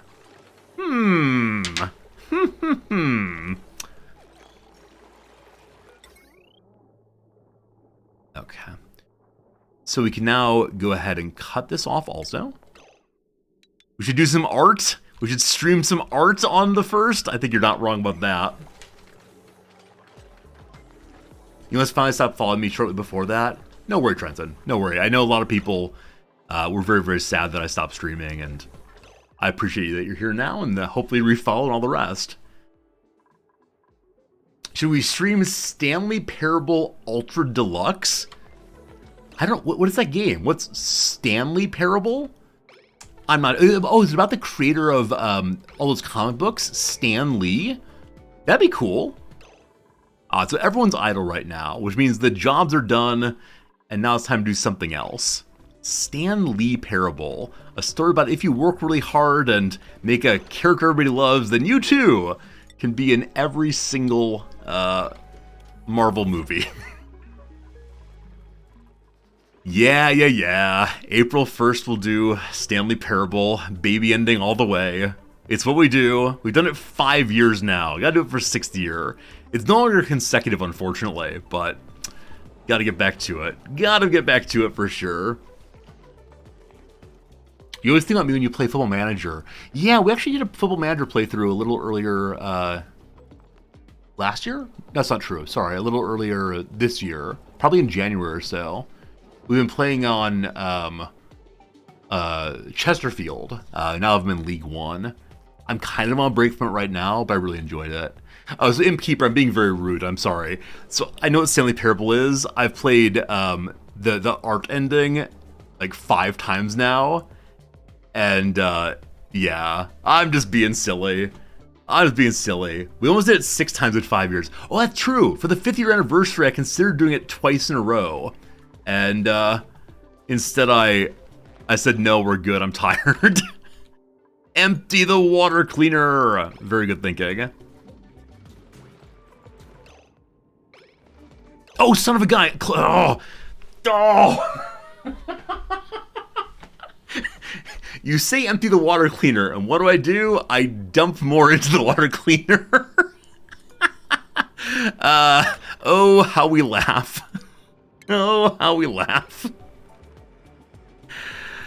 Oh, my friends, I'm sorry. I swear I know how to play this game.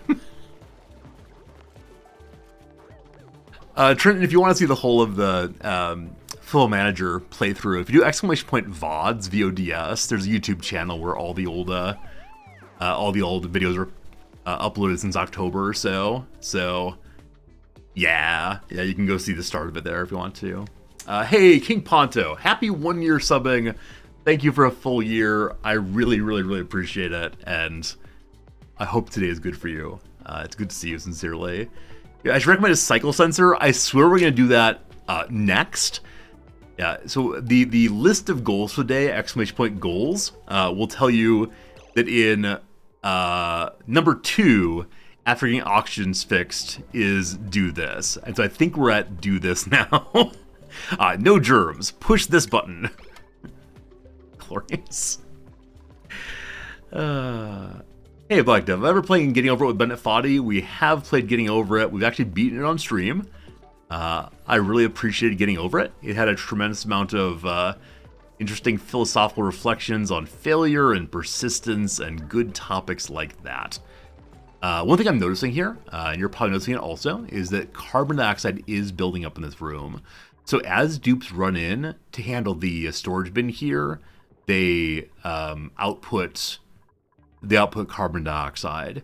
And so it's not to the point yet where it'll cause problems, but it is well on the way to that.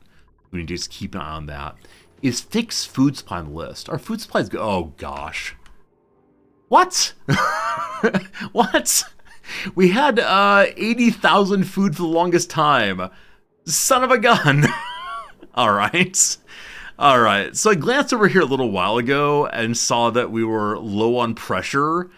And then I said, I'm sure that will work out. Okay, we have almost no food. So perhaps more important than the chlorine room is to get this fixed.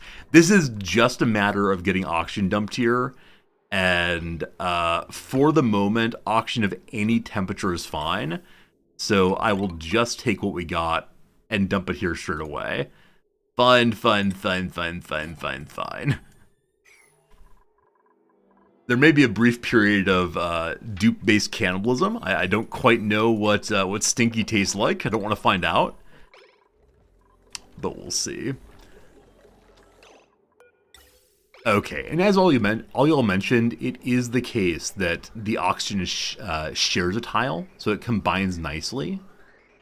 And so in this direction, we now have roughly full tiles, close to full tiles of oxygen going along. And some is dumping here. We'll leave it that way for right now, though before too terribly long we'll do that. Nice spawns. I don't know where they came from, Alpog. I don't know where the spawns came from, but thank you, Alpog. I appreciate that. Shut down the CO2 scrubbers. So they actually are kind of shut down. They only turn on when the Atmos sensor hits 1,000 grams. And then other than that, it just sits. So in the long term, these will clean all the carbon dioxide, but they'll go much more slowly than previously. Oh, you sold the design from Francis John back in the day. Oh, did you? I didn't know that.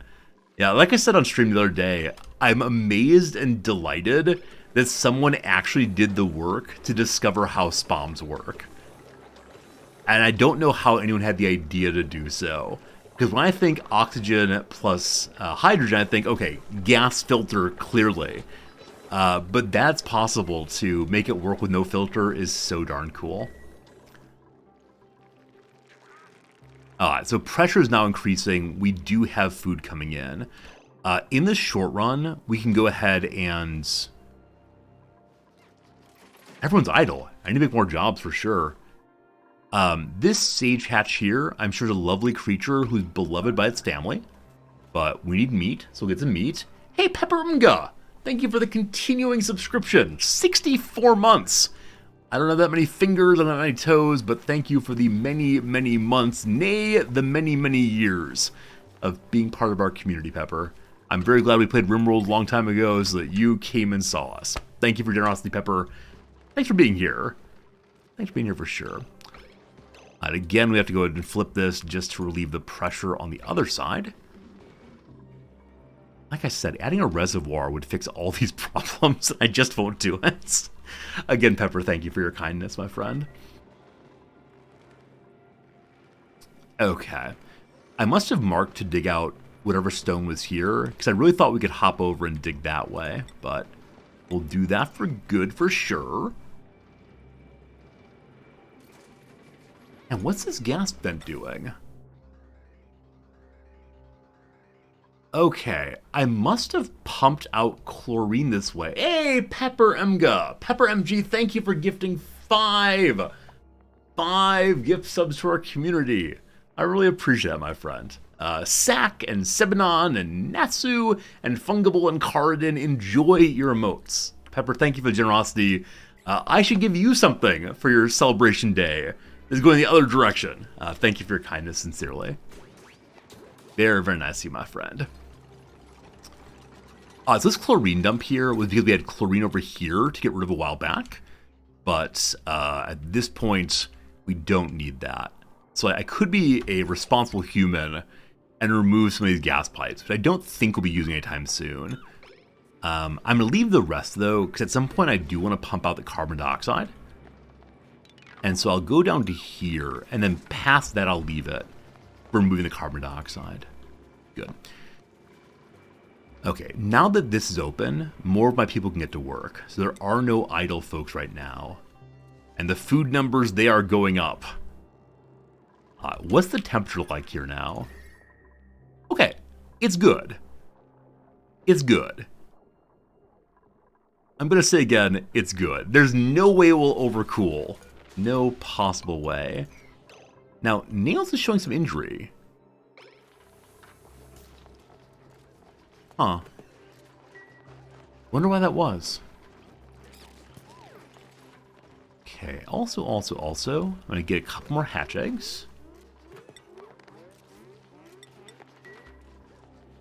So now that we're borrowing more of the oxygen off of this line, you'll notice it's dividing half and half here. So half of all we produce is going into this area. It will fill with pressure fairly quickly, I think, in which case the gas will then head down this way. But yeah, it is half this way, half that way, and so a quarter of what we produce going there and a quarter produced here. We might want to think about better distribution at some point.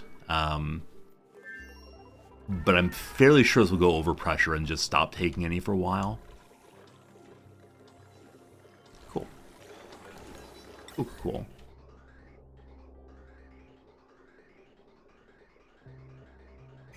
Okay, I'm not going to build another spawn right now.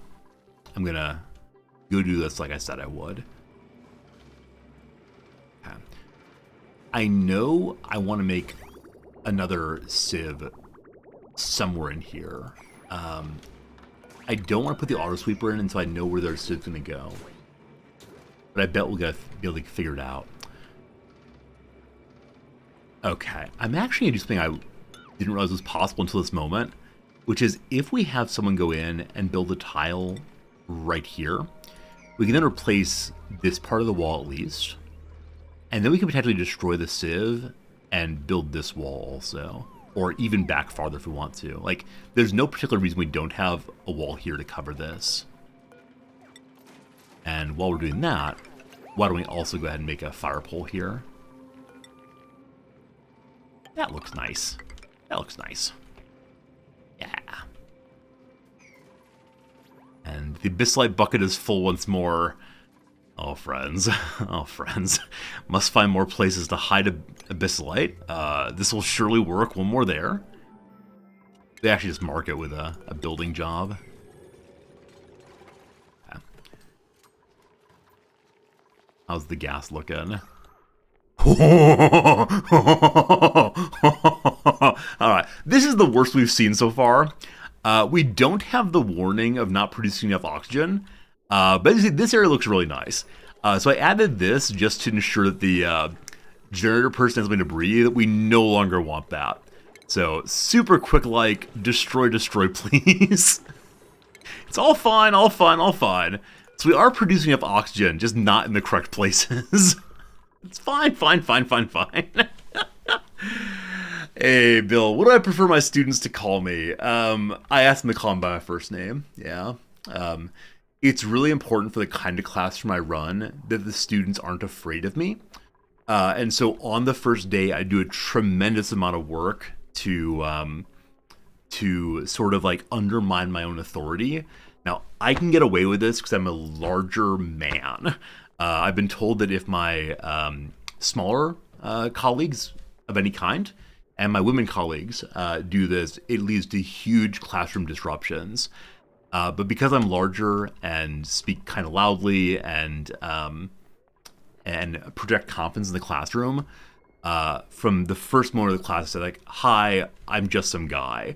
As a way to get them to come and talk with me and not be afraid of me and understand that, like, we're working together. It's not that they're an empty bucket of knowledge or an empty bucket I need to fill with my knowledge. It's instead working back and forth to grow and all that good stuff. And if they're afraid of me, then they won't participate. So yeah, I just say, like, hi, my name is, please call me, etc. Some of them, especially Japanese students, can't deal with this, so they will call me Professor first name, and that's weird, but it's okay. Yeah, I mean, I've never been one to say, like, you must call me doctor or whatever, and I know some professors do for valuable and good reasons. It's just not me. Just not me. And I think actually part of this is due to my, like, working class background. My father tells a story about when he was working as an electrician in an elementary school, and he wanted to let the principal know that the job was done, and so he called Mr. Smith to the principal, and the principal turned around and said, "You will call me Dr. Smith," right? And my father and the principal are both, you know, guys in their 30s or 40s, and my father was so hurt by this, and said, you know, in that moment I thought, I need to get a PhD so that I can do that to people also. And, like, he ultimately didn't do that, of course, and didn't think it was right to do, but I never want to, like, insist on a hard division between myself and my students and other people around me. So yeah, of course I set the grades, of course I run the classroom, whatever, but I think I can get the respect I need just by being who I am. And yeah, that's sort of my dad's really affected me when I first heard it, and I kind of has ever since. Yeah. Yep. Okay, so with this remove, we should see more oxygen filling the base, because it is still splitting 50-50. Oh, actually, factually, when it was had a split here, the gas was actually going 50 this way, 50 this way, and so, oh boy, yeah, 25% this way, and then, you know, more breaking down there also. So that'll help a little bit more. Okay, cool. So we are now seeing that we are getting some gases here. Has bit my tongue. Ow. I'm considering closing this one for right now, just to get more into living space. As long as the veggies are working all right, we should be all right. So we're going to go ahead and we just disable instead of destroying. I think we can. What's in my top left corner? So when you say top left corner, I'm not quite sure what you mean. King Ponto. Or not King Ponto, sorry. Shay, rather. Che. If you mean here, this is polluted oxygen coming out of a briny area, but it's not going to come down. There's a pipe leading there with barely any oxygen going out. Top left. Oh, this way. Okay, so this thing is what takes oxygen to fill up our suits. And yes, more oxygen that good. As of right now, it's not being able to load much oxygen in because there's not much oxygen in the middle section. So it's stealing all the oxygen available to put into the suits. We'll see how it goes. Hello, Agonarch. Yes, we have 2 functional spawns now. 2 lovely of a spawn. They had a 3rd one after a while, but allegedly we're working on this room. Okay, so that tile's been built. So we can now go ahead and put tile in here also. Good. And now with this on the outside, we can also put it here. Why not pull it from the spawn line? No particular reason.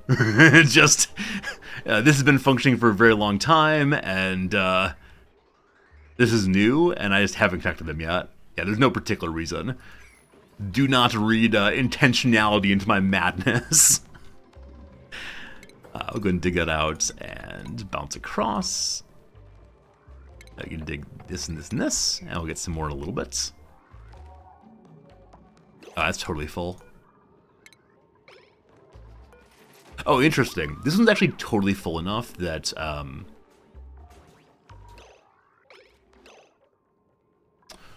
oh, I just had an idea on how we can automate this thing.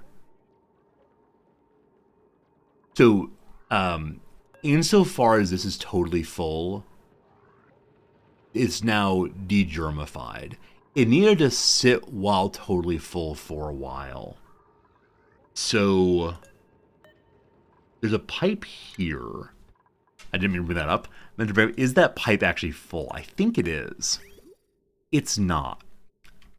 Okay. So.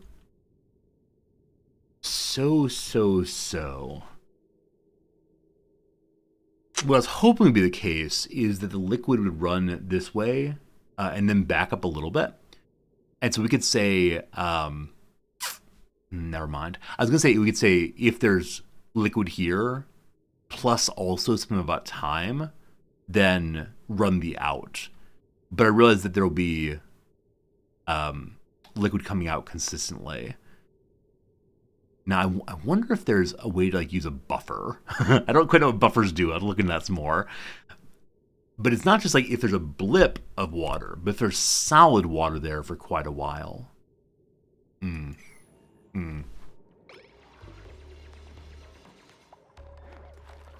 Back to that in a moment. As I said earlier, we need to distribute sand and coal from here now.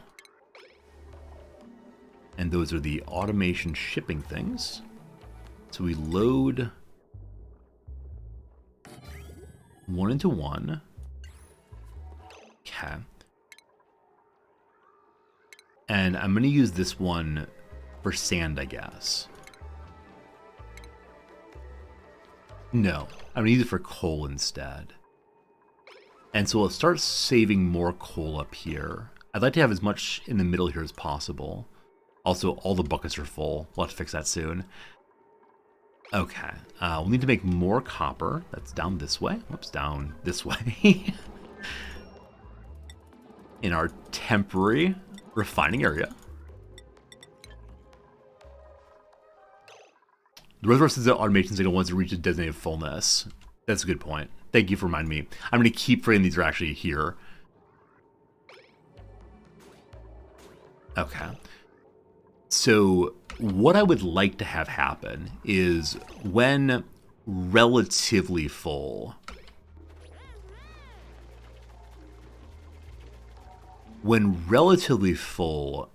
send a signal that starts a timer, ideally.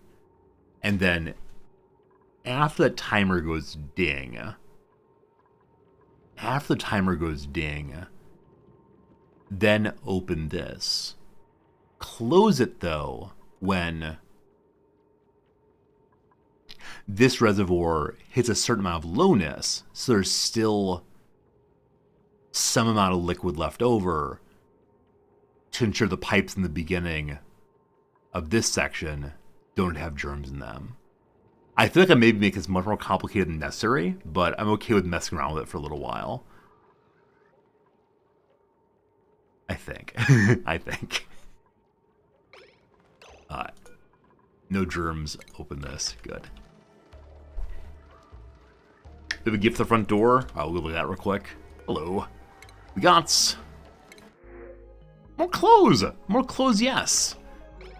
Alright, so who else goes into terrible places of the world with no clothes on? Oh, Buddy Liam. Buddy Liam, let's get you some clothes. Good stuff.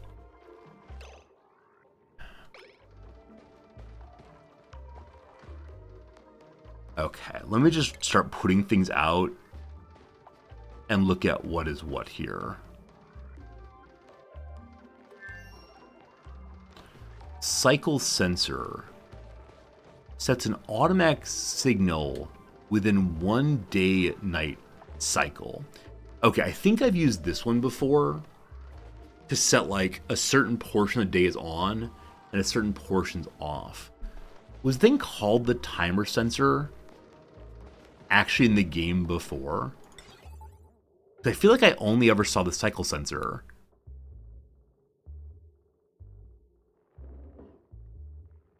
How did I use the cycle sensor before? I think I had two of them. One that was set to let in some liquid, and then one that was set to let some liquid out, with enough time in between the two of them that the germs would go away. It's not new, but it wasn't in some old versions. Depends on when I played last. I don't remember, honestly, when I played last.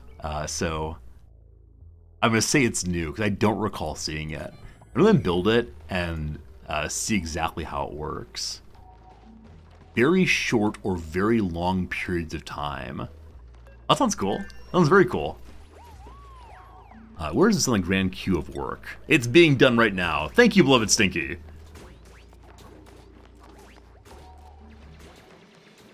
Oh, the cash can't make that jump. Whoops. I know, Stinky, your poor, poor eyes. Poor, poor buddy. Oh gosh, down to 7,000 calories. Okay, so we're again out of Gristle Bristles. Also, holy moly, look at all these hatches. Oh no, oh no. I'm so sorry, buddies. You're all beautiful and good, but I'm hungry, so... And what's the other hatch room look like? There it is. There are fewer of them here. Let's do a minimal bit of culling. Wait, who are you? Where'd you come from? You didn't escape from your home, but... Oh, are you the one that's been wandering in here for a very long time? I think so. Time for a quick barbecue. And hopefully, of course, that barbecue, these will grow a little bit more. Alright. Avert your gaze. Awful things are happening in Hatchville. Back to this. Back to this. Okay, Lindsay's on the way. Good job, good job.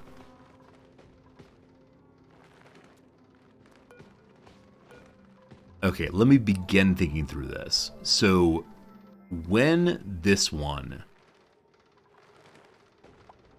send a red signal when full until it's less than the low threshold.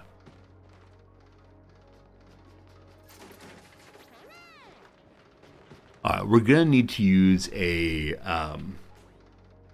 that's right, I gotta show you what it looks like.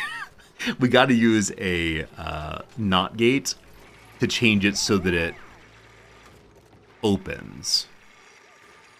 Possibly. Here comes the truth table. Where's my MS Paint? The unholy Dreco allowed to walk freely? Wait, really? Is there a Dreco walking freely in the base? If you mean this one, the sinner will be taken out eventually. He's still locked in his pagan land. There better not be a Dreco in my base. What? We're saying the Inquisitors are thus far unaware of this one. Drekos. Oh, goodness. Drekos are cute. I don't want to say that beauty of the beholder, eyes, etc., but... Oh, in the chlorine room.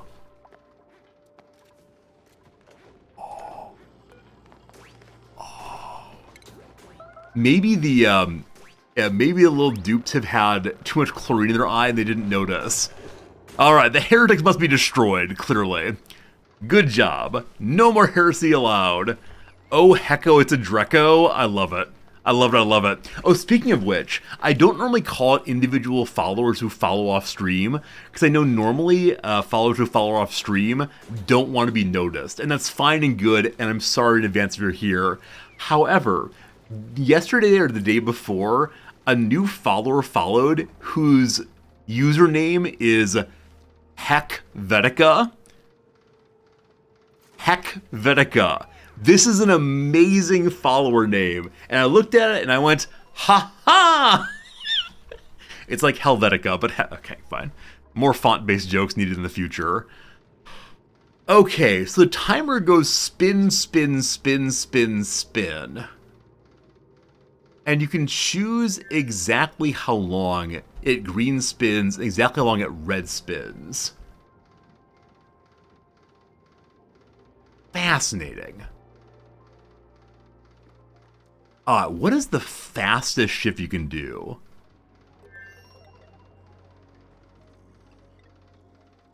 Okay, you can go all the way down. Can you go to like 0.1 something? Oh gosh, what have I done? Behold, behold. Ice Cream Man, thanks for the follow. I appreciate it. I realize this is absolutely useless, but it's fun to watch it work. Actually, is it absolutely useless? Or is there a way we can like just let a tiny bit of water out? What's the slowest possible? 600 seconds in each way. That's amazing. That's amazing. You can use it for other things. Yeah, I know there's a sensor that like tells how much gas or liquid you've dripped through. I'm guessing you can use that for very, very small amounts of liquid movements, but that's fun. It's not useless, but does cause glitches I'm not up for.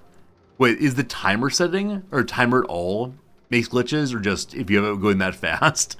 600 seconds is a cycle. Okay. I remember it was either 300 or 600. So this is one full cycle on, one full cycle off. Okay. Okay. I think this could work. But I think that the other timer thing is better for what we're trying to do right now.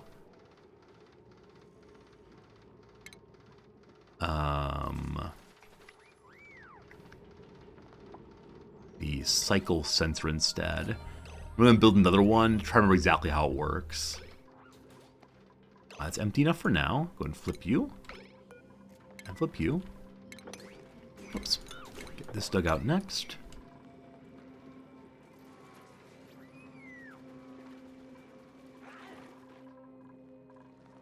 I'm not sure if our water's actually going up anymore.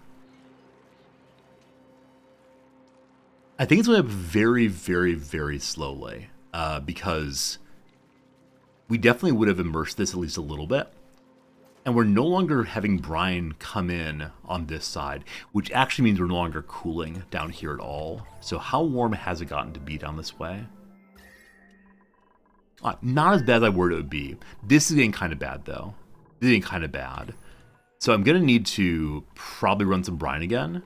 The brine pool is looking pretty full. And it turns back on in 18 cycles. So I might regret this. I might regret this, but just in case not, I'm going to connect this also again. Oops. And it's now going to consistently pump left. The amount of brine it's taking to the right for cooling is very, very slight right now. Because the two desalinators are moving water through very slowly.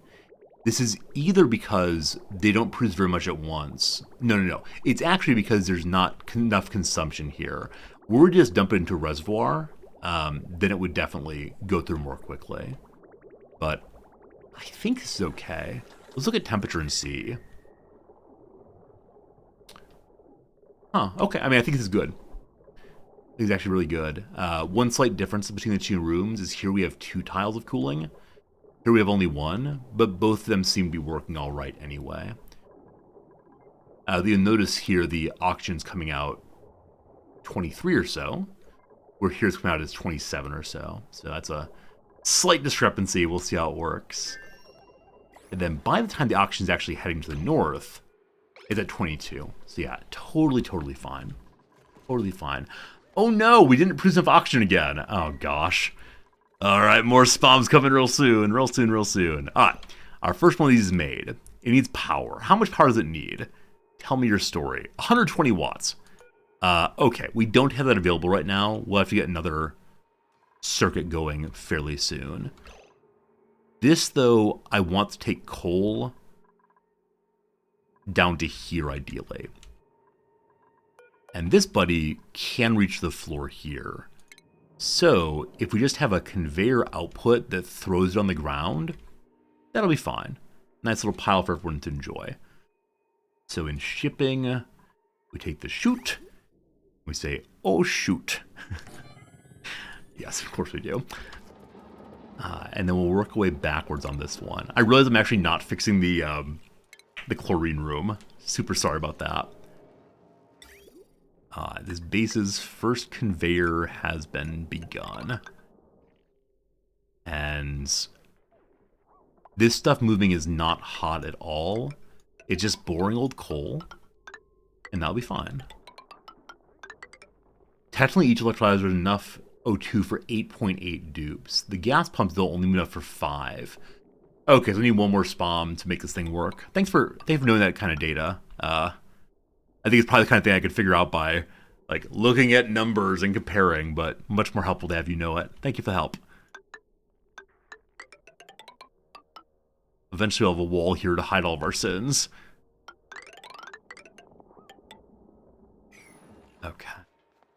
So that will get done. This is just normal boring metal, right? Yep, it's copper ore, fine. How's our copper ore looking anyway? Haven't looked in a while at the ores. So still 63 tons. Still lots and lots. Okay. We'll dig this out now. And then let's see if we make our auto sweeper here. Can it reach everything? Well, definitely not. So it needs to be a little bit lower than that for sure. Also, my refined metals being stolen. Again with the more. I think we're going to automate this. I think we're going to automate, like, if there's a certain amount of copper ore, refined copper that's not in a box, then turn this thing on again. I think I've done that once before. It would save us so much time coming over here and pushing buttons. I'll continue pushing buttons for now. Has the carbon dioxide dropped from here? Not particularly. Not particularly. At least the middle of the base is no longer bright red. However, the bedrooms are bright red. Well, everyone gets sleep apnea these days. Nobody gets to breathe at night. I think, unfortunately, we really are out of algae. Tiny baby amounts. Tiny baby amounts.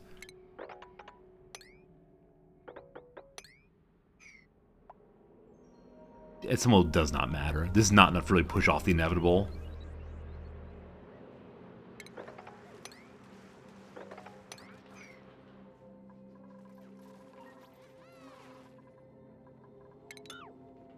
Just want to move everything here. We now have one of these to look at also. Sets an automatic green signal and red signal schedule within a 1-day night cycle. Yeah, so definitely what I did in the past would have 2 of these. One that opens this to fill, and then a break while it gets degermed, and then one that opens this to empty. We could probably just add those right now in place of the switches, and they would work fine. And this kind of makes me wonder, why didn't I just do that a very long time ago? I think part of the answer is I was pretty focused on like automate it all at once, but this is a little bit silly, isn't it?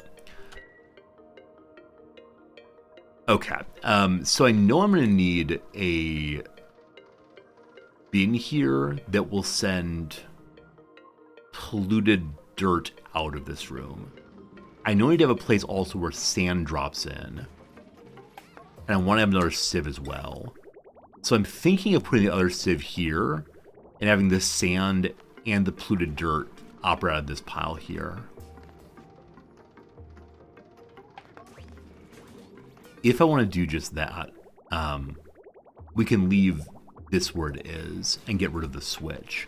Now, if we remove the switch, this just goes red because it has a automation plugin, but nothing is turning it on. So I'm going to go ahead and do that now. I'm going to destroy you and destroy both of these also. The metal on them will drop down, but will be reachable. Yeah, will be reachable. And then we'll build a timer in place where this goes.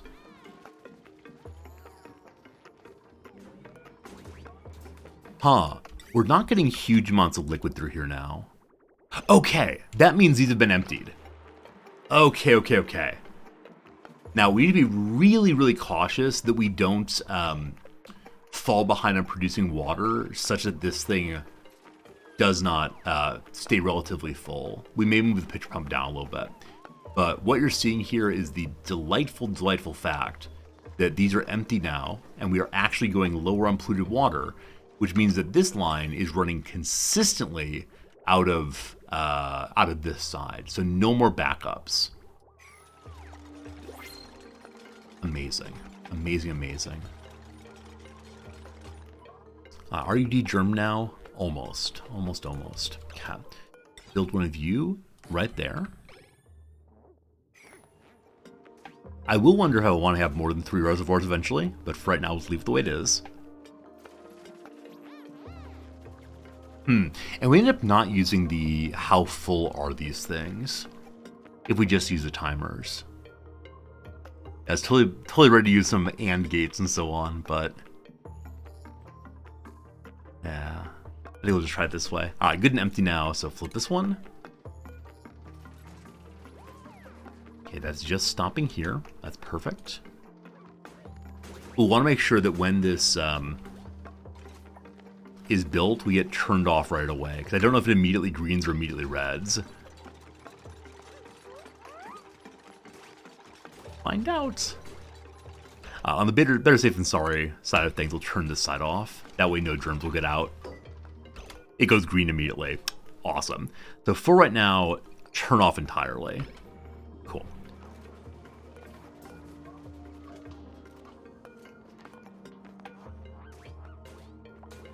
And then if we remove this thing also, this will go red and stay shut.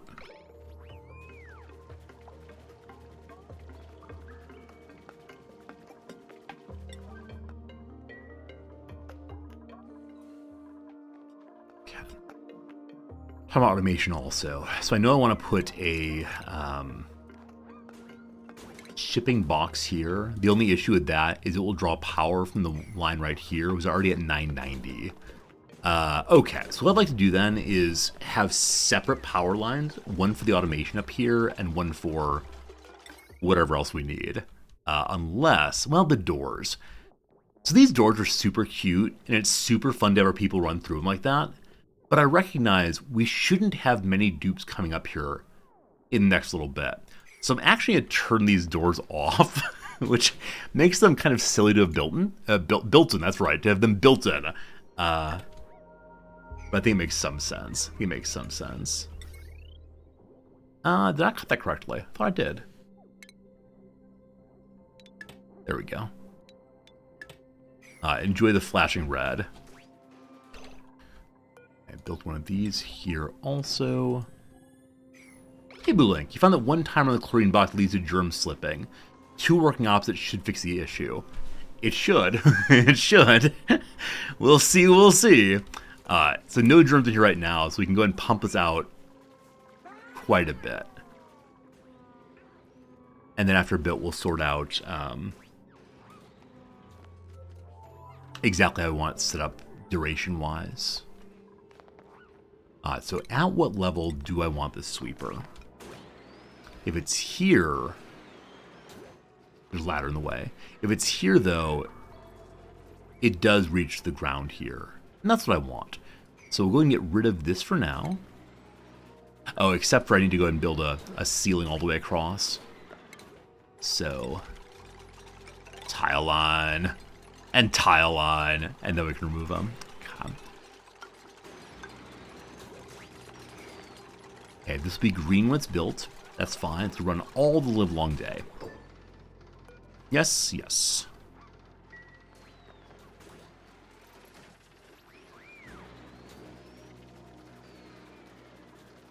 Okay, so as of right now, it's turned on for the entire day. I'm going to drop it for the time being to 20% of the day, which is not long enough, but it'll work for the moment. So for 20% of the day, it dumps water out. That 20% starts at 0. Cool. So at 20%, it turns off. I'm then going to give it 40% of the day. Does that make sense? I'm thinking of it 60% of the day, actually. And so at 80, I want you to turn on for 20 also.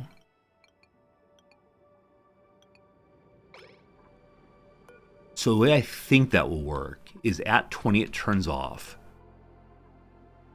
Wait, no. Wait, no. Wait, no. I put the brake in the wrong spot. So what we actually want is to have the sieve here kick on as soon as one stops to dump germs in. We then want to wait after that, and then this one kicks on. So let's try it again. So at 20, you go ahead and turn on. And then there'll be 6 minutes a day where nothing happens. And we'll gradually make modifications until we get consistent water movements and consistent germ killing. But for right now, this is just a proof of concept moment to ensure I actually have it all set up correctly. And then if we get it set up correctly, we can begin to have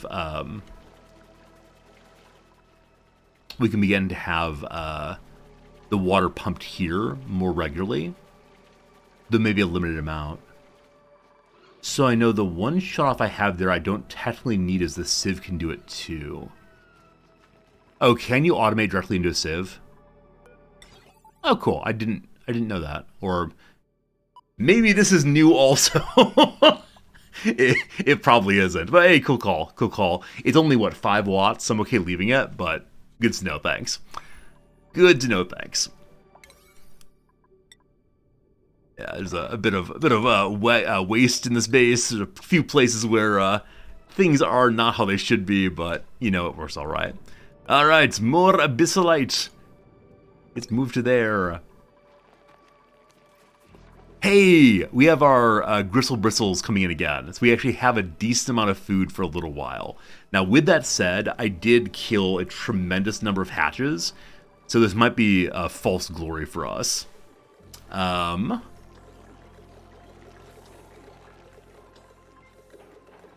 Okay.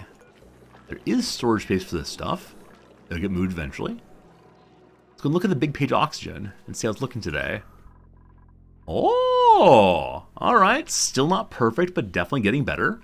Part of that is that we're dumping, dumping gas exclusively on this side, and some is being stolen right away, but I think that's going pretty well. Something we could do is add the atmosphere sensor here also, and not pull,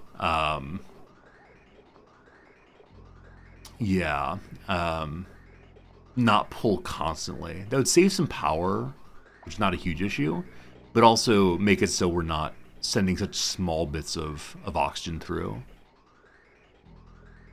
Oh, this is actually backing up here. Interesting.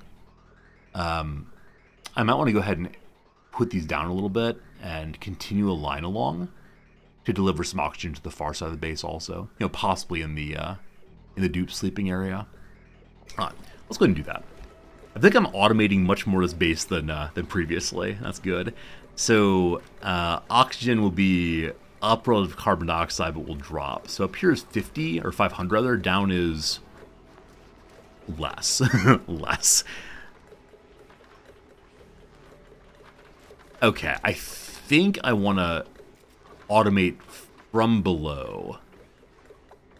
As long as the carbon dioxide keeps getting pulled out, and there's no weird gas introduction, we should be okay. So let's try just that. And automate with Atmos sensor. Like so. Now you've been turned off for a very, very long time. So I'm going to get rid of you instead. And I believe there's a wire behind also. Yep, we'll get rid of that too. What gift do we have? Oxyfern! Our very first Oxyfern! Wow! Okay. The Oxyfern consumes carbon dioxide and makes oxygen, right? It's an adorable little tentacle thing. Oxyferns have perhaps the highest metabolism in the plant kingdom, absorbing relatively large amounts of carbon dioxide and converting into oxygen in quantities disproportionate to their small size. They subsequently thrive in areas with abundant animal wildlife or ambiently high carbon dioxide concentrations. Wow, that's cool. That's cool. That's cool. So what do we see here? It deals with some radiation, needs carbon dioxide, 0 to 40. Needs some air pressure, must be carbon dioxide, consumes dirt and water, and has to be on a farm plot. Okay. So we can run irrigation to the farm plot, but the dirt is annoying. All right. Because we have carbon dioxide knocked out right now from the skimmers here, I think I'm going to ignore this for the moment, but we might put it out somewhere eventually.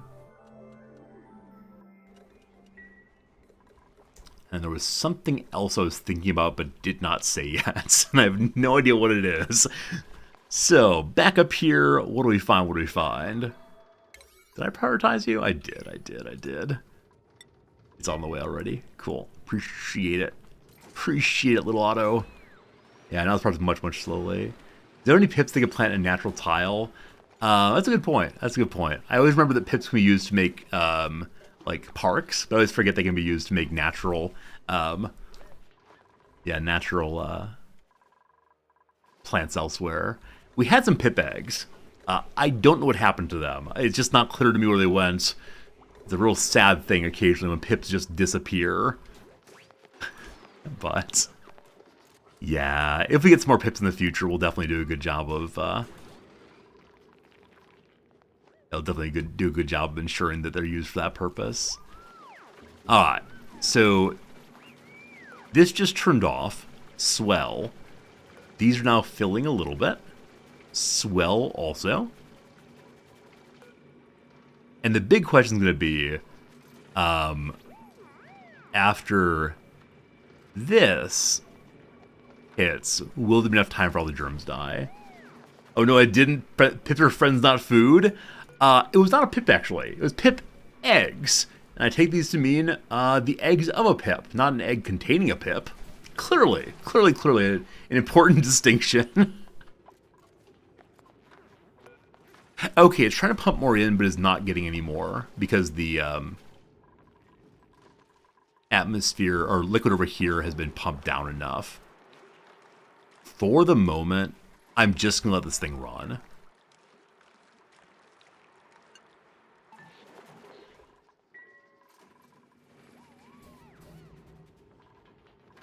It is now off.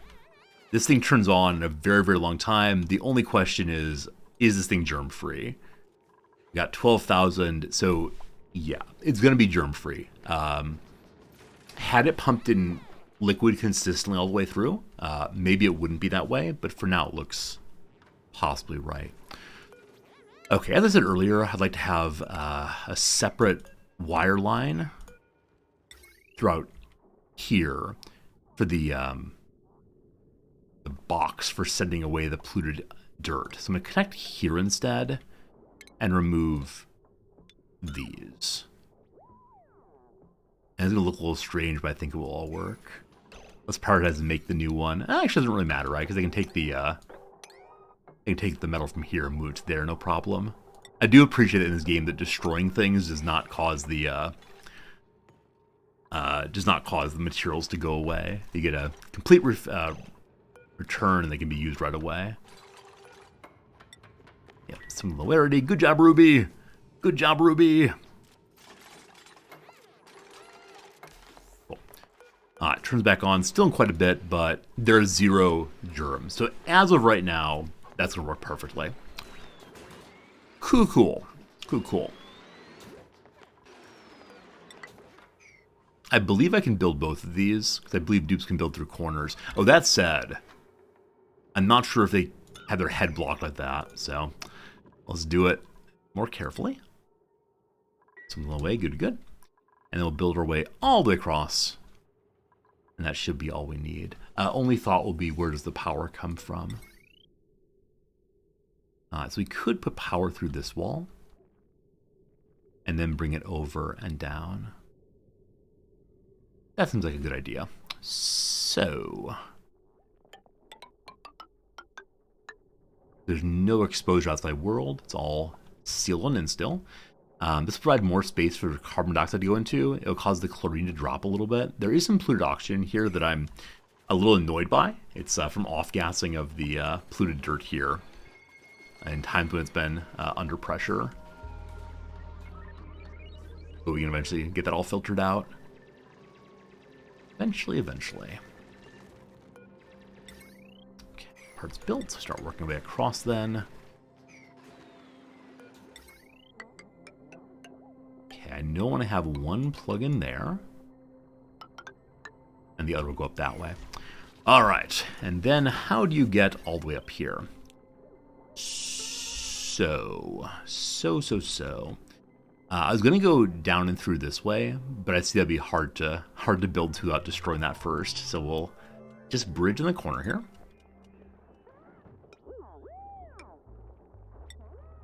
Down to here. All right, this central area has a lot of power lines already. We could run it through the backside here. Unfortunately, a lot of clean out in between. So this looks kind of clear. And then we bridge around. I'm sure that will work just fine. All right. So go down this way. We need to be very careful not to destroy that. Can I bridge through you? I think I can. Electricity will help the plant grow a little bit better. Yes, surely.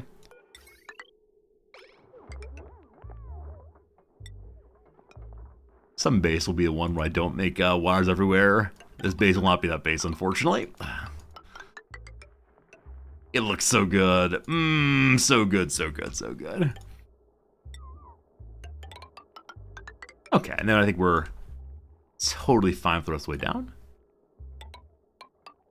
I'll even go through this light for you. Beautiful. How's the temperature between these two sides? It's not so bad. The poor park. The park is still functional, right? The park just has a little bit of...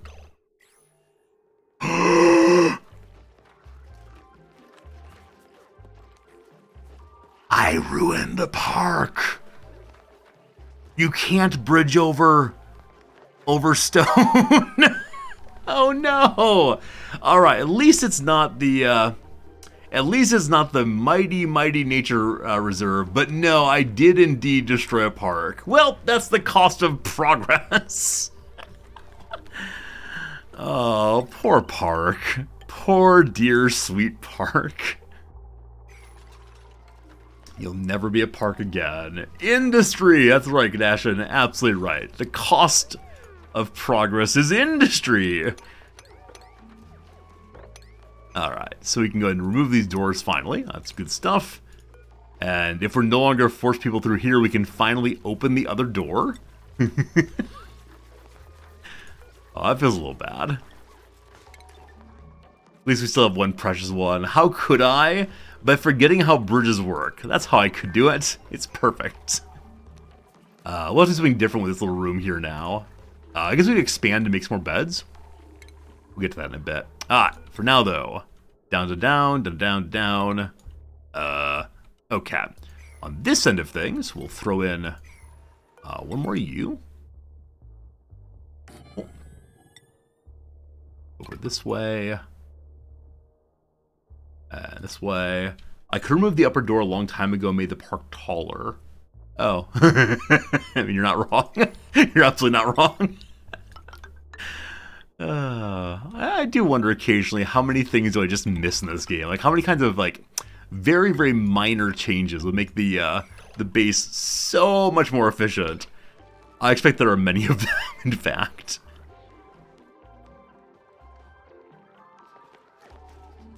So we're in the cleansing mode right now. It's fully cleansed again. Alright, so I want to let a little bit more in. So I'm going to start on this end. You're going to stay... No, you're going to move to 30%. And then run for 30%. So it'll be at 60 that it turns off. I'm going to have you run until 28%. Okay, so at 28%, this thing turns off, starting at 0. At 30%, you turn on. You then run until 60. And then from 60 until 0, it cleanses. Hopefully 40% of cleansing is enough. We'll see, we'll see, we'll see. You were thinking the park may have been reducing dupes morale, actually. Park overrides Nature Reserve? Wait, is it really? So I assume that the higher bonus would stick. But you're thinking if they went to the Nature Reserve and then went through the park, they were only having park? That's unfortunate. Cool. That's right. I did it intentionally. I'm improving the quality of my base. Simplow, thank you for the follow. Appreciate it. Oh, goodness. Oh, goodness. The things I claim I'm doing intentionally. We'll run this down the rest of the way. And with this, they can then make this conveyor rail all the way. It's going to take a while to get done, but surely bit by bit it'll get finished. This thing draws how much power? I think we looked already. I think it was 120, yes? 120, yes. So I could add that to the same circuit as the one that's running the chlorine room. So you want to put another shipping machine here. And then it's time to do some math.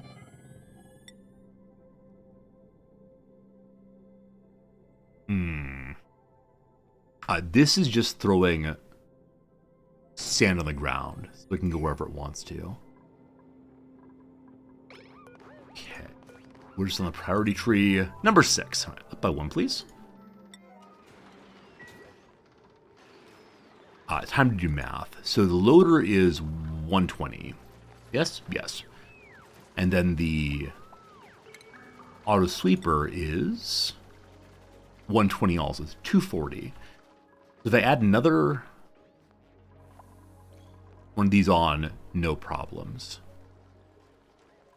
I'm also going to want to run sand up that way.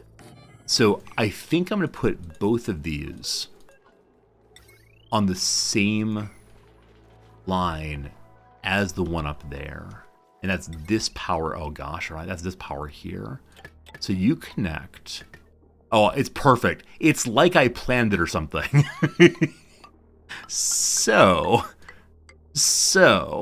we bridge this way.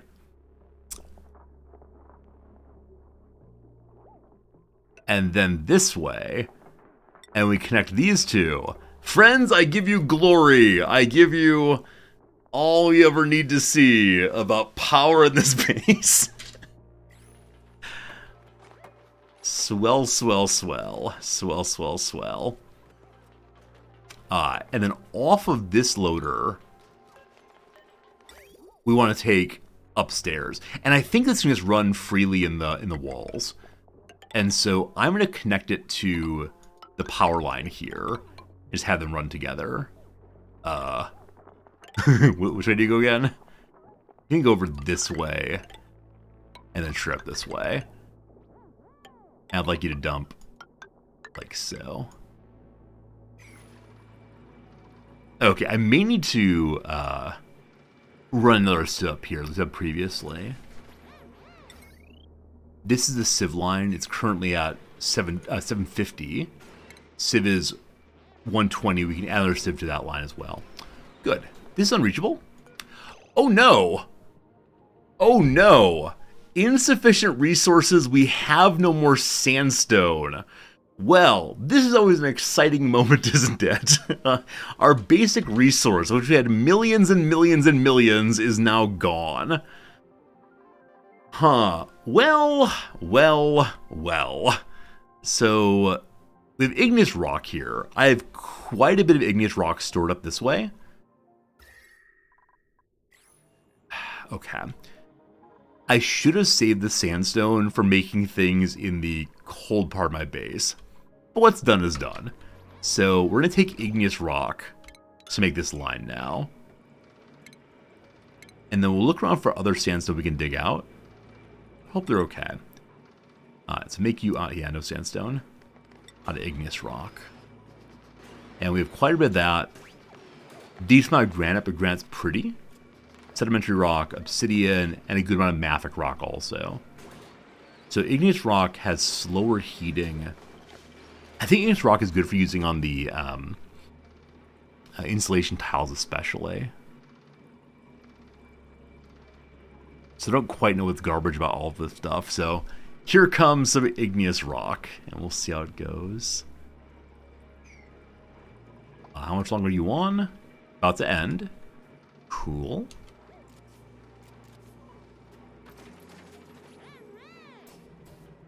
Okay, it's off now. There are a little over 1,000 germs. It definitely gets down. Cool. We'll make more changes here later, but this will run on its own for a long while. Okay, and then from this one, whoops, from this loader here, I want to run to here, honestly. I believe it's the case that conveyor loaders move heat along with them. So moving sand and coal from the middle here, no problems. Moving polluted dirt from here, not sure if problems. So the polluted dirt's only 34 degrees. That's not crazy hot. But the biome here is 38 degrees. And the civ itself is 40 degrees. So I'm guessing it'll be coming out relatively warm. So I don't exactly want to run it right through the middle of my my farm. Possibly up and above instead. That will come in a while. We're beginning to run out of time. About 20 minutes left on today's stream. We're well started here. And we're going to continue working on this bit by bit by bit. And eventually the sweeper will get installed, and that will be awesome. What I'd like to do for the last bit of today, while we're still working on this, is I'd like to find out what's in this geyser and what's in this geyser. Or a volcano, whatever it is. This will be a lot of fun to learn. So, this one's in a cold biome. I prefer to get in a way where we do not flood everything. So, if we just go straight up into the abyssite here, No concerns at all. And then I guess we'll come down. Yeah, we can actually just check both of them up to the Abyssalite. I think my only main concern was, would we end up heating this up too much? But I think we'll be okay. I think we'll be okay. I think we'll be okay. Maybe we'll be okay. Also, this room is warming up a little bit. I think it was about 24 last time we looked. So we may need to start allowing some of the oxygen here to get dumped out, or possibly just change from insulated pipe to normal pipes to share a temperature a little bit more. Let's see. We'll see. Set a yellow on geyser. That's cheating. That's cheating, okay. No, I like the exploration experience of finding out on my own what's inside. I know you can definitely find out by yellow alerting and seeing things that one ought not see, but I prefer doing this way. But thank you for the good idea. Zara, thanks for the follow. I appreciate it. I appreciate it.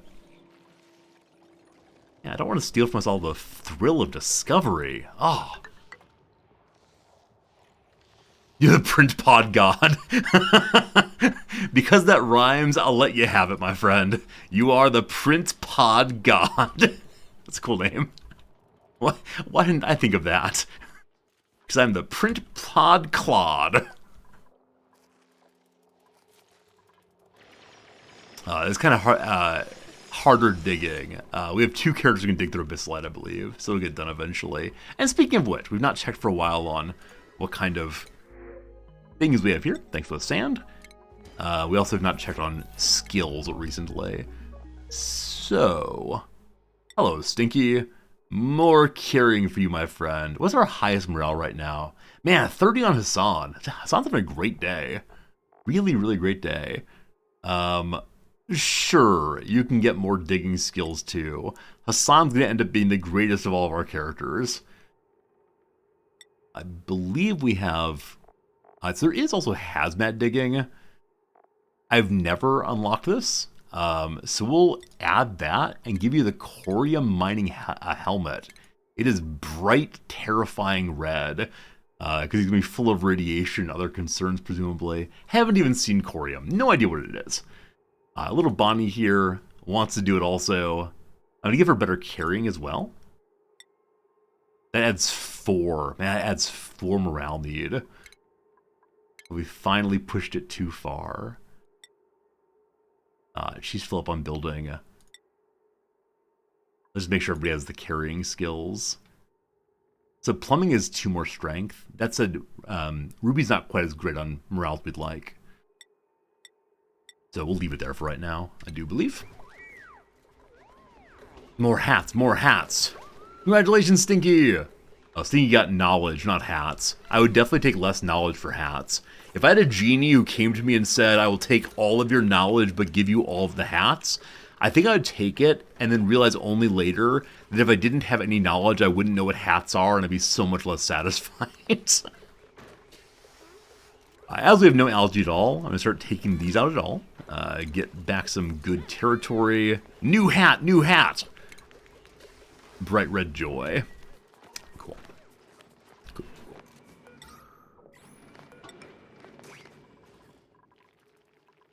The dig continues. It really just Abyssalite all the way up. When we get up here, I'll probably make a door. The door will not keep the temperature inside. We'll see. I mean, the Abyssalite will be kind of slow going. Also, we can go ahead and insulate this back up when we're done. I'm just curious what's in these. And so it's definitely not the end of the world if we open it and then reclose it. I suspect these are bouncing back and forth as job 1. It's just, they need to have a constructor come over and assist consistently. Yeah. So Hassan and Bonnie are bouncing back and forth on that digging job. Anyone want to place bets now? We did look before at what kind of geysers the asteroid has. I know there is a volcano here. Past that, I'm not sure, though. So place your bets now. Number 1, number 2. Number 1, number 2. What's it going to be? What kind of awful fire will we have inside of our beautiful cold biome? I'm hoping for more and more and more cool slush salt geysers. That'd be pretty cool. 11 days till it goes back online. Ah, the bucket's getting lower. So it's once again time to cut this wire here, or this pipe here rather, just to ensure that we keep enough cooling for this direction. One might be natural gas. So we do in fact have natural gas down here. Yeah, that's possible. One pure magma, other one is sadness. One CO2, one tepid polluted water. A minor volcano in the middle of the cold biome. Oh boy. There is no joy in these answers at all. No joy, no joy. Yeah, I remember the polluted CO2 one I found one time. I was having a really, really nice time, like exploring the map, seeing what we find, and then one was polluted CO2. And I said, I don't know what to do with this, and I believe people in chat said, there is nothing, sorry. It was a very, very sad day for everybody. Alright, continue along. I removed all there, only buildings actually.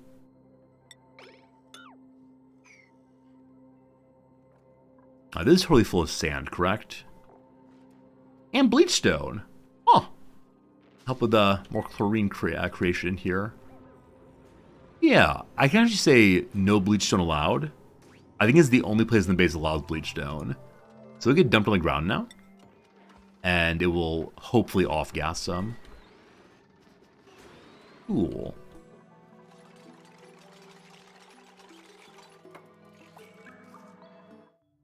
Hey, might pass cycle 250.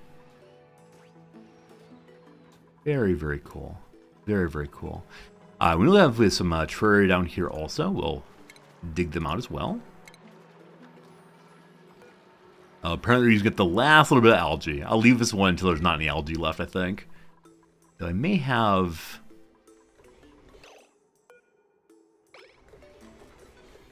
Wait, where am I getting canisters of oxygen?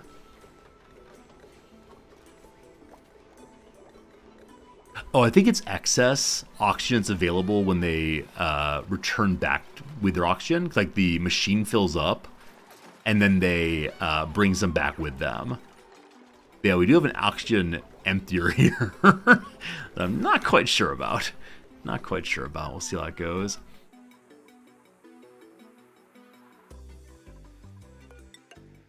Soon and very soon. Hey, Loon.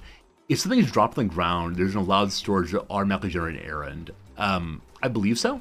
Yeah, I'm not 100% sure on that, but I believe it's the case that anything on the ground is throwing out errands to be stored. Just things don't get stored if there's no place to store them. I also don't exactly know how the errands work, because obviously there are hundreds, if not thousands, of things to store at times. What kind of thing is phosphorite over here? Phosphorite is agricultural. Okay. Oh, we can use that with the like fertilizing machines here. I haven't built those yet. Totally forgot about them. Hello, Vera. How you doing? While I'm thinking about it, the fertilizing machines would help us some. Oh man, Marie's having a great dance. Marie's been marching back and forth, having a lovely time. Too much idleness. Too much idleness. It's in food, I believe. No, it's in refinement, I believe. Or stations. It's also produce micronutrient fertilizer. That will be good. These then both turn into being proper greenhouses. And they'll grow faster also. Yeah, Vera, I did see some of PDXCon. Actually, I didn't watch any of the delivery, but we talked through the announcements at the start of stream today. Pretty excited for the CK3 stuff. Curious to see more gameplay from both Cities 2 as well as The Sims 1. Should be interesting. And then past that, I am somewhat curious about how they're going to make... what's it called? The light such and so people. I forgot what it's called. It looked kind of interesting for sure. And I'm always glad to see what Paradox is up to. But as always, there are just too many games for us to play. I don't know how I'll ever play all of them. Are you Sandstone? You're gold. PDX to make a sim game? Yeah, apparently it has one of the developers or team leads or something for their Sims clone. It's actually very unkind. I shouldn't call it a Sims clone, but it does look very much like Sims. And they only have the tiniest bit of gameplay, so you can't make any big judgments. But if I were to see the video without knowing it's Paradox, I'd say, oh, that's The Sims. I know that game. It's The Sims. Though in this case, it clearly is not.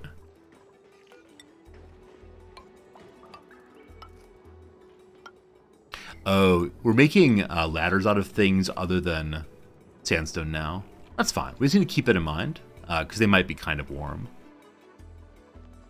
Someday, we'll have plastic ladders.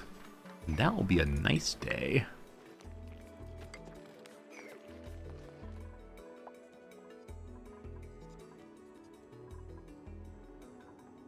Can I go ahead and add this now? There's nothing in the way of it. Cool.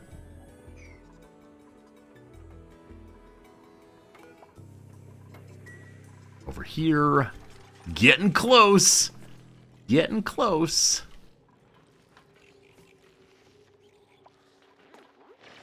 Okay, I believe if we dig in just a couple tiles like this, we'll see what it is without making it start. So, number 1, please don't be CO2 nonsense. Please be something fun and useful. Maybe even a gold volcano. I've seen gold volcanoes, but I've never, ever actually used one.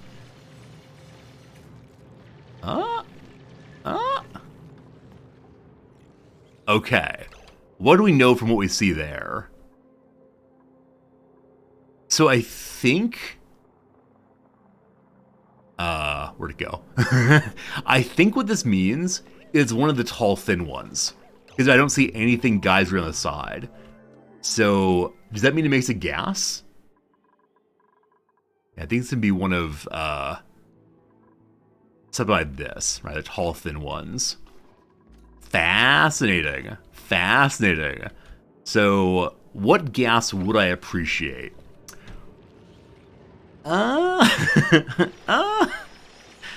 Nothing exactly comes to mind that I'd appreciate right now. Let's find out. Let's find out. Oxygen. All right, look here, you. Look here, you. It is hot, polluted oxygen. Happy oxygen, everybody. Happy hot 500 degrees Celsius. Bueno. Okay, so if I just run some brine through it, it should be fine. It could be worse. I mean, yeah, at least it's not 500 degree, I don't know, carbon dioxide. Cool. I believe we dig up the next one here, that's what activates it. But fun. If we end up running out of oxygen, we can always open this and be just fine. All right, let's discover what the second one's up to now. Let's actually go up even higher and keep as much abyssite as possible. And that is polluted ice, yes. And how do we get down there in a somewhat safe way? We kind of don't. They can't make that jump. Oh, sleet wheat. Sleet wheat can be used for... Are you all stuck? No. He's hanging out, being idle? Okay. Sleet wheat can be used to make some tasty foods. I don't quite recall what it needs, though. So it has to be below 5 degrees. Some air pressure, fine. Oxygen, etc. If buried, it needs to have fertilizer and irrigation also. Oh, this is the trickiness, right? This is the trickiness where it can be... you have to make sure that you keep it watered without raising the temperature above -5. And that is such a fun thing to figure out. No need to dig? Nah, I appreciate the suggestion, but I really like finding out via hunting down there. But yeah, I know you can use the game tools to find out. Just doesn't feel like it's a lot of fun. It is a +5, not a -5. Was that true? That's true. Oh, it's a dash. Good eye, thank you. It's -55-5. So there's a very, very thin little bit there you can do. All right. We'll use ladders for to descend.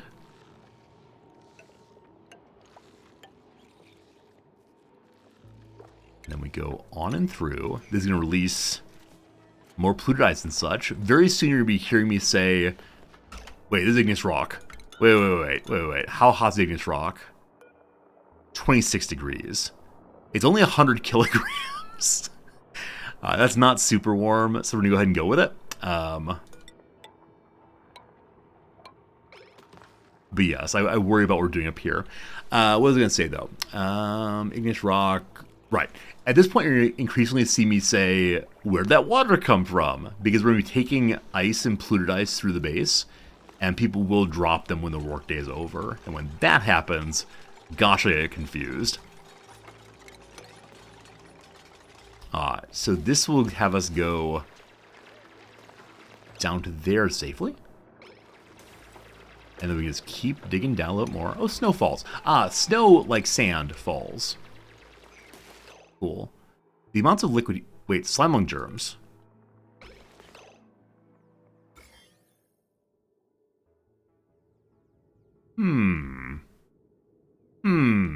Someone got some slime lung germs.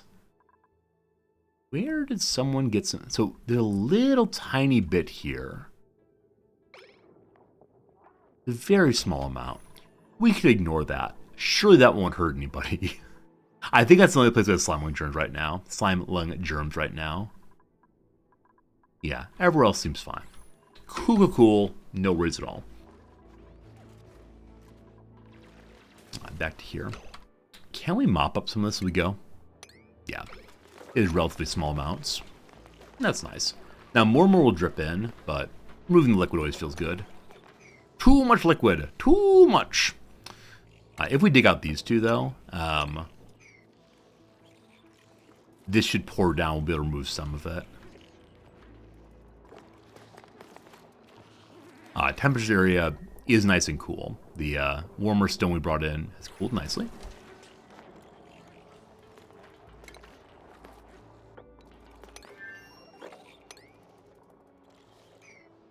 Okay, use priority on those, get them knocked out.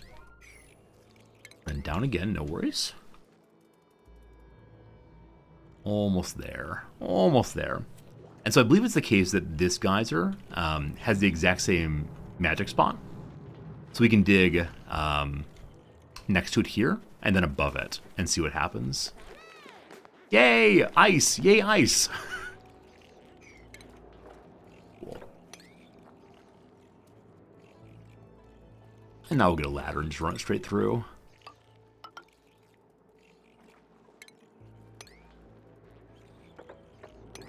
We'll dig to there, see what we find. Once that's done, we will do the rest in CCC. Oh wait, can dupes not get out of here? Oh, they can scramble up the side. Yeah, they can scramble up the side, no problem. Hey Lud, have I tamed any vent in this playthrough?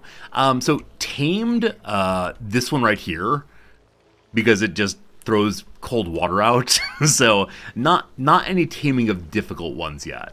This is actually our first time on opening any. So we found a hot auction here, and we found whatever this is here. And then down below we have natural gas, and we also have cool steam vent. Cool steam vent. I like the swing between cool and hot is from, what is it, positive 110 to positive 500. But no, nothing's been tamed yet in this playthrough. Partially because I'm not especially good at it. And so I'll kind of be slow going on finding a way to actually taming stuff.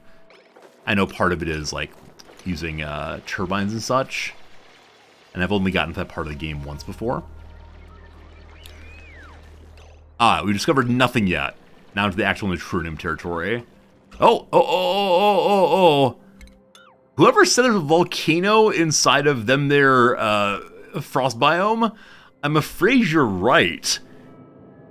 erupts magma at 1,726 degrees.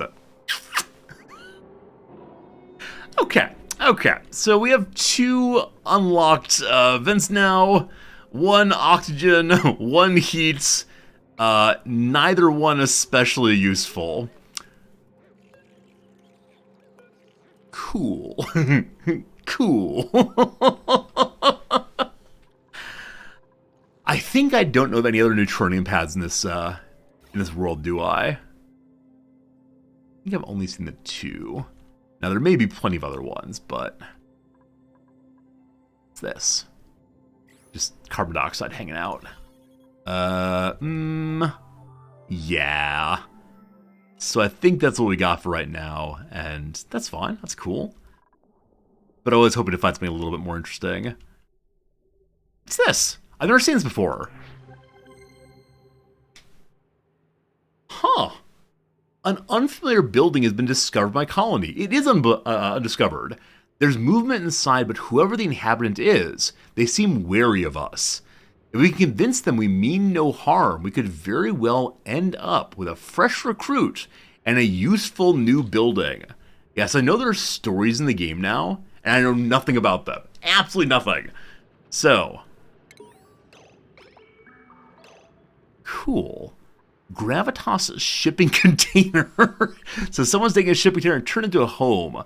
A large transport unit from the facility's sub-basement. It's been modified into a crude yet functional temporary shelter. His occupant has been alone for so long, he's forgotten what friendship feels like? Oh no. The process of recruiting the building's lone occupant involves the completion of key tasks. Job number 1, knock on the door. Alright, eventually we will. It's not near anything I was planning to work on, but maybe we'll see a quest for tomorrow. Maybe. He has a mailbox. Someone has a mailbox. Displays a single edible object? I'm sorry, what? Wait, the mailbox displays a... Oh, wait. There's nothing quite like receiving homemade gifts in the mail. What had a single edible object? Okay, if I click here on the mailbox, single edible object. I click... I have no idea. Anyway, I hope you had a fun time today, my friends. I really enjoyed myself. We got some stuff done. We got 2 SPOMs made. The oxygen problems are better than they were at the start. We did a decent amount of automation up here. We didn't quite get it finished, but we are closer than before. You'll notice that our water is running down more and more. The big question will be, do we start running this thing for slightly longer each time? I'll be back tomorrow. Tomorrow will be another day of Oxygen Not Included, just like every other day. Really appreciate you hanging out with me and enjoying the fun. It's a really, really great time to get deeper into this enjoyable game. I expect we have many, many, many more hours of play until we achieve our goals. We haven't even left our starting asteroid. Will we ever leave? We'll see. We'll see. Again, thank you much. See you tomorrow. Thanks for the follows, the subs, and all the rest. Y'all make the day worth doing. It's time for a sandwich.